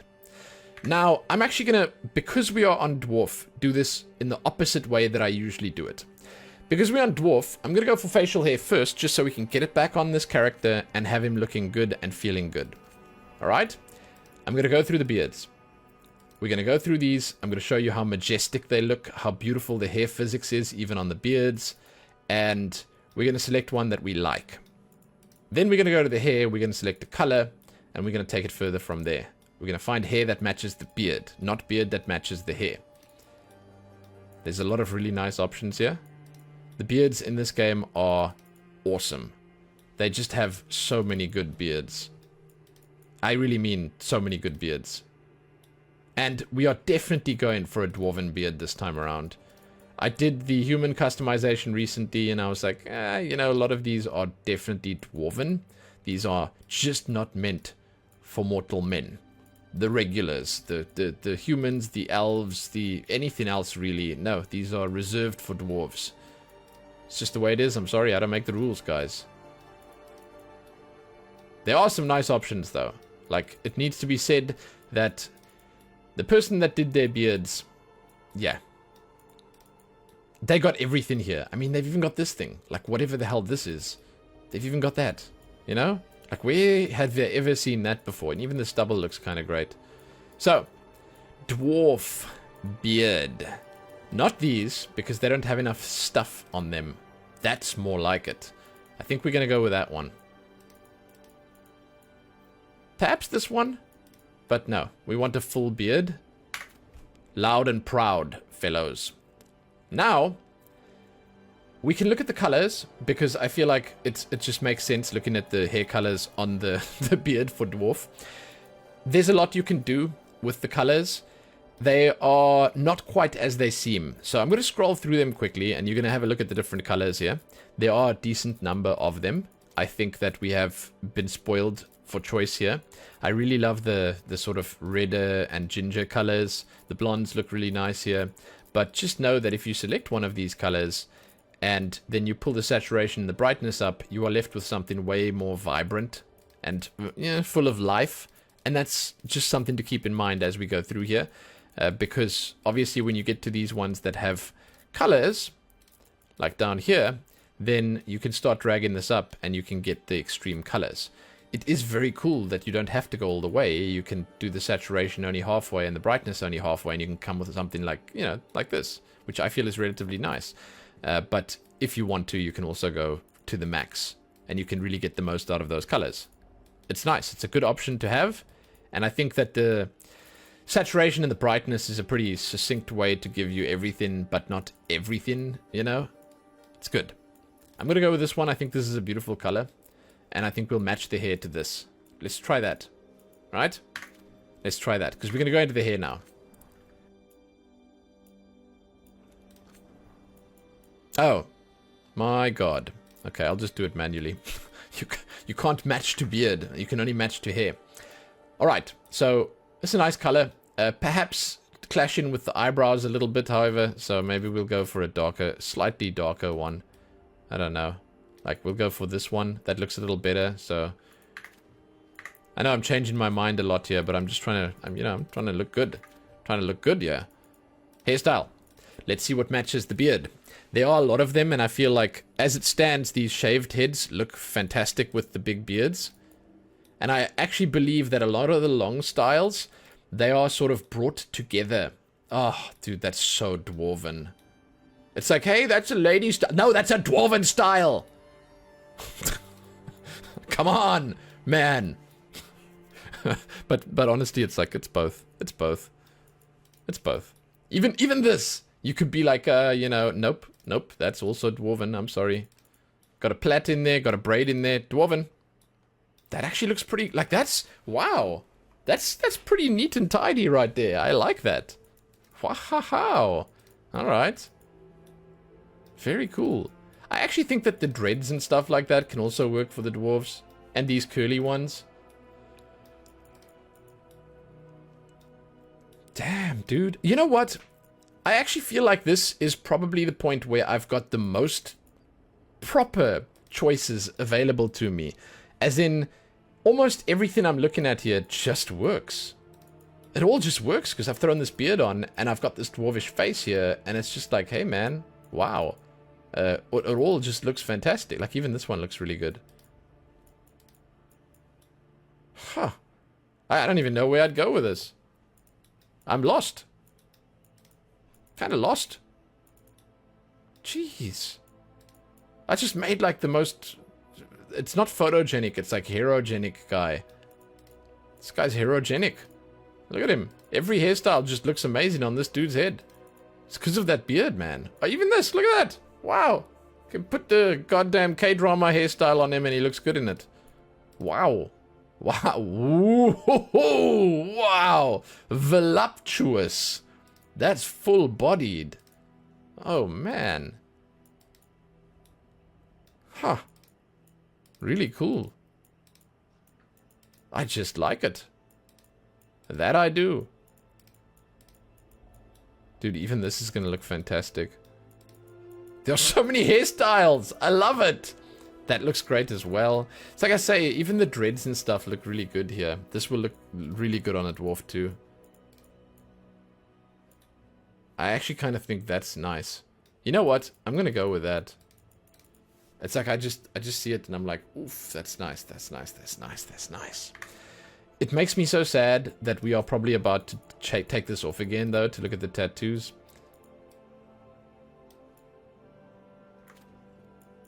Let's match the beard quickly and see what this looks like.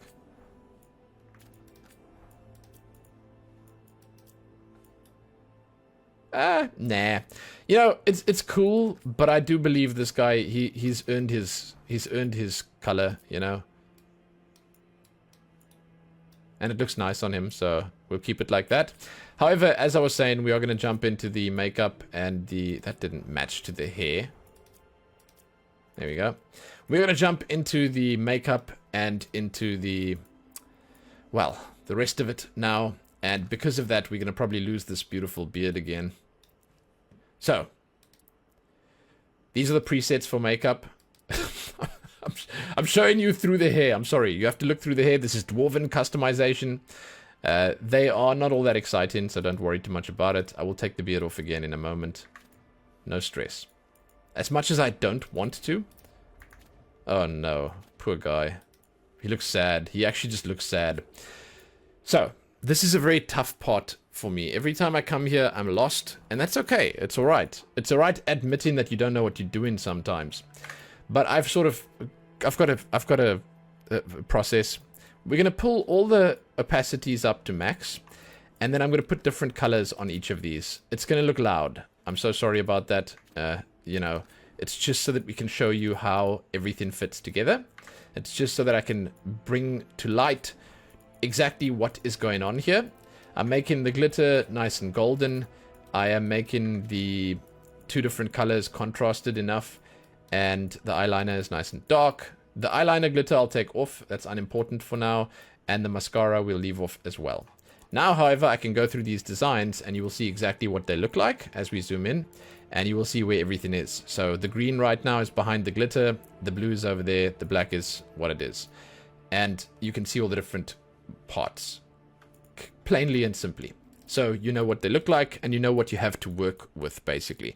It is a very brute force way of doing this. I think that you can be far more stylish with it and you can be more subtle, which is how you have to be with makeup. But for the purposes of showing it off, I will just do it like this. There are some very interesting styles to go with here. You can make yourself into a toucan if you'd like. You can do all sorts of cool things with these colors. It looks great.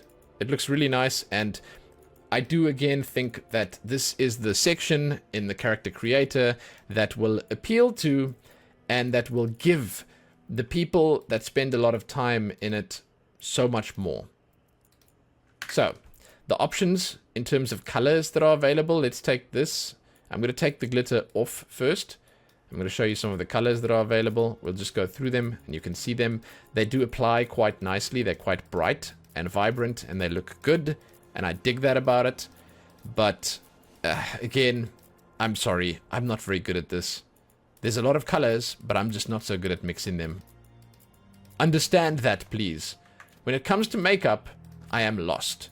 So I can do a few things to just show you. I'll change, as an example, this one to be a little darker. And then I'll change this one to be, as an example, a little lighter. And then we'll jump through these again, just so you can get a decent look at some of the options available. It's pretty cool. I mean, there's a lot you can do. There is, unfortunately, a lot you can't do as well, but because you can't move the stuff around, you can't really customize it so much. But that's about it. Now, the glitter, let's pick one that's nice and big, so I can show you this one. The glitter is pretty cool. The glitter we'll throw on here right now, and we're going to have to change this color to something a little darker, like that. And we'll make it brighter, yes. And then I'm thinking we're going to want to... That one doesn't have great glitter representation. Let's find one with better glitter. That was actually a good one for glitter, but we can find... There we go. That's the one. There it is. The glitter has different textures. You can go with none. That's just plain. Then you can go with a sheen on it.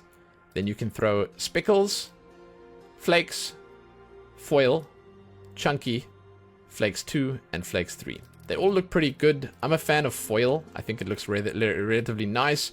You can change the opacity, and then you can obviously change the color on them. You know, you have to do what you have to do to make it look good. So if I put like the blue glitter on there, it can look a little nicer if that's what you're looking for. It's difficult, as I was saying. The eyeliner, that is just the black circle that you saw. You can change the color on this as well. There are a bunch of different colors here, and they interact differently based on the style that you have selected, obviously. So just keep that in mind. Then finally, the mascara. We've seen that already. I won't go through that again. You can also throw glitter on the eyeliner, and it's very subtle, but it can also make a difference. And again, if you know what you're doing, and if you spend some time with this, you can do some pretty spectacular stuff. Me, not so spectacular when it comes to makeup. Lip makeup. This is probably the weakest part of the character creator, in my opinion. My opinion doesn't hold much weight when it comes to makeup, but I still say it.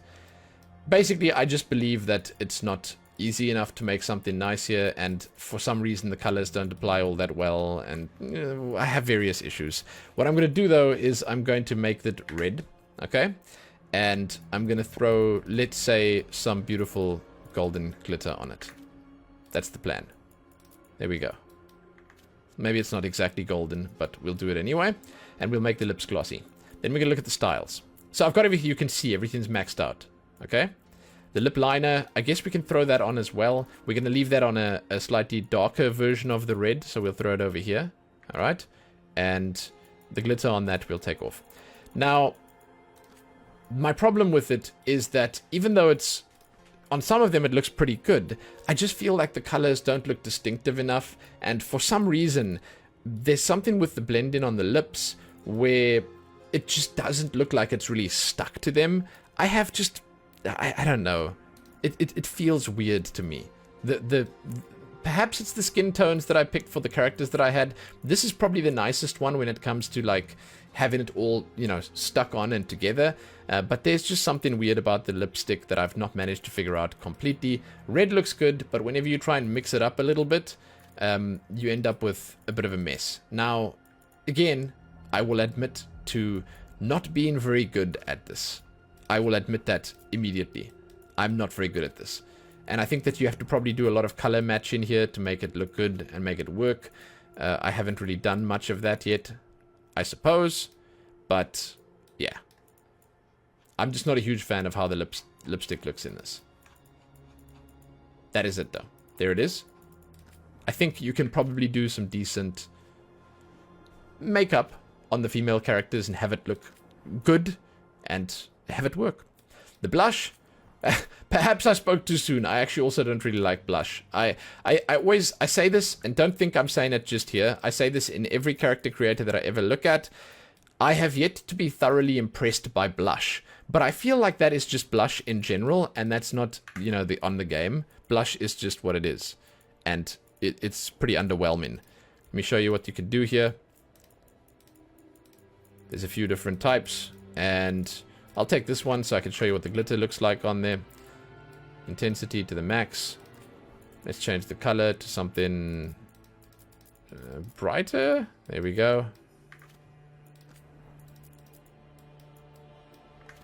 There it is. You can change these a little bit to see if you can, spot the glitter better. I don't know. I was just elbowing my microphone. I don't know, man. Let's take a darker one on there, and then let's try this one and change it a little bit. See, there you go. It looks like he's crying glitter. If you can match it to the skin tone that you've got on your character, then you can do some pretty interesting stuff with it. But it's much the same where you have different textures on here. And yeah, I mean, if you're good at what you're doing, and if you take a bit of time, you can probably do something cool with it. That's the end of the makeup, however. Let's jump into the tattoos. I like the tattoos on dwarves. I'm going to pull this up all the way, and then we're going to have a look at them. The way it works is each of the tattoos has 3 different slots that you can show or hide. And you can do it on all of them. So as an example, this one will have the sides and the top and the sides separate, and then the top and the bottom together. This one over here, you will notice that it will have the entire middle part and then the 2 side parts together, and so on and so forth. There are some nice dwarven looking ones here, which we'll probably equip on this character just so it can look, you know, more complete. These ones with the squares, I think they look good on dwarves. Criticisms where this is concerned, I feel that the brighter colors on the tattoos don't look all that good. I think we're going to take this one, and I'm going to do similar to what they did. I'll take that like that. I'll show you the brighter colors. The idea is that I feel when you have these brighter ones, and when you pull the brightness up to the max, you should really be able to see more of the color involved. I don't know if maybe in the world of Thedas they just don't know how to do tattoos, but that's a possibility, because the paint is great. The paint is really bright. On this though, when you take the lighter colors, it ends up looking a little difficult to see in certain situations. It's a minor complaint, you know, it's a really minor complaint, because there are some nice colors that you can use here, but yeah, overall I really like the tattoos regardless. You know, I would have liked, as an example, the white ones to be a little bit more white. Even if they sacrifice some realism for that, I'd still like it if they were a little bit more white. We're going to go for a dark tone on this one, and I think I'll leave it like that for now. Then we're going to move down to the body tattoos. That's basically all of it, by the way. Body tattoos are similar. However, I'm going to have to take the body paint off quickly to show you the body tattoos.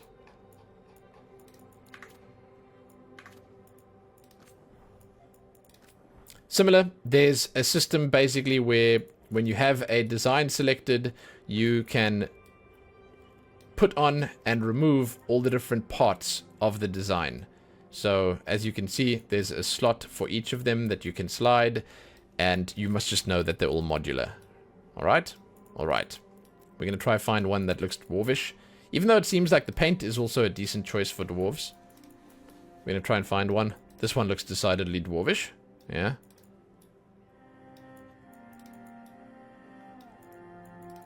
I feel like the dwarves are going to start looking way better when you jump into some armor. Got some plate mail on this guy. Actually, just got to throw the beard back on him, man. We are done now. We can throw the beard back on. See what he looks like.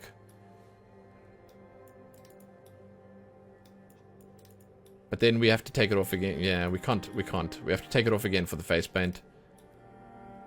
These are kind of cool. Very interesting.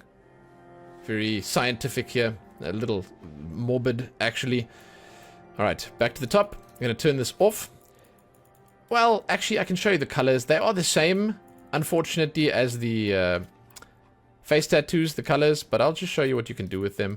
Again, the lighter tones, like the whites and stuff like that, they pretty much get lost in translation somehow. Or lost in application somehow. The darker colors, or the more intense colors, do look pretty good. I mean, you can still do nice stuff with it regardless. Like, if you take something like this one, you can sort of make it look like a golden tattoo or something like that. It's alright, you know? I think that's alright. However, for now, we are going to turn this off. You have seen what the tattoos look like. Now we're going to jump onto the next option, which is the... Oh, it's scars first, then the paint. Right. So for the scars, I'm going to turn this all the way up.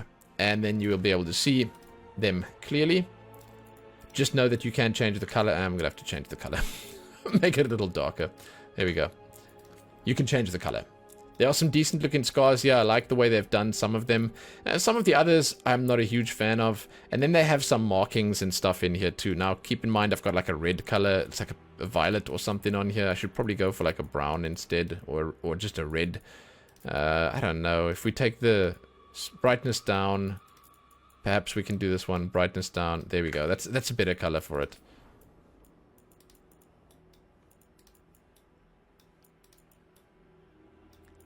Some of them look pretty gruesome. And when you put the slider for the smoothness up, then it makes it look sort of glossy. So it can look like blood, basically. And, I mean, I like that. I think it looks good. There you are. A lot of nice scars here. You can't customize them in any way, shape, or form, which is obviously a bit of a pity. But, I mean, I'll survive. I think there's enough options here that it doesn't really matter that you can't customize them or move them around. My guess is that they wanted to play it safe with that. They wanted to make sure that you don't abuse it or make some funny stuff that could show the game off in a bad light. And I get that. That's okay. It's fine if people want to be careful. That's all right. That's it for the scars, though. You can change them, as I mentioned, the intensity and then the discoloration. Discoloration is like a little outline for it. The colors that are available, not so plentiful, but you can make them look a little more realistic if you use these. The ones that they have here on display are pretty cool for realism's sake. But there are some colors, and yeah, I'm sure you can figure something good out with it. Let's take it off. Let's look at the body scars. Body scars, also lots of markings and stuff. I'll make it darker so we can see.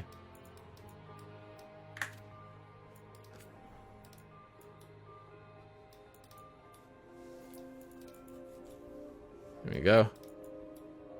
I don't know the meaning of all of these designs. I don't really know what they are for, why they exist, or any of that stuff. I'm not huge on the Dragon Age lore. I know a little bit, but not enough to be able to identify any of these stuff. I mean, some of these are obviously not identifiable. It's just like, you know, ouch. But a lot of the other stuff is... Perhaps, I think some of them are faction related. When we jump into our faction choices in just a little bit, you will see. This one is just like a map or something, and I kind of dig that. This one looks like the body was chopped open. And yeah, there's a variety. There's just a variety.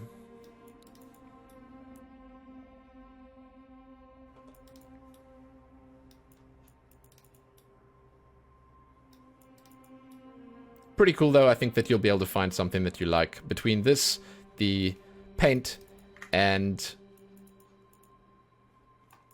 the tattoos, I think you will definitely get what you need. Sorry, I was completely blanking on what the last one was, because I was looking at these and I was like, oh, nice tattoos, but it's actually the scars. So the final thing you can do is you can put top surgery scars on. Can't see it here because he's got the cover on. If you enable nudity, then you can see it, and it's only available on male bodies, not on female. It doesn't show on the female bodies. Finally, we have the paint. For the face paint, there are some nice choices. They are vibrant, they are colorful, they are exciting. Unlike some of the tattoo choices. The tattoos' designs are amazing, but the colors are just not that great, in my opinion. The way this works, however, is you select one. You can change the color on them, and there are lots of nice colors. As you can see, the colors display beautifully. And then you can also customize the different zones. So you can take away one just away, the other one away, or the final one away. And that's sick. In terms of the colors, there's a lot at your disposal. A lot of choices, and these colors can be enhanced further by just selecting them and then pulling the saturation and the brightness up. Just know that. As a good example, this green one is super luminescent. It's just so bright. A full-on neon green. And yeah, same for some of the other colors. There's some nice designs that you can make with this if you spend a moment or two with it. Smoothness just makes them a little metallic looking. It's just basically adding that gloss to them. Now that I've taken that off, what I'm going to do before we do the final step is I'm just going to put this guy's facial hair back on. This poor dude and his facial hair.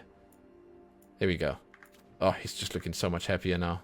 So much better. Then we can look at the final set of paint, the body paint. Just so we can leave on a high note, you know what I'm saying? Body. Here we go.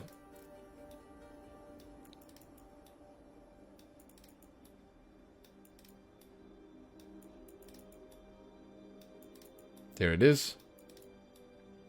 Lots of good options here once again. And there's a lot of detailed options as well. Which is to say that if you start customizing them with all these sliders over here, you can do quite a lot of interesting stuff. Especially when you start fiddling with the nice colors that are available too. Like some of them are pretty full body, right? There you go. In terms of the colors, it is the same as the top ones. You can match them, obviously. And then, as with the top ones, you can slide out the different parts of them. That's it. That is it. We're going to take the body paint off now.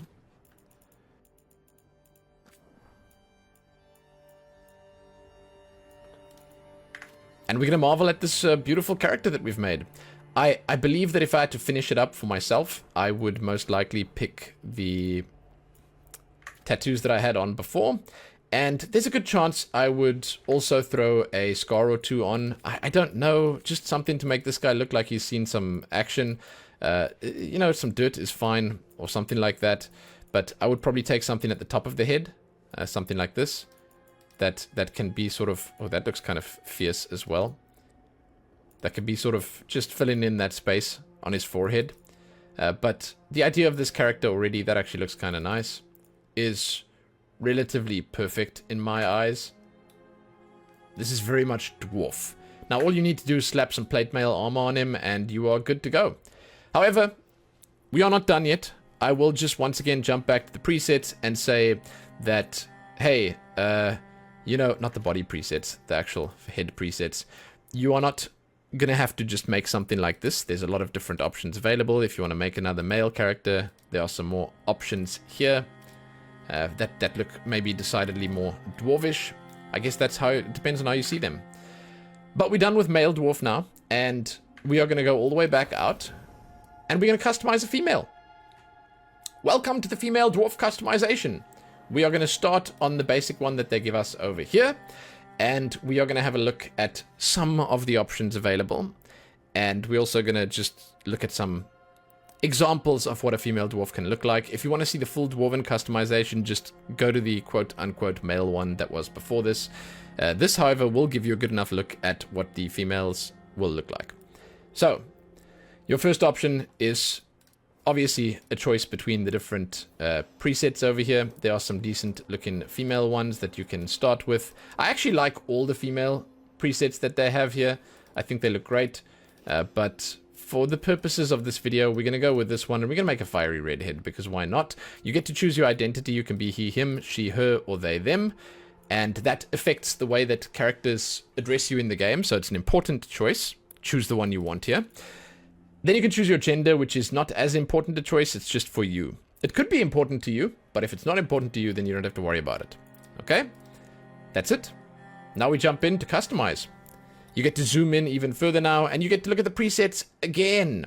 And this is just a beautiful character. Like, we start in already, and it's a beautiful character, and you zoom in further, and it just gets even more beautiful. Ugh. God. There are a few good presets to go with. I kind of like this. We could make like, I mean, I'm just spitballing here. We could make like a goth kind of dwarf, you know, a gothy dwarf would be nice. I like that they use the triangular makeup here. It looks good. It looks really good.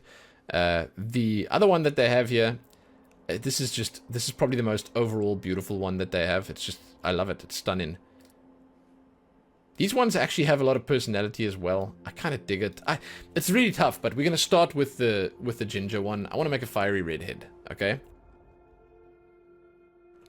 We'll make like 2 characters, maybe, and we'll see.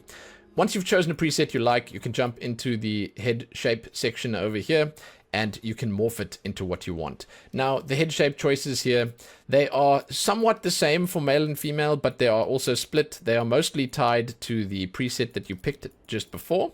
So when you come in here and you scroll through these, just know that you will find some that are more masculine, and you'll find a bunch that are mostly feminine, and, you know, you can mix them, you can change them, you can sort of go between them. The best way of doing it is pull it all to one side, right?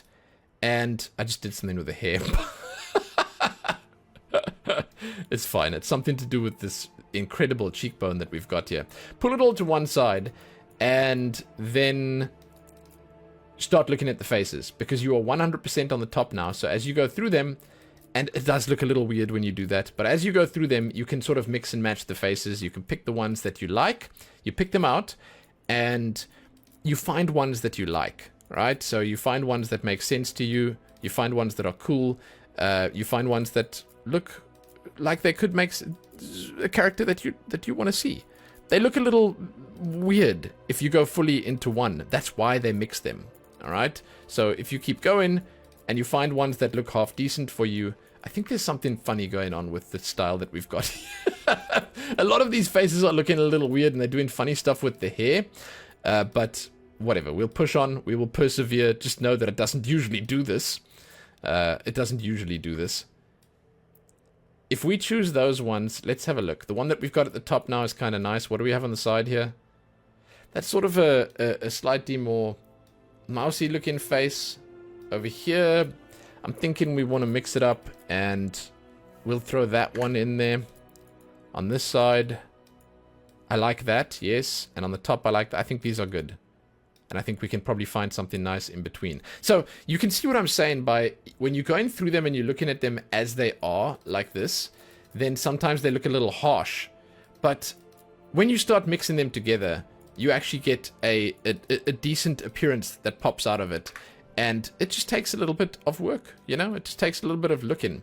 If I had to reset it now, you will notice that it doesn't look too far from what I found here, what I've got here. It's the same, basically.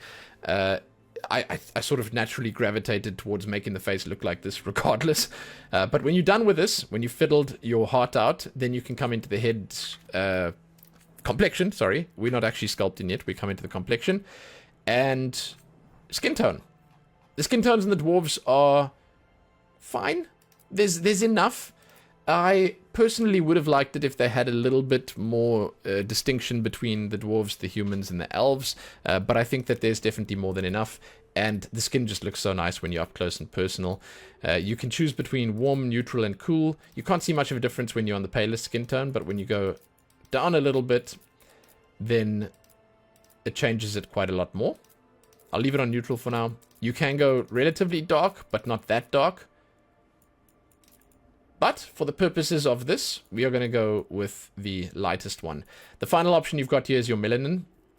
This is how your skin handles pigmentation. It's the part of your skin that basically handles what the pigment of your skin looks like. You can remove the melanin completely, and then the pigmentation is not showing, and it can make you even paler, basically.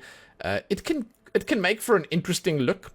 I am, however, going to put warm on the palest one because I want to put freckles on. I'm just saying it straight up. That's what I want to do. Then, speaking of freckles, we come to the complexions over here, starting on smooth.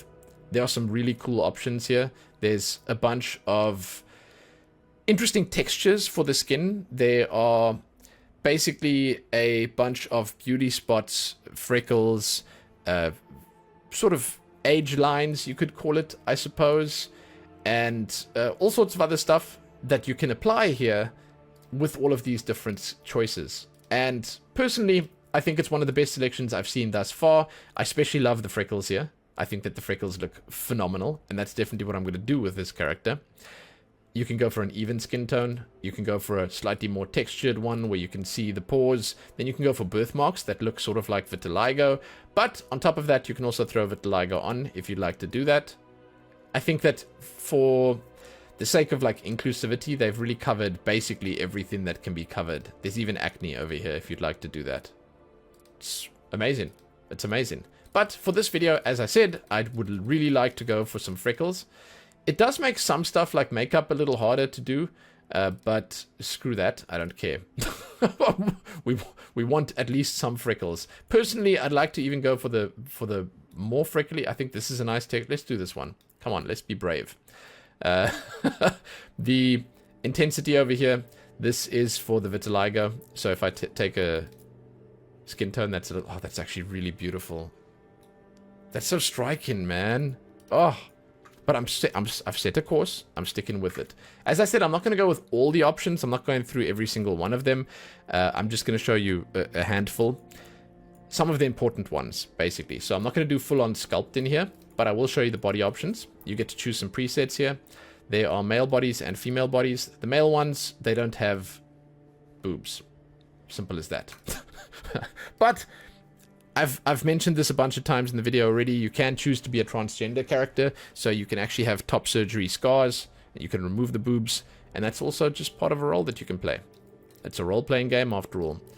But in terms of the bodies, there are some decent choices still, and I think you'll be able to find something you like. The dwarves are relatively stockish. They are shorter than the other races, and they are just sort of a little bulkier, you know. You can customize it though, and in terms of undergarments, you can look like this as well. For body shape, there's a slider where you can go muscular, you can go skinny, or you can go larger. I'm going to go muscular, but I want to go on a larger muscular, so sort of over here. And then for the proportions, we can zoom in a little bit. You can make yourself taller, which is sacrilege. Shoulders. Yeah. Chest size. Not so much movement there. Waist. Hip width. Glute size. That's the butts. And then the bulge. There you go. Pretty cool. That's it for the body stuff. We're going to move on now, and we're going to just see if we can make the character look nice. I am going to jump straight to the hair. I want to get like a traditional sort of, dwarvish look. And then I want to throw some like real queenly type paint on the face, maybe. Something really regal looking. See what we can do. Oh, there are actually, you know what? There are too many nice options. I want to go for the eyes as well. I want to customize the eyes. But I wanted to do the hair first, then jump back to the eyes. I want to put some like really striking blue eyes in. There's so much cool stuff here. Like, I would get stuck here every time, you know? I would just get stuck here every time. Because, again, you have so many nice choices. Like, that looks beautiful. I think I'm going to go with this one. I'm just trying to make a nice looking, you know, dwarven lass. I want red. So, we can go for full red, or we can go for more of a ginger. Go for more of the orange. And I think this looks nicer. I think that's beautiful. That's beautiful, man. Wow, I don't think it's beautiful. I know it's beautiful. Let's look at the eye colors quickly. I want to go for that blue that I was talking about.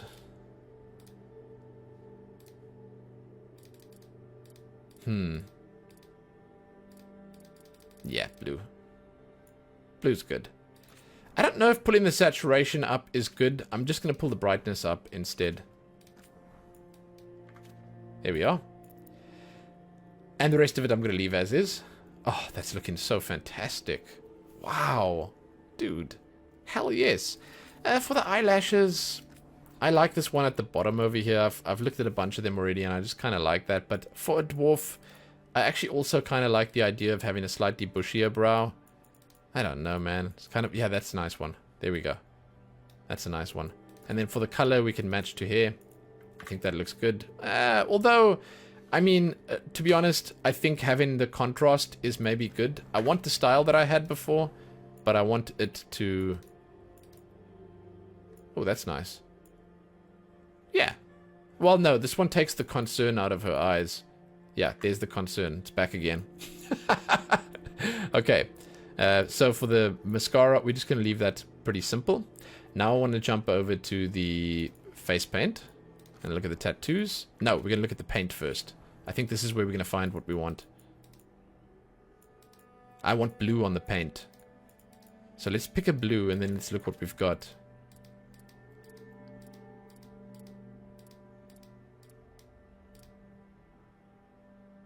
That's nice. Antivin Kiss. And then I'm just going to bring the brightness up and the saturation up. There we go. That is sick. Not much that's actually changing here. It's down at the bottom. And then the white. I mean, we can. What the heck, dude? I mean, I really like this character. For the body paint, you can actually do something similar, and you can just match it to the face. I'm not sure if there's an easy, similar one that you can go with. This one, perhaps. And then the color. Match to face.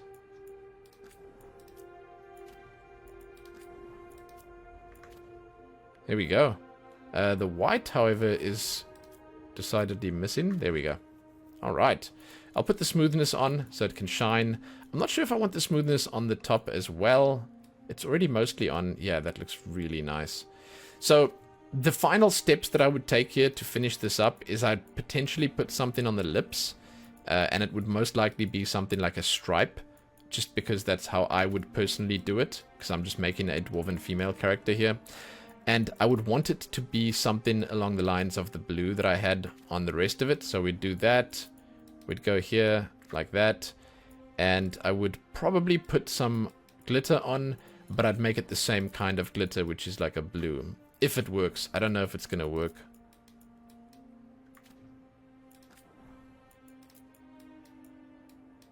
To me, it's looking a little too dark. The color that we have here. Now, it might be because of the brightness over here, but I don't think so. Saturation, maybe? No. How do we make that a little lighter? That'll be a hard one to do. That's the problem I have with a lipstick, man. Maybe if you take the glitter off. That's my problem with a lipstick, is that no matter what you do, it's so hard to match it. Although that looks kind of nice. There we go. Yeah. Now, eyeliner. The triangles that we saw on that one character look nice, but I think that the problem with triangles here is that they're going to go over the face paint. So what we'll do is... I'm sorry, I'm not very good at making characters look good, but I'm trying my best, and I'm enjoying it, so that's all that's... Oh, that's it, dude. Although now we've lost the contrast, so no, let's take it away.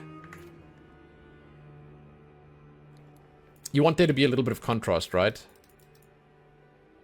Although, no. I take back what I said. This is kind of nice. None of this, though. And we want the... Yeah, that's it. Eyeshadow, eyeliner is on. That is just looking really, really good. That is just looking really nice. I don't know about you guys, but I think this is kind of sick. It's a nice looking female dwarf character. I might have gone a little overboard with the paint, so that might not be your thing. And if it's not your thing, you can quite easily just remove it and go with something slightly different.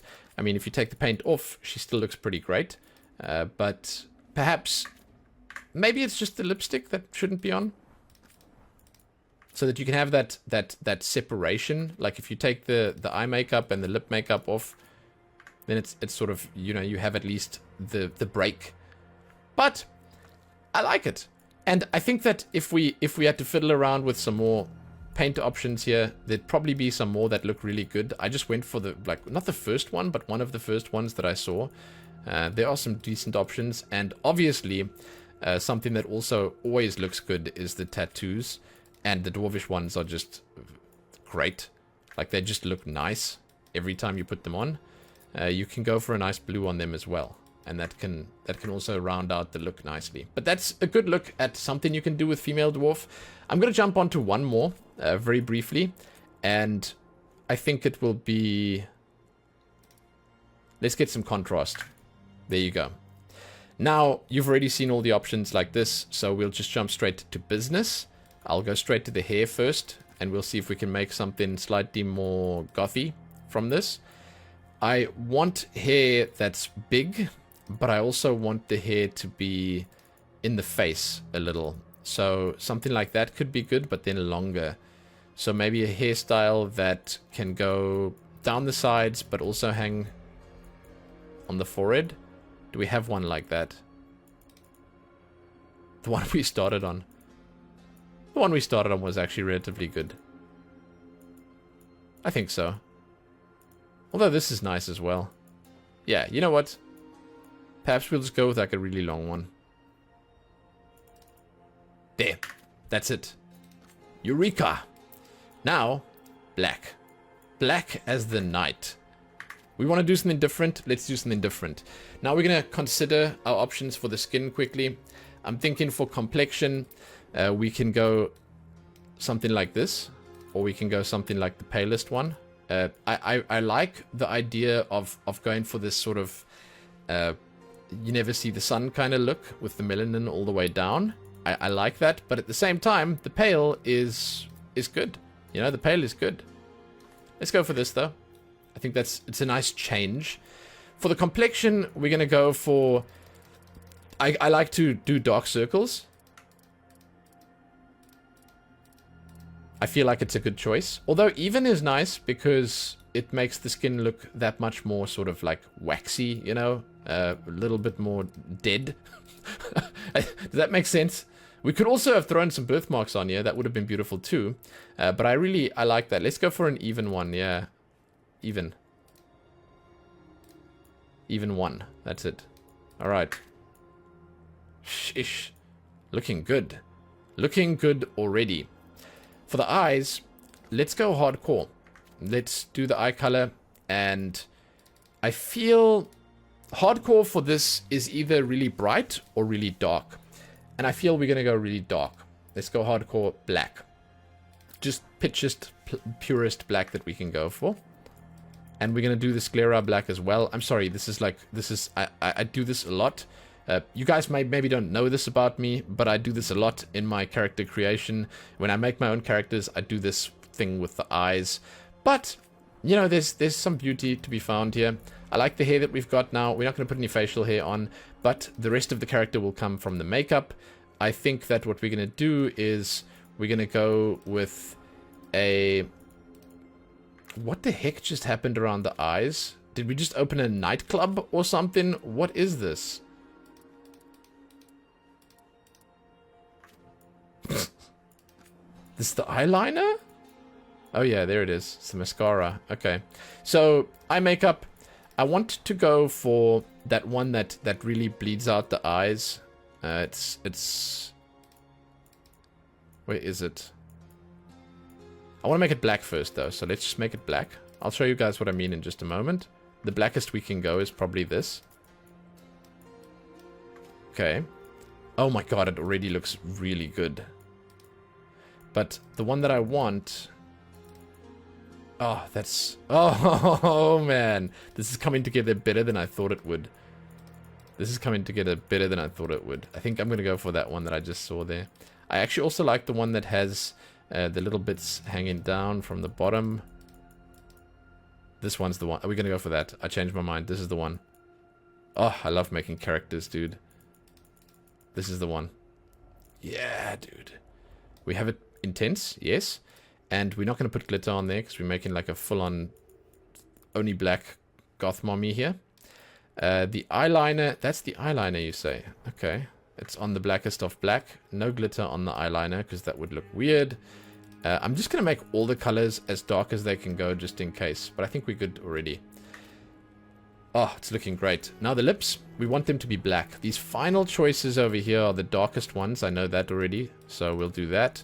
We'll go for the darkest color we can get on all of it. Oh my goodness, it's coming together. Don't you just love it? Glossiness. Ooh. Ooh. The glitter we're leaving off. And for this one, we're just going to go on the darker one. That is looking phenomenal. I love it. Now. Tattoos and scars. This is where the interesting stuff comes in. I think we want something that's... we want something that sort of reeks of witchcraft. You know what I'm saying? We want something that she's sort of abandoned the ways of the dwarves. She's living off by herself in some dark cave somewhere, practicing her magic that she somehow, against all odds, managed to make work. I know that makes no sense. I'm sorry. I'm just cooking up a stupid idea for the stupid look that I've got. I kind of like this. Perhaps for something like this, you might be better off using, you know, let's say a scar. But I think this is already a decent look right here. I think that speaks to the arcane a little bit. On the body, we'll do a similar design where it'll be one of these with the stripes and stuff. Not that we're going to be looking at the body so much, but maybe this one. No, that's a nautical one. We don't want a nautical one. Ah, there we go. Pretty cool. On the tattoos, however, let's just see if we like all of them or if we only like some. I like having the back and forth there. However, maybe they touch in the fact that they were touching. That's better. That's better. That's a good one. Touching the stuff around the eyes is not good. This one doesn't seem to be anywhere. It's on the cheeks. Okay.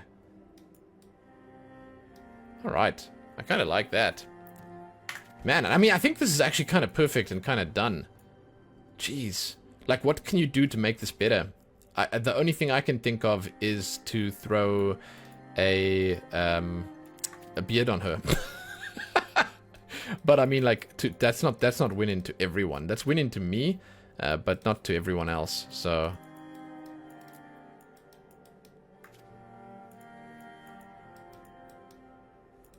can throw some really interesting extras on here with these. And I think that probably going with these would have been interesting if I had like gone for maybe this. Should we check what that looks like quickly? I'm sorry, I'm having fun with this. We're on the third one here. If we take that off, that's actually really sick as well, isn't it? See, here's somewhere where you could find some really cool stuff for this kind of design. Yeah, this is where we should have looked. I think this is where the winners are going to be. Because these definitely matched what we went for. God, what cool designs, right? Yeah, this, like I said, speaks witchcraft. So, like, that one. That's it. It's subtle, but it definitely conveys the message we wanted to convey. She's scary and she's not to be trifled with. That's what I'm thinking here. I love it. This is perfection. Okay. Damn.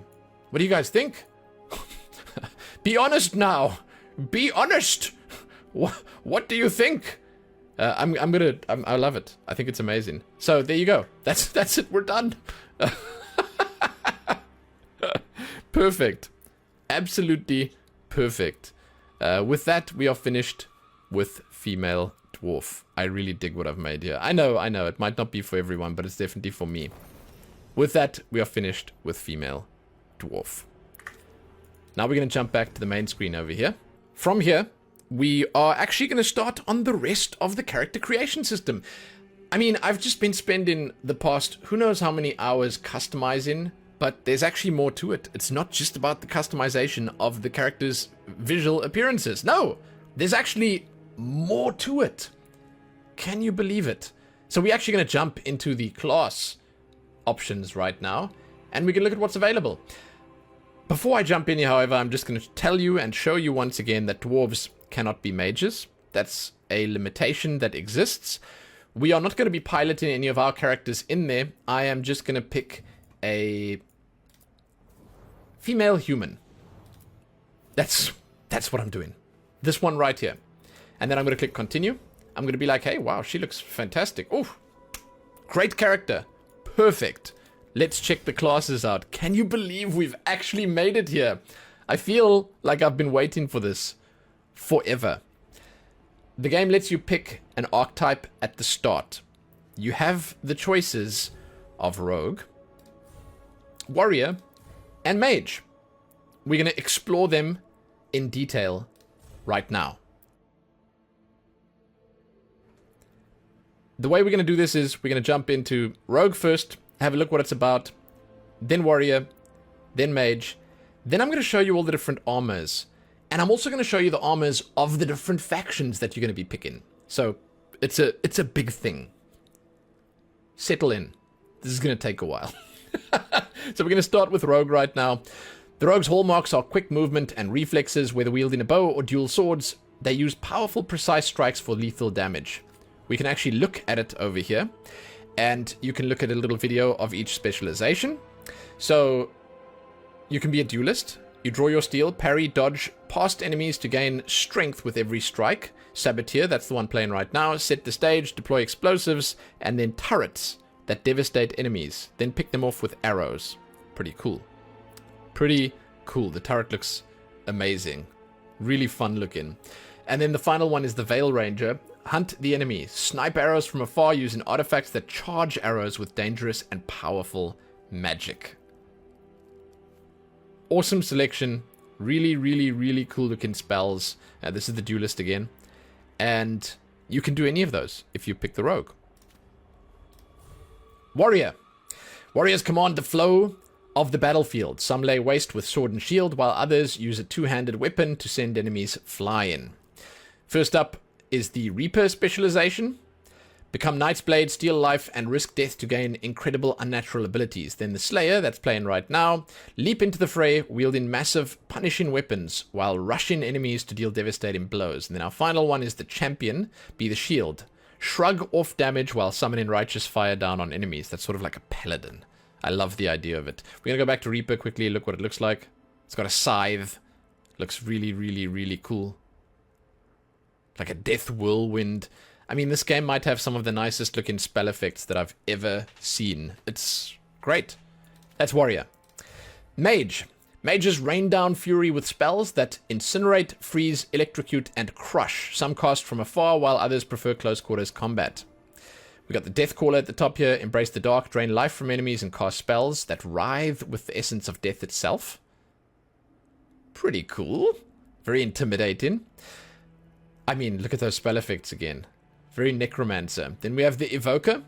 Call the Void. Freeze enemies in their tracks, then summon the deepest cold to tear them apart. They've got such a cool selection, and they've got all the cool archetypes as well. I'm not talking about the Frost Mage, okay? I just mean, like, fun looking. Then we have the Spellblade. Be the Storm. Channel potent spells for close quarter combat infused with Lightning's Wrath. Man, and this is the Deathcaller again. So they all look really good. And speaking of looking good, the next thing we're going to do right now is look at the armor. These are the aspirational armor sets. We are currently set on the maximum. And we are currently on the, if I'm not mistaken, Grey Wardens faction. That's the first one. You can look at the different armors. This is the medium one, and that's the starter one. They all look pretty similar here. They start sort of branching off from one another when you pick the medium one, and when you get to the higher level one, then they all look sort of unique. However, I'm going to show you what all the different factions look like quickly, and you're just going to enjoy it with me. Let's jump in. So if we press continue, then we're on the next screen here. The first faction is the Grey Wardens. We're going to come back here right now and talk about this. I'm sorry, we're not here for this yet, but this visual appearance is for Grey Wardens. If we jump into the next one and we go back, then you can see this is the appearance for the one we just selected. I'm sorry, I forgot the name already. It's for the Veil Jumpers. So for the Veil Jumpers, this is what their armor looks like. The lower tier ones look the same, as you can see, but this one does not. So each of them has their own set of armor, and honestly, looking at it, it's pretty fantastic. It's like a big difference, right? And they've made all the armors for all the factions. So if we jump onto the next one, here we have the Shadow Dragons. These guys have some really cool looking padded armor. So many pouches everywhere. These ones look the same, but these ones look different, as you can see. Then, if we jump forward again, we have the Lords of Fortune. They have by far the most colorful outfits. They look phenomenal. I mean, look, look at that. It's so cool. The medium one's the same, and then these ones also kind of sick. Then we have the Morn Watch. I mean, this is probably one of the coolest looking plate sets that I've ever seen. It's really interesting. I mean, this is also kind of nice as well. I love how they've mixed this really hardcore looking stuff into the cloth. There you are. It's the Morn Watch. Then the final one is the Antivin Crows. Yeah. It's a little flamboyant, but I like it. There you go. They got leathers. I mean, that looks amazing, doesn't it? So, that's just visual nonsense, but it's still something worth thinking about, because visual nonsense, I mean, that's why we just spent multiple hours here creating characters, customizing characters, perfecting characters. There is, however, much more that goes into it, more than just the armor appearance. Let me tell you what I mean. I'm going to select the warrior class here just because. Then we're going to jump onto the next screen. Not this one. This one. For the factions, there's more to it than meets the eye. It gives you a backstory. So your faction's choice influences where your character comes from, what they've been doing, and what they say in conversations. The faction also gives you a surname. Each of them has their own surname. The surname for the Grey Wardens is Thorn. You can choose your first name. Mostly people just call you Rook, but you can choose your first name, right? But that's the surname that they give you. Then there's a bit of lore involved. And by a bit, I mean a lot of lore involved. It's not just this. I'll show you in just a moment how I say that and why I say that. But these are the Grey Wardens. We're going to start with them right now. Rook is a Grey Warden, an ancient military order sworn to battle Darkspawn and other monsters. The Wardens undergo secret, unbreakable rites that grant them supernatural powers against the dark. You get bonded in blood. You gain reputation with Grey Wardens quicker. Blight Killer, increased damage versus Darkspawn, and Vigilant Training. Base defense and health are slightly increased. Along with that, you get the surname Thorn. But that's not it. There's a backstory. Shield against the night. When innocent lives were at stake, Rook led the charge, saving a village from a monstrous nightmare, no matter the cost to herself. During a large Darkspawn incursion, Rook was ordered to hold the line with other Grey Wardens until reinforcements arrived. The art is just amazing, by the way. Rook argued that by then villagers under attack would be dead. She disobeyed orders, leading the squad into the incursion and sealing the tunnel to the deep roads. This turned the tide, and the Darkspawn were driven off, which saved the villagers. Rook's heroism was popular among younger wardens, but others with connections to noble families resented her independent streak. Rook chose to step away while tempers cooled. Amazing, right? Like, they're taking role-playing in the role-playing game to another level, and they're giving you so much to go with. That's the Grey Wardens. Next up, we have the Veil Jumpers, which sound just so cool. Surname that you get with them is Eldwer. Rook is a Veil Jumper, the steering group of explorers. They explore elven ruins in Arlethan Forest. I'm sorry, some of the names are a little tough for me. Although founded by elves, they welcome anyone brave enough to face Arlethan's reality-warping magic. Close to the Veil, that gives you Veil Jumper rep more quickly. Attuned Strikes deal increased damage versus Fade Touched. And then Keen Eye. Deal slightly increased critical and weak point damage. Then the story. Backstory is Hunter of Secrets. When lives were at stake, Rook defied orders to rescue people from the mystic perils of Arlethan. You sense in perhaps a pattern here? Sure. But it's different. On an expedition to ruins in Arlethan Forest, the Veil Jumpers found ruins that contained important lost lore and deadly danger. Barely surviving the ruins' ancient magical defenses, Rook's small team recovered an invaluable map leading to a hidden area of the forest. Although the team escaped, other Veil Jumpers found themselves trapped. Rook chose to return to the ruins, saving her teammates' lives, but losing the map. She was lauded for her bravery, but the map's loss caused some resentment among the Veil Jumper leaders. So, very similar to the previous one, but a completely different scenario. Then we have the Shadow Dragons. Undoubtedly the coolest sounding faction. What's not cool about a dragon? And a shadow. Surname, Merkar. Rook is a shadow dragon. This underground resistance opposes corrupt rulers and slavery in Tevinter. Coming from all walks of life, they are determined to bring justice to the people. Sounds cool. Light in the dark, you get more shadow dragons rep. Never to Rise. Deal increased damage versus Venatori. And Resourceful. Your class-specific resource regenerates slightly faster. The story involved here. Breaker of Bonds. Rook risked everything to liberate the enslaved people of Tevinter, even knowing it would anger the ruling elite. Again, sort of a similar thing, but again, quite different. The foundling Rook was adopted into a military family and joined the Shadow Dragons to fight from the shadows for change in Minrathos. While guarding a visiting dignitary who was investigating a slavery ring in the nearby city of Nessus, Rook concluded that the mission would fail without throwing caution to the wind. Alone, she sneaked the dignitary deep into Venatori-controlled zones and brought him back, along with rescued slaves. These actions brought Rook to the Venatori's attention, and the Shadow Dragons decided to keep Rook out of sight. Pretty cool. Pretty good. It makes us sound so badass. Lords of Fortune. Surname Lydir. Rook is a Lord of Fortune, an informal collection of explorers, hunters, and treasure seekers from Rivain.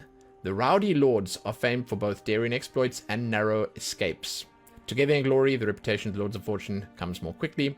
Healthy competition, deal increased damage versus mercenaries, and relentless, perform takedowns on enemies with slightly less effort. The story. Seeker of Golden Glory. When a corrupt Rivaini noble double-crossed Rook, Rook escaped a collapsing ruin, turned the tables, and destroyed a dangerous artifact. That sounds a little more exciting. A rising Lord of Fortune skilled at breaking into lost tombs and ruins, Rook killed a corrupt Rivaini noble to prevent an ancient evil from being given to the Venatori. Her actions were correct and saved the lives of expedition members, but some Rivaini nobles were resentful. I'm sorry if I'm pronouncing any of this wrong. Because of the success of the Lord's expedition relied on Rivaini's authorities looking the other way, it seemed wise for Rook to step away while tempers settled. Cool. Then we have the Morn Watch. Rook is a Morn Watcher with the surname Ingelvar. The elite necromantic order. Really? Look at this armor though. Wow. Only now that I look at the picture do I see necromancers, but I didn't see that looking at the armor. This elite necromantic order explores the mysteries of life and death and tends to the undead in Navara's sprawling grand necropolis. Recognized name, gain reputation with Morn Watchers more quickly, return to the grave, deal increased damage versus undead and demons, and then acute afflictions. Can apply additional affliction stack on targets. The story here, Defender of the Dead. When restless spirits threatened the inhabitants of the Grand Necropolis, Rook took decisive action to protect both the living and the dead. Discovered by undead inside a Grand Necropolis tomb, as an infant, Rook was raised by Mornwatch necromancers, eventually joining the Order. During a civil war between undead nobility, known later as the War of the Banners, she led a daring attack on the rebellion's dueling leaders. It was a success, quelling the war and saving lives, but Rook's destruction of these undead nobles was controversial. Some Mornwatchers feared Rook had offended the Order's aristocratic patrons and encouraged her to travel for a while. Just travel for a while, yeah. Then the Antivan Crows. Surname Deriva, that's really cool, oh my god. Rook is an Antivan Crow, swift knives in the dark. The Crows are ruthless assassins, both respected and feared as Antiva's shadowy protectors. Under their wing, more reputation with the Crows. Open contract, deal increased damage versus Untarm, and then Hidden Pouch holds an extra potion. Backstories: Assassin Extraordinaire. When the invaders of Treviso took people captive, Rook was determined to free the prisoners at any cost. A talented new crow, recently promoted to full membership, Rook chafed at the cautions of her commanders, especially with her city occupied by brutal soldiers known as the Untarm. When Rook saw a patrol herding along captives one night, she leapt into action. Despite saving lives, however, Rook had unknowingly compromised a larger crow operation against the Untarm. Rook's superiors were incensed. Sidelined for her actions, the young assassin searched for new ways to prove herself. Huh, that's actually a really cool one as well. I mean, come on, they're all really cool, and they look amazing. So, yeah, for the purposes of this, we'll just jump in with the Grey Wardens, and we'll continue to the next menu. Next up, we have the Playstyle options. This is basically the glorified difficulty option screen. They just present it so beautifully that you don't even know what you're looking at. And you don't feel bad about picking any of the others. Not really, because the picture is still cool.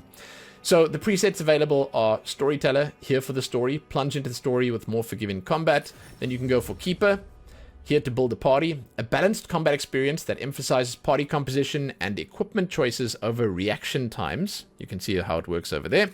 Then we have Adventurer, here for action and adventure. A balanced experience that places equal emphasis on combat, party composition, and equipment choices. Then we have Underdog, here to push the limit.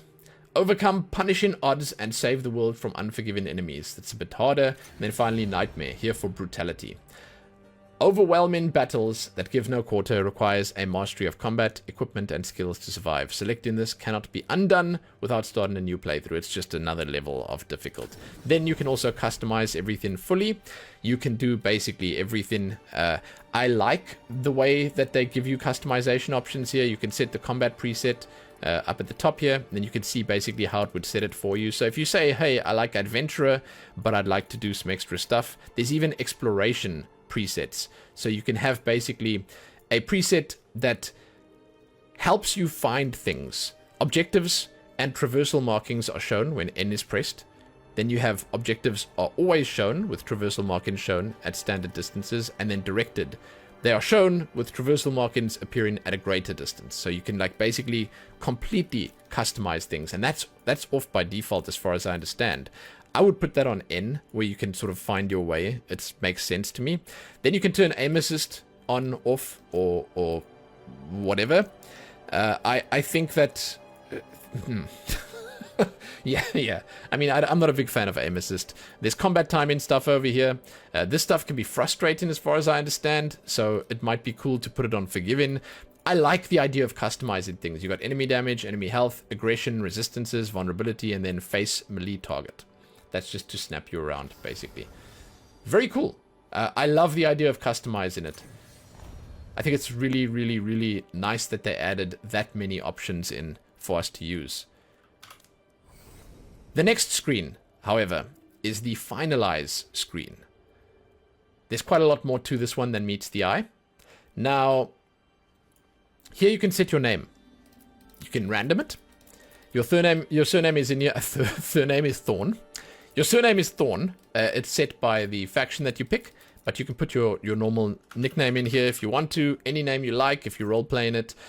You go for what you want. Then you can choose the voices. I've been waiting to do this. I'm pretty keen to hear these, because these are the voices that you're going to be hearing a lot of. The game is fully voiced in that way. Your character is going to be talking, so let's give them a quick listen. You can also change the pitch of the voices. I usually recommend not changing the pitch, because you want to keep with what they put in initially, what they want. But let's give them a listen quickly. I'm going to go through them, and I'll stop talking for a moment. Time to get to work. What's he been saying now? Well, we're not in trouble. Let's move. Well, we made it. I am happy we're here. Hi. We'll be working together.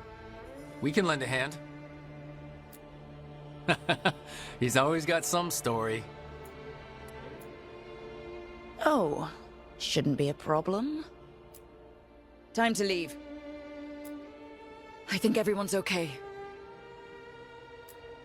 Can't believe we finally have a moment alone. I'm happy to see you. It's all under control. There's no way that's true. Sure we'll never see that again. Keep going. We're alive. That's what counts. Alright. As I mentioned, I don't recommend changing the pitch, but I will let you listen just for a brief moment to what it sounds like if you do that. It's not as bad as other games. A lot of other games really ruin the voices when you change the pitches, but let me show you what it sounds like. We're alive.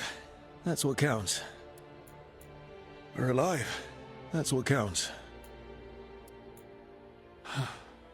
We're alive. That's what counts. We're alive. That's what counts. We're alive. That's what counts. They sound okay. But again, I recommend using medium for this. That's what counts. It just makes sense. That's basically it for the options here. That's what you've got. However, there is one more step. So you do get to customize your Inquisition playthrough, your Inquisitor, And this is its own whole thing. You customize the main character and a few events from the previous game, Dragon Age Inquisition, and this will have some minor effects on the story, but you can just leave this and it'll play itself out. You can. You can just ignore it if you don't feel like it. But if you care about what happened in the story, if you care about how things played out before, you can jump in here and you can customize your Inquisitor. It's really cool that they allowed us to do this. However, this is another full character customization, which is just insane. So, Murderer, Herald, Judge, Savior. These were some of the titles heaped on the Inquisitor as she led the force that challenged nations. 8 years ago, a catastrophic breach in the Fade, realm of magic and dreams, threatened the world. Through circumstance, or some claim, fate, a woman rose to lead an organization known as the Inquisition. Traveling many lands, rallying people to her cause, the Inquisitor closed the breach and stopped the villain behind it. She was advised throughout by an elven mage named Solus. The Inquisitor discovered, however, that Solus was in truth an ancient elven god, Fen Harel, the Dread Wolf. He planned to restore things to their primal state.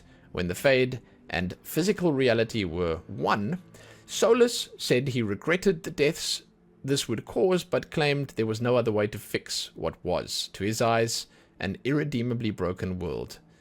After that, the Dread Wolf vanished, but the Inquisitor swore to find him. So, we get to jump in and make some changes. First things first, this is the Inquisitor right now. This is the base one that they give you. Its name is Alana Lavallan, an elf. Inquisitor Lavallan came from an elven clan in the wilderness. An able hunter, her skills were put to the test battling demons and other monsters as head of the Inquisition. So, you can edit it. You can customize it. This is a whole different character creation or customization scene. You can make your character male or female, obviously. And then you can pick between human, elf, dwarf, and Qunari. All of it. You can do that. And each of them have their own story. That's sort of the backstory that shines through. They do have the standard descriptions here for all of them in, but you don't really need to hear those again. You've definitely seen enough of them. They have some beautiful art, as you may have noticed. What this is, however, in essence, is a chance to just customize another character. So, for the purposes of this video, let's make our Inquisitor a female elf. Sure, right? We pick that. Then, we customize. And, I mean, we really customize. It's all here. That's going to be our Inquisitor. We can jump in, and we can do another full customization round. Full customization round. It's all here, as you can see. Same as how we just did. It's all here again. If you're happy with your Inquisitor, and you are good to go with it, then you select it. You can take one of their presets. I actually had this preset selected just now. And then you can jump in and you can finalize the options. There are 2 voices that you can pick for them. And you can randomize the name or put your own one in. The voices, here they are. I won't let this stand. We need to move! It can't end like this. It's good to see you again. I won't let this stand. We need to move. It can't end like this. Those are the female ones. If you want to hear the male ones, I can play them for you right here, like this. As far as I understand, it should play. It's good to see you again. No. My bad. My bad. My bad. It's because we chose the preset on I must go one more page back. I'm so sorry. Here we go. We go one more back. We set it to man. Then we jump in. And then we pick an elf. That's actually a beautiful... That, like, oof, man. Yeah. Yeah. That's a nice one. I won't let this stand. We need to move. It can't end like this. It's good to see you again. I won't let this stand. We need to move. So some decent voice choices, and obviously some decent choices for customization, because it's the same as the regular customization. When you're done here, then you jump in, and it will give you a little backstory for your character. Each of them has a different backstory for the race that you pick. It's obviously far less important, but they wanted to include some of the Inquisitor stuff in here, and that's cool. I like to see that, and hey, you get to customize even more stuff. So isn't that just the best? Now you get to do the world state. Firstly, you get to do your friendships and romances. It's basically romances. You choose who you wanted to romance. There are some that are locked, and you will notice that they are basically restricted to certain race or well, gender combos. So firstly, you have no romance or friendship. The Inquisitor was always busy handling growing forces, potential allies, and dealing with ever more dangerous threats. Right? Then you have Cassandra. Cassandra Pendergast was a member of the royal family, a knight who sought the truth, and a woman who loved deeply. A founding member of the Inquisition, Cassandra was a hardened warrior who brooked no fools. The Inquisitor, however, grew to know Cassandra's other side, a woman who cherished romance, passion, and the sincere connection they formed. So you can choose that as your romance, then you can continue. Then we have Cullen over here. A man haunted by duty's demands, Cullen Rutherford never expected to find love during his time in the Inquisition, but he did. And this is not a very flattering picture of him. I just want to say that. He definitely looked better than that. I remember Cullen. For him, you need to be a female to be able to romance him, a elf or a human. Then we have Dorian over here. When the Northern Mage came to the Inquisition looking for help, he discovered a love, enduring and rare. There's a little story about it as well. The Iron Bull, soldier, spy, survivor. The Iron Bull was many things, even before a romance inside the Inquisition changed his life forever. There you go. Josephine, the ambassador from Antava, never thought she'd have time for romance until her adventures with the Inquisition. Sarah and the Inquisitor forged a lasting relationship that bested the chaos of the age. She was nuts. I loved it. The Inquisitor must be female to select Sarah as her romantic partner. There you go. Solus. Yes, Solus. He possessed knowledge beyond any mortal, yet even the Dreadwolf could not foresee what it would mean to fall in love. You can even have him here, yes, obviously. You must be a female elf to have him as a romantic partner. And then Blackwall. Warrior with many mysteries, Blackwall found himself hopelessly entangled in romance he was powerless to resist. Here you have to be a female. Any female. For the purposes of this video, we'll just select none, and we'll continue. Then you can select the fate of the Inquisition. Disbanded. The Inquisition grew too powerful too quickly for the comfort of the world's great kingdoms. They called the council, demanding it be brought to heel. So then you can have here either disbanded or given to the Chantry. So the first option is it was formally disbanded. The Inquisitor made a rare decision to give up power before it was corrupted any further. They saw that the Inquisition had grown so large that it had become easy for others to misuse the many resources at its disposal. The Inquisitor disbanded it all and let his people choose new paths on their own. Then we have given to the Chantry. Forces were absorbed into the body of the Chantry. It wasn't surprising when the Inquisitor relinquished the power to the Chantry. The Inquisition was founded by one of its most faithful knights, and had ties to its newest leader, Divine Victoria. Some members of the Inquisition simply became part of the Chantry hierarchy, while others went their own way. So we'll take disbanded here, and then we'll continue. Then we have the Hidden God. When Solus told the Inquisitor he intended to merge the physical world and the Fade, he admitted this would cause death and destruction. Despite insisting there was no other way, Solus did not relish the cost of lives. Then we have these two choices here. We vowed to stop Solus. Solus vanished in order to put plans into motion. The Inquisitor pledged to stop him. The Inquisitor declared that the danger Solus posed was so great, he had to be stopped no matter the cost. Even though his influence had diminished, the Inquisitor still had contacts and old friends who began to hunt for the Dreadwolf. Then vowed to save Solus from himself. Solus vanished in order to put his plans into motion. The Inquisitor refused to give up on him. The Inquisitor believed he saw genuine regret in Solus and he didn't truly want to go through with his plans. He vowed to save his friend from dooming both the world and himself. The Inquisitor's influence had diminished, but he still had contacts. Yeah, so they hunted for the Dread Wolf again. We'll take this one for now. Then we are done. That is our Inquisitor. That is what will show up in our world. Those are the choices that will follow us and or haunt us. And that's actually going to lead us to the summary. Can you believe it? Here we are at the end. We are, quote, Rook, unquote. Lumen Thorn, human, identity, woman, she, her, class, warrior, Grey Wardens, it's all there. This is just a nice summary. And from this point, you can actually just, you know, make sure you've got everything good to go. You can change the Inquisitor and the Inquisition choices again. It's just a quick opportunity to look back. That does, however, bring us to the end of this video. What I will say to you right now immediately is that you can keep watching after I finish the outro to see my custom creations, the ones that I've made for the thumbnail or whatever. There won't be a lot of them, but there'll be a couple. Check those out if you'd like. Otherwise, hey, thanks for joining me. This is something special. Dragon Age the Veilguard has potentially the best character creator that I've seen to date in so many ways. Not in all the ways, because it has a very distinctive art style that will obviously not appeal to everyone.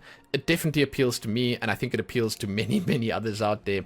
And technically, what they've got on show here is just phenomenal. It's far and above so much of what's out there.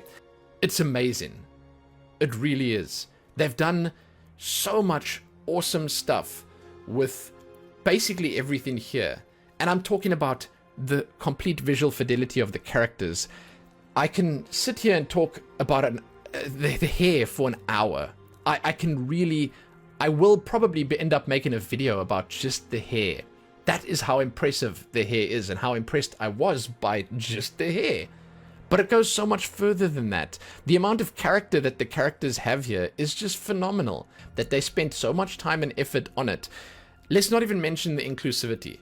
They have really covered the bases where that's concerned, with everything out there, with everyone out there. You want to feel comfortable in a role-playing game, you come play this. You will feel comfortable, and you will find something that appeals to you. I love it. I really, really love it. It's awesome. They did a great job. So, big thumbs up to BioWare. I'm not going to speak on the game all that much here. I will just say I'm very excited to see how it is. I love the character creator, and I appreciate all of you guys. If anyone made it to the end and managed to watch the whole thing, thank you. It means a lot to me. And hey, I hope you enjoyed it as much as I did. Again, so much of what we've seen here is just so cool. The engine that they've built this on, the visual fidelity, the overall just graphic style that they went with, the art style for the models and all that stuff, the way that they brought the races back to us in such a great fashion. I love it, I love it, I love it. So I'd love to hear what you guys think as well, whether you have good or bad to say. In terms of any criticism, there are just a few minor things that I've mentioned throughout the video. A way to share characters could be cool. I wouldn't mind being able to just export a character and share it with someone else over the internet. The tattoos could be a little brighter. That's one thing I mentioned multiple times. One thing that I didn't talk about all that much is maybe bigger boobs. I think some people are feeling a little left out. Can't really be represented in that fashion in this game. I don't know why they didn't really allow you to go much bigger than they do, but that's about it. That's really all I can think of off the top of my head. So, hey guys, thanks for joining. Thank you. Thank you. Give this video a like, share it, do all that other good stuff. Subscribe to the channel if you haven't already. If you'd like to find my links, you can find my Ko-fi page below and my Twitch channel and all the rest. If you guys are jumping into Dragon Age Veilguard, please enjoy. And please, let me know. Let me know how it is for you. Happy that.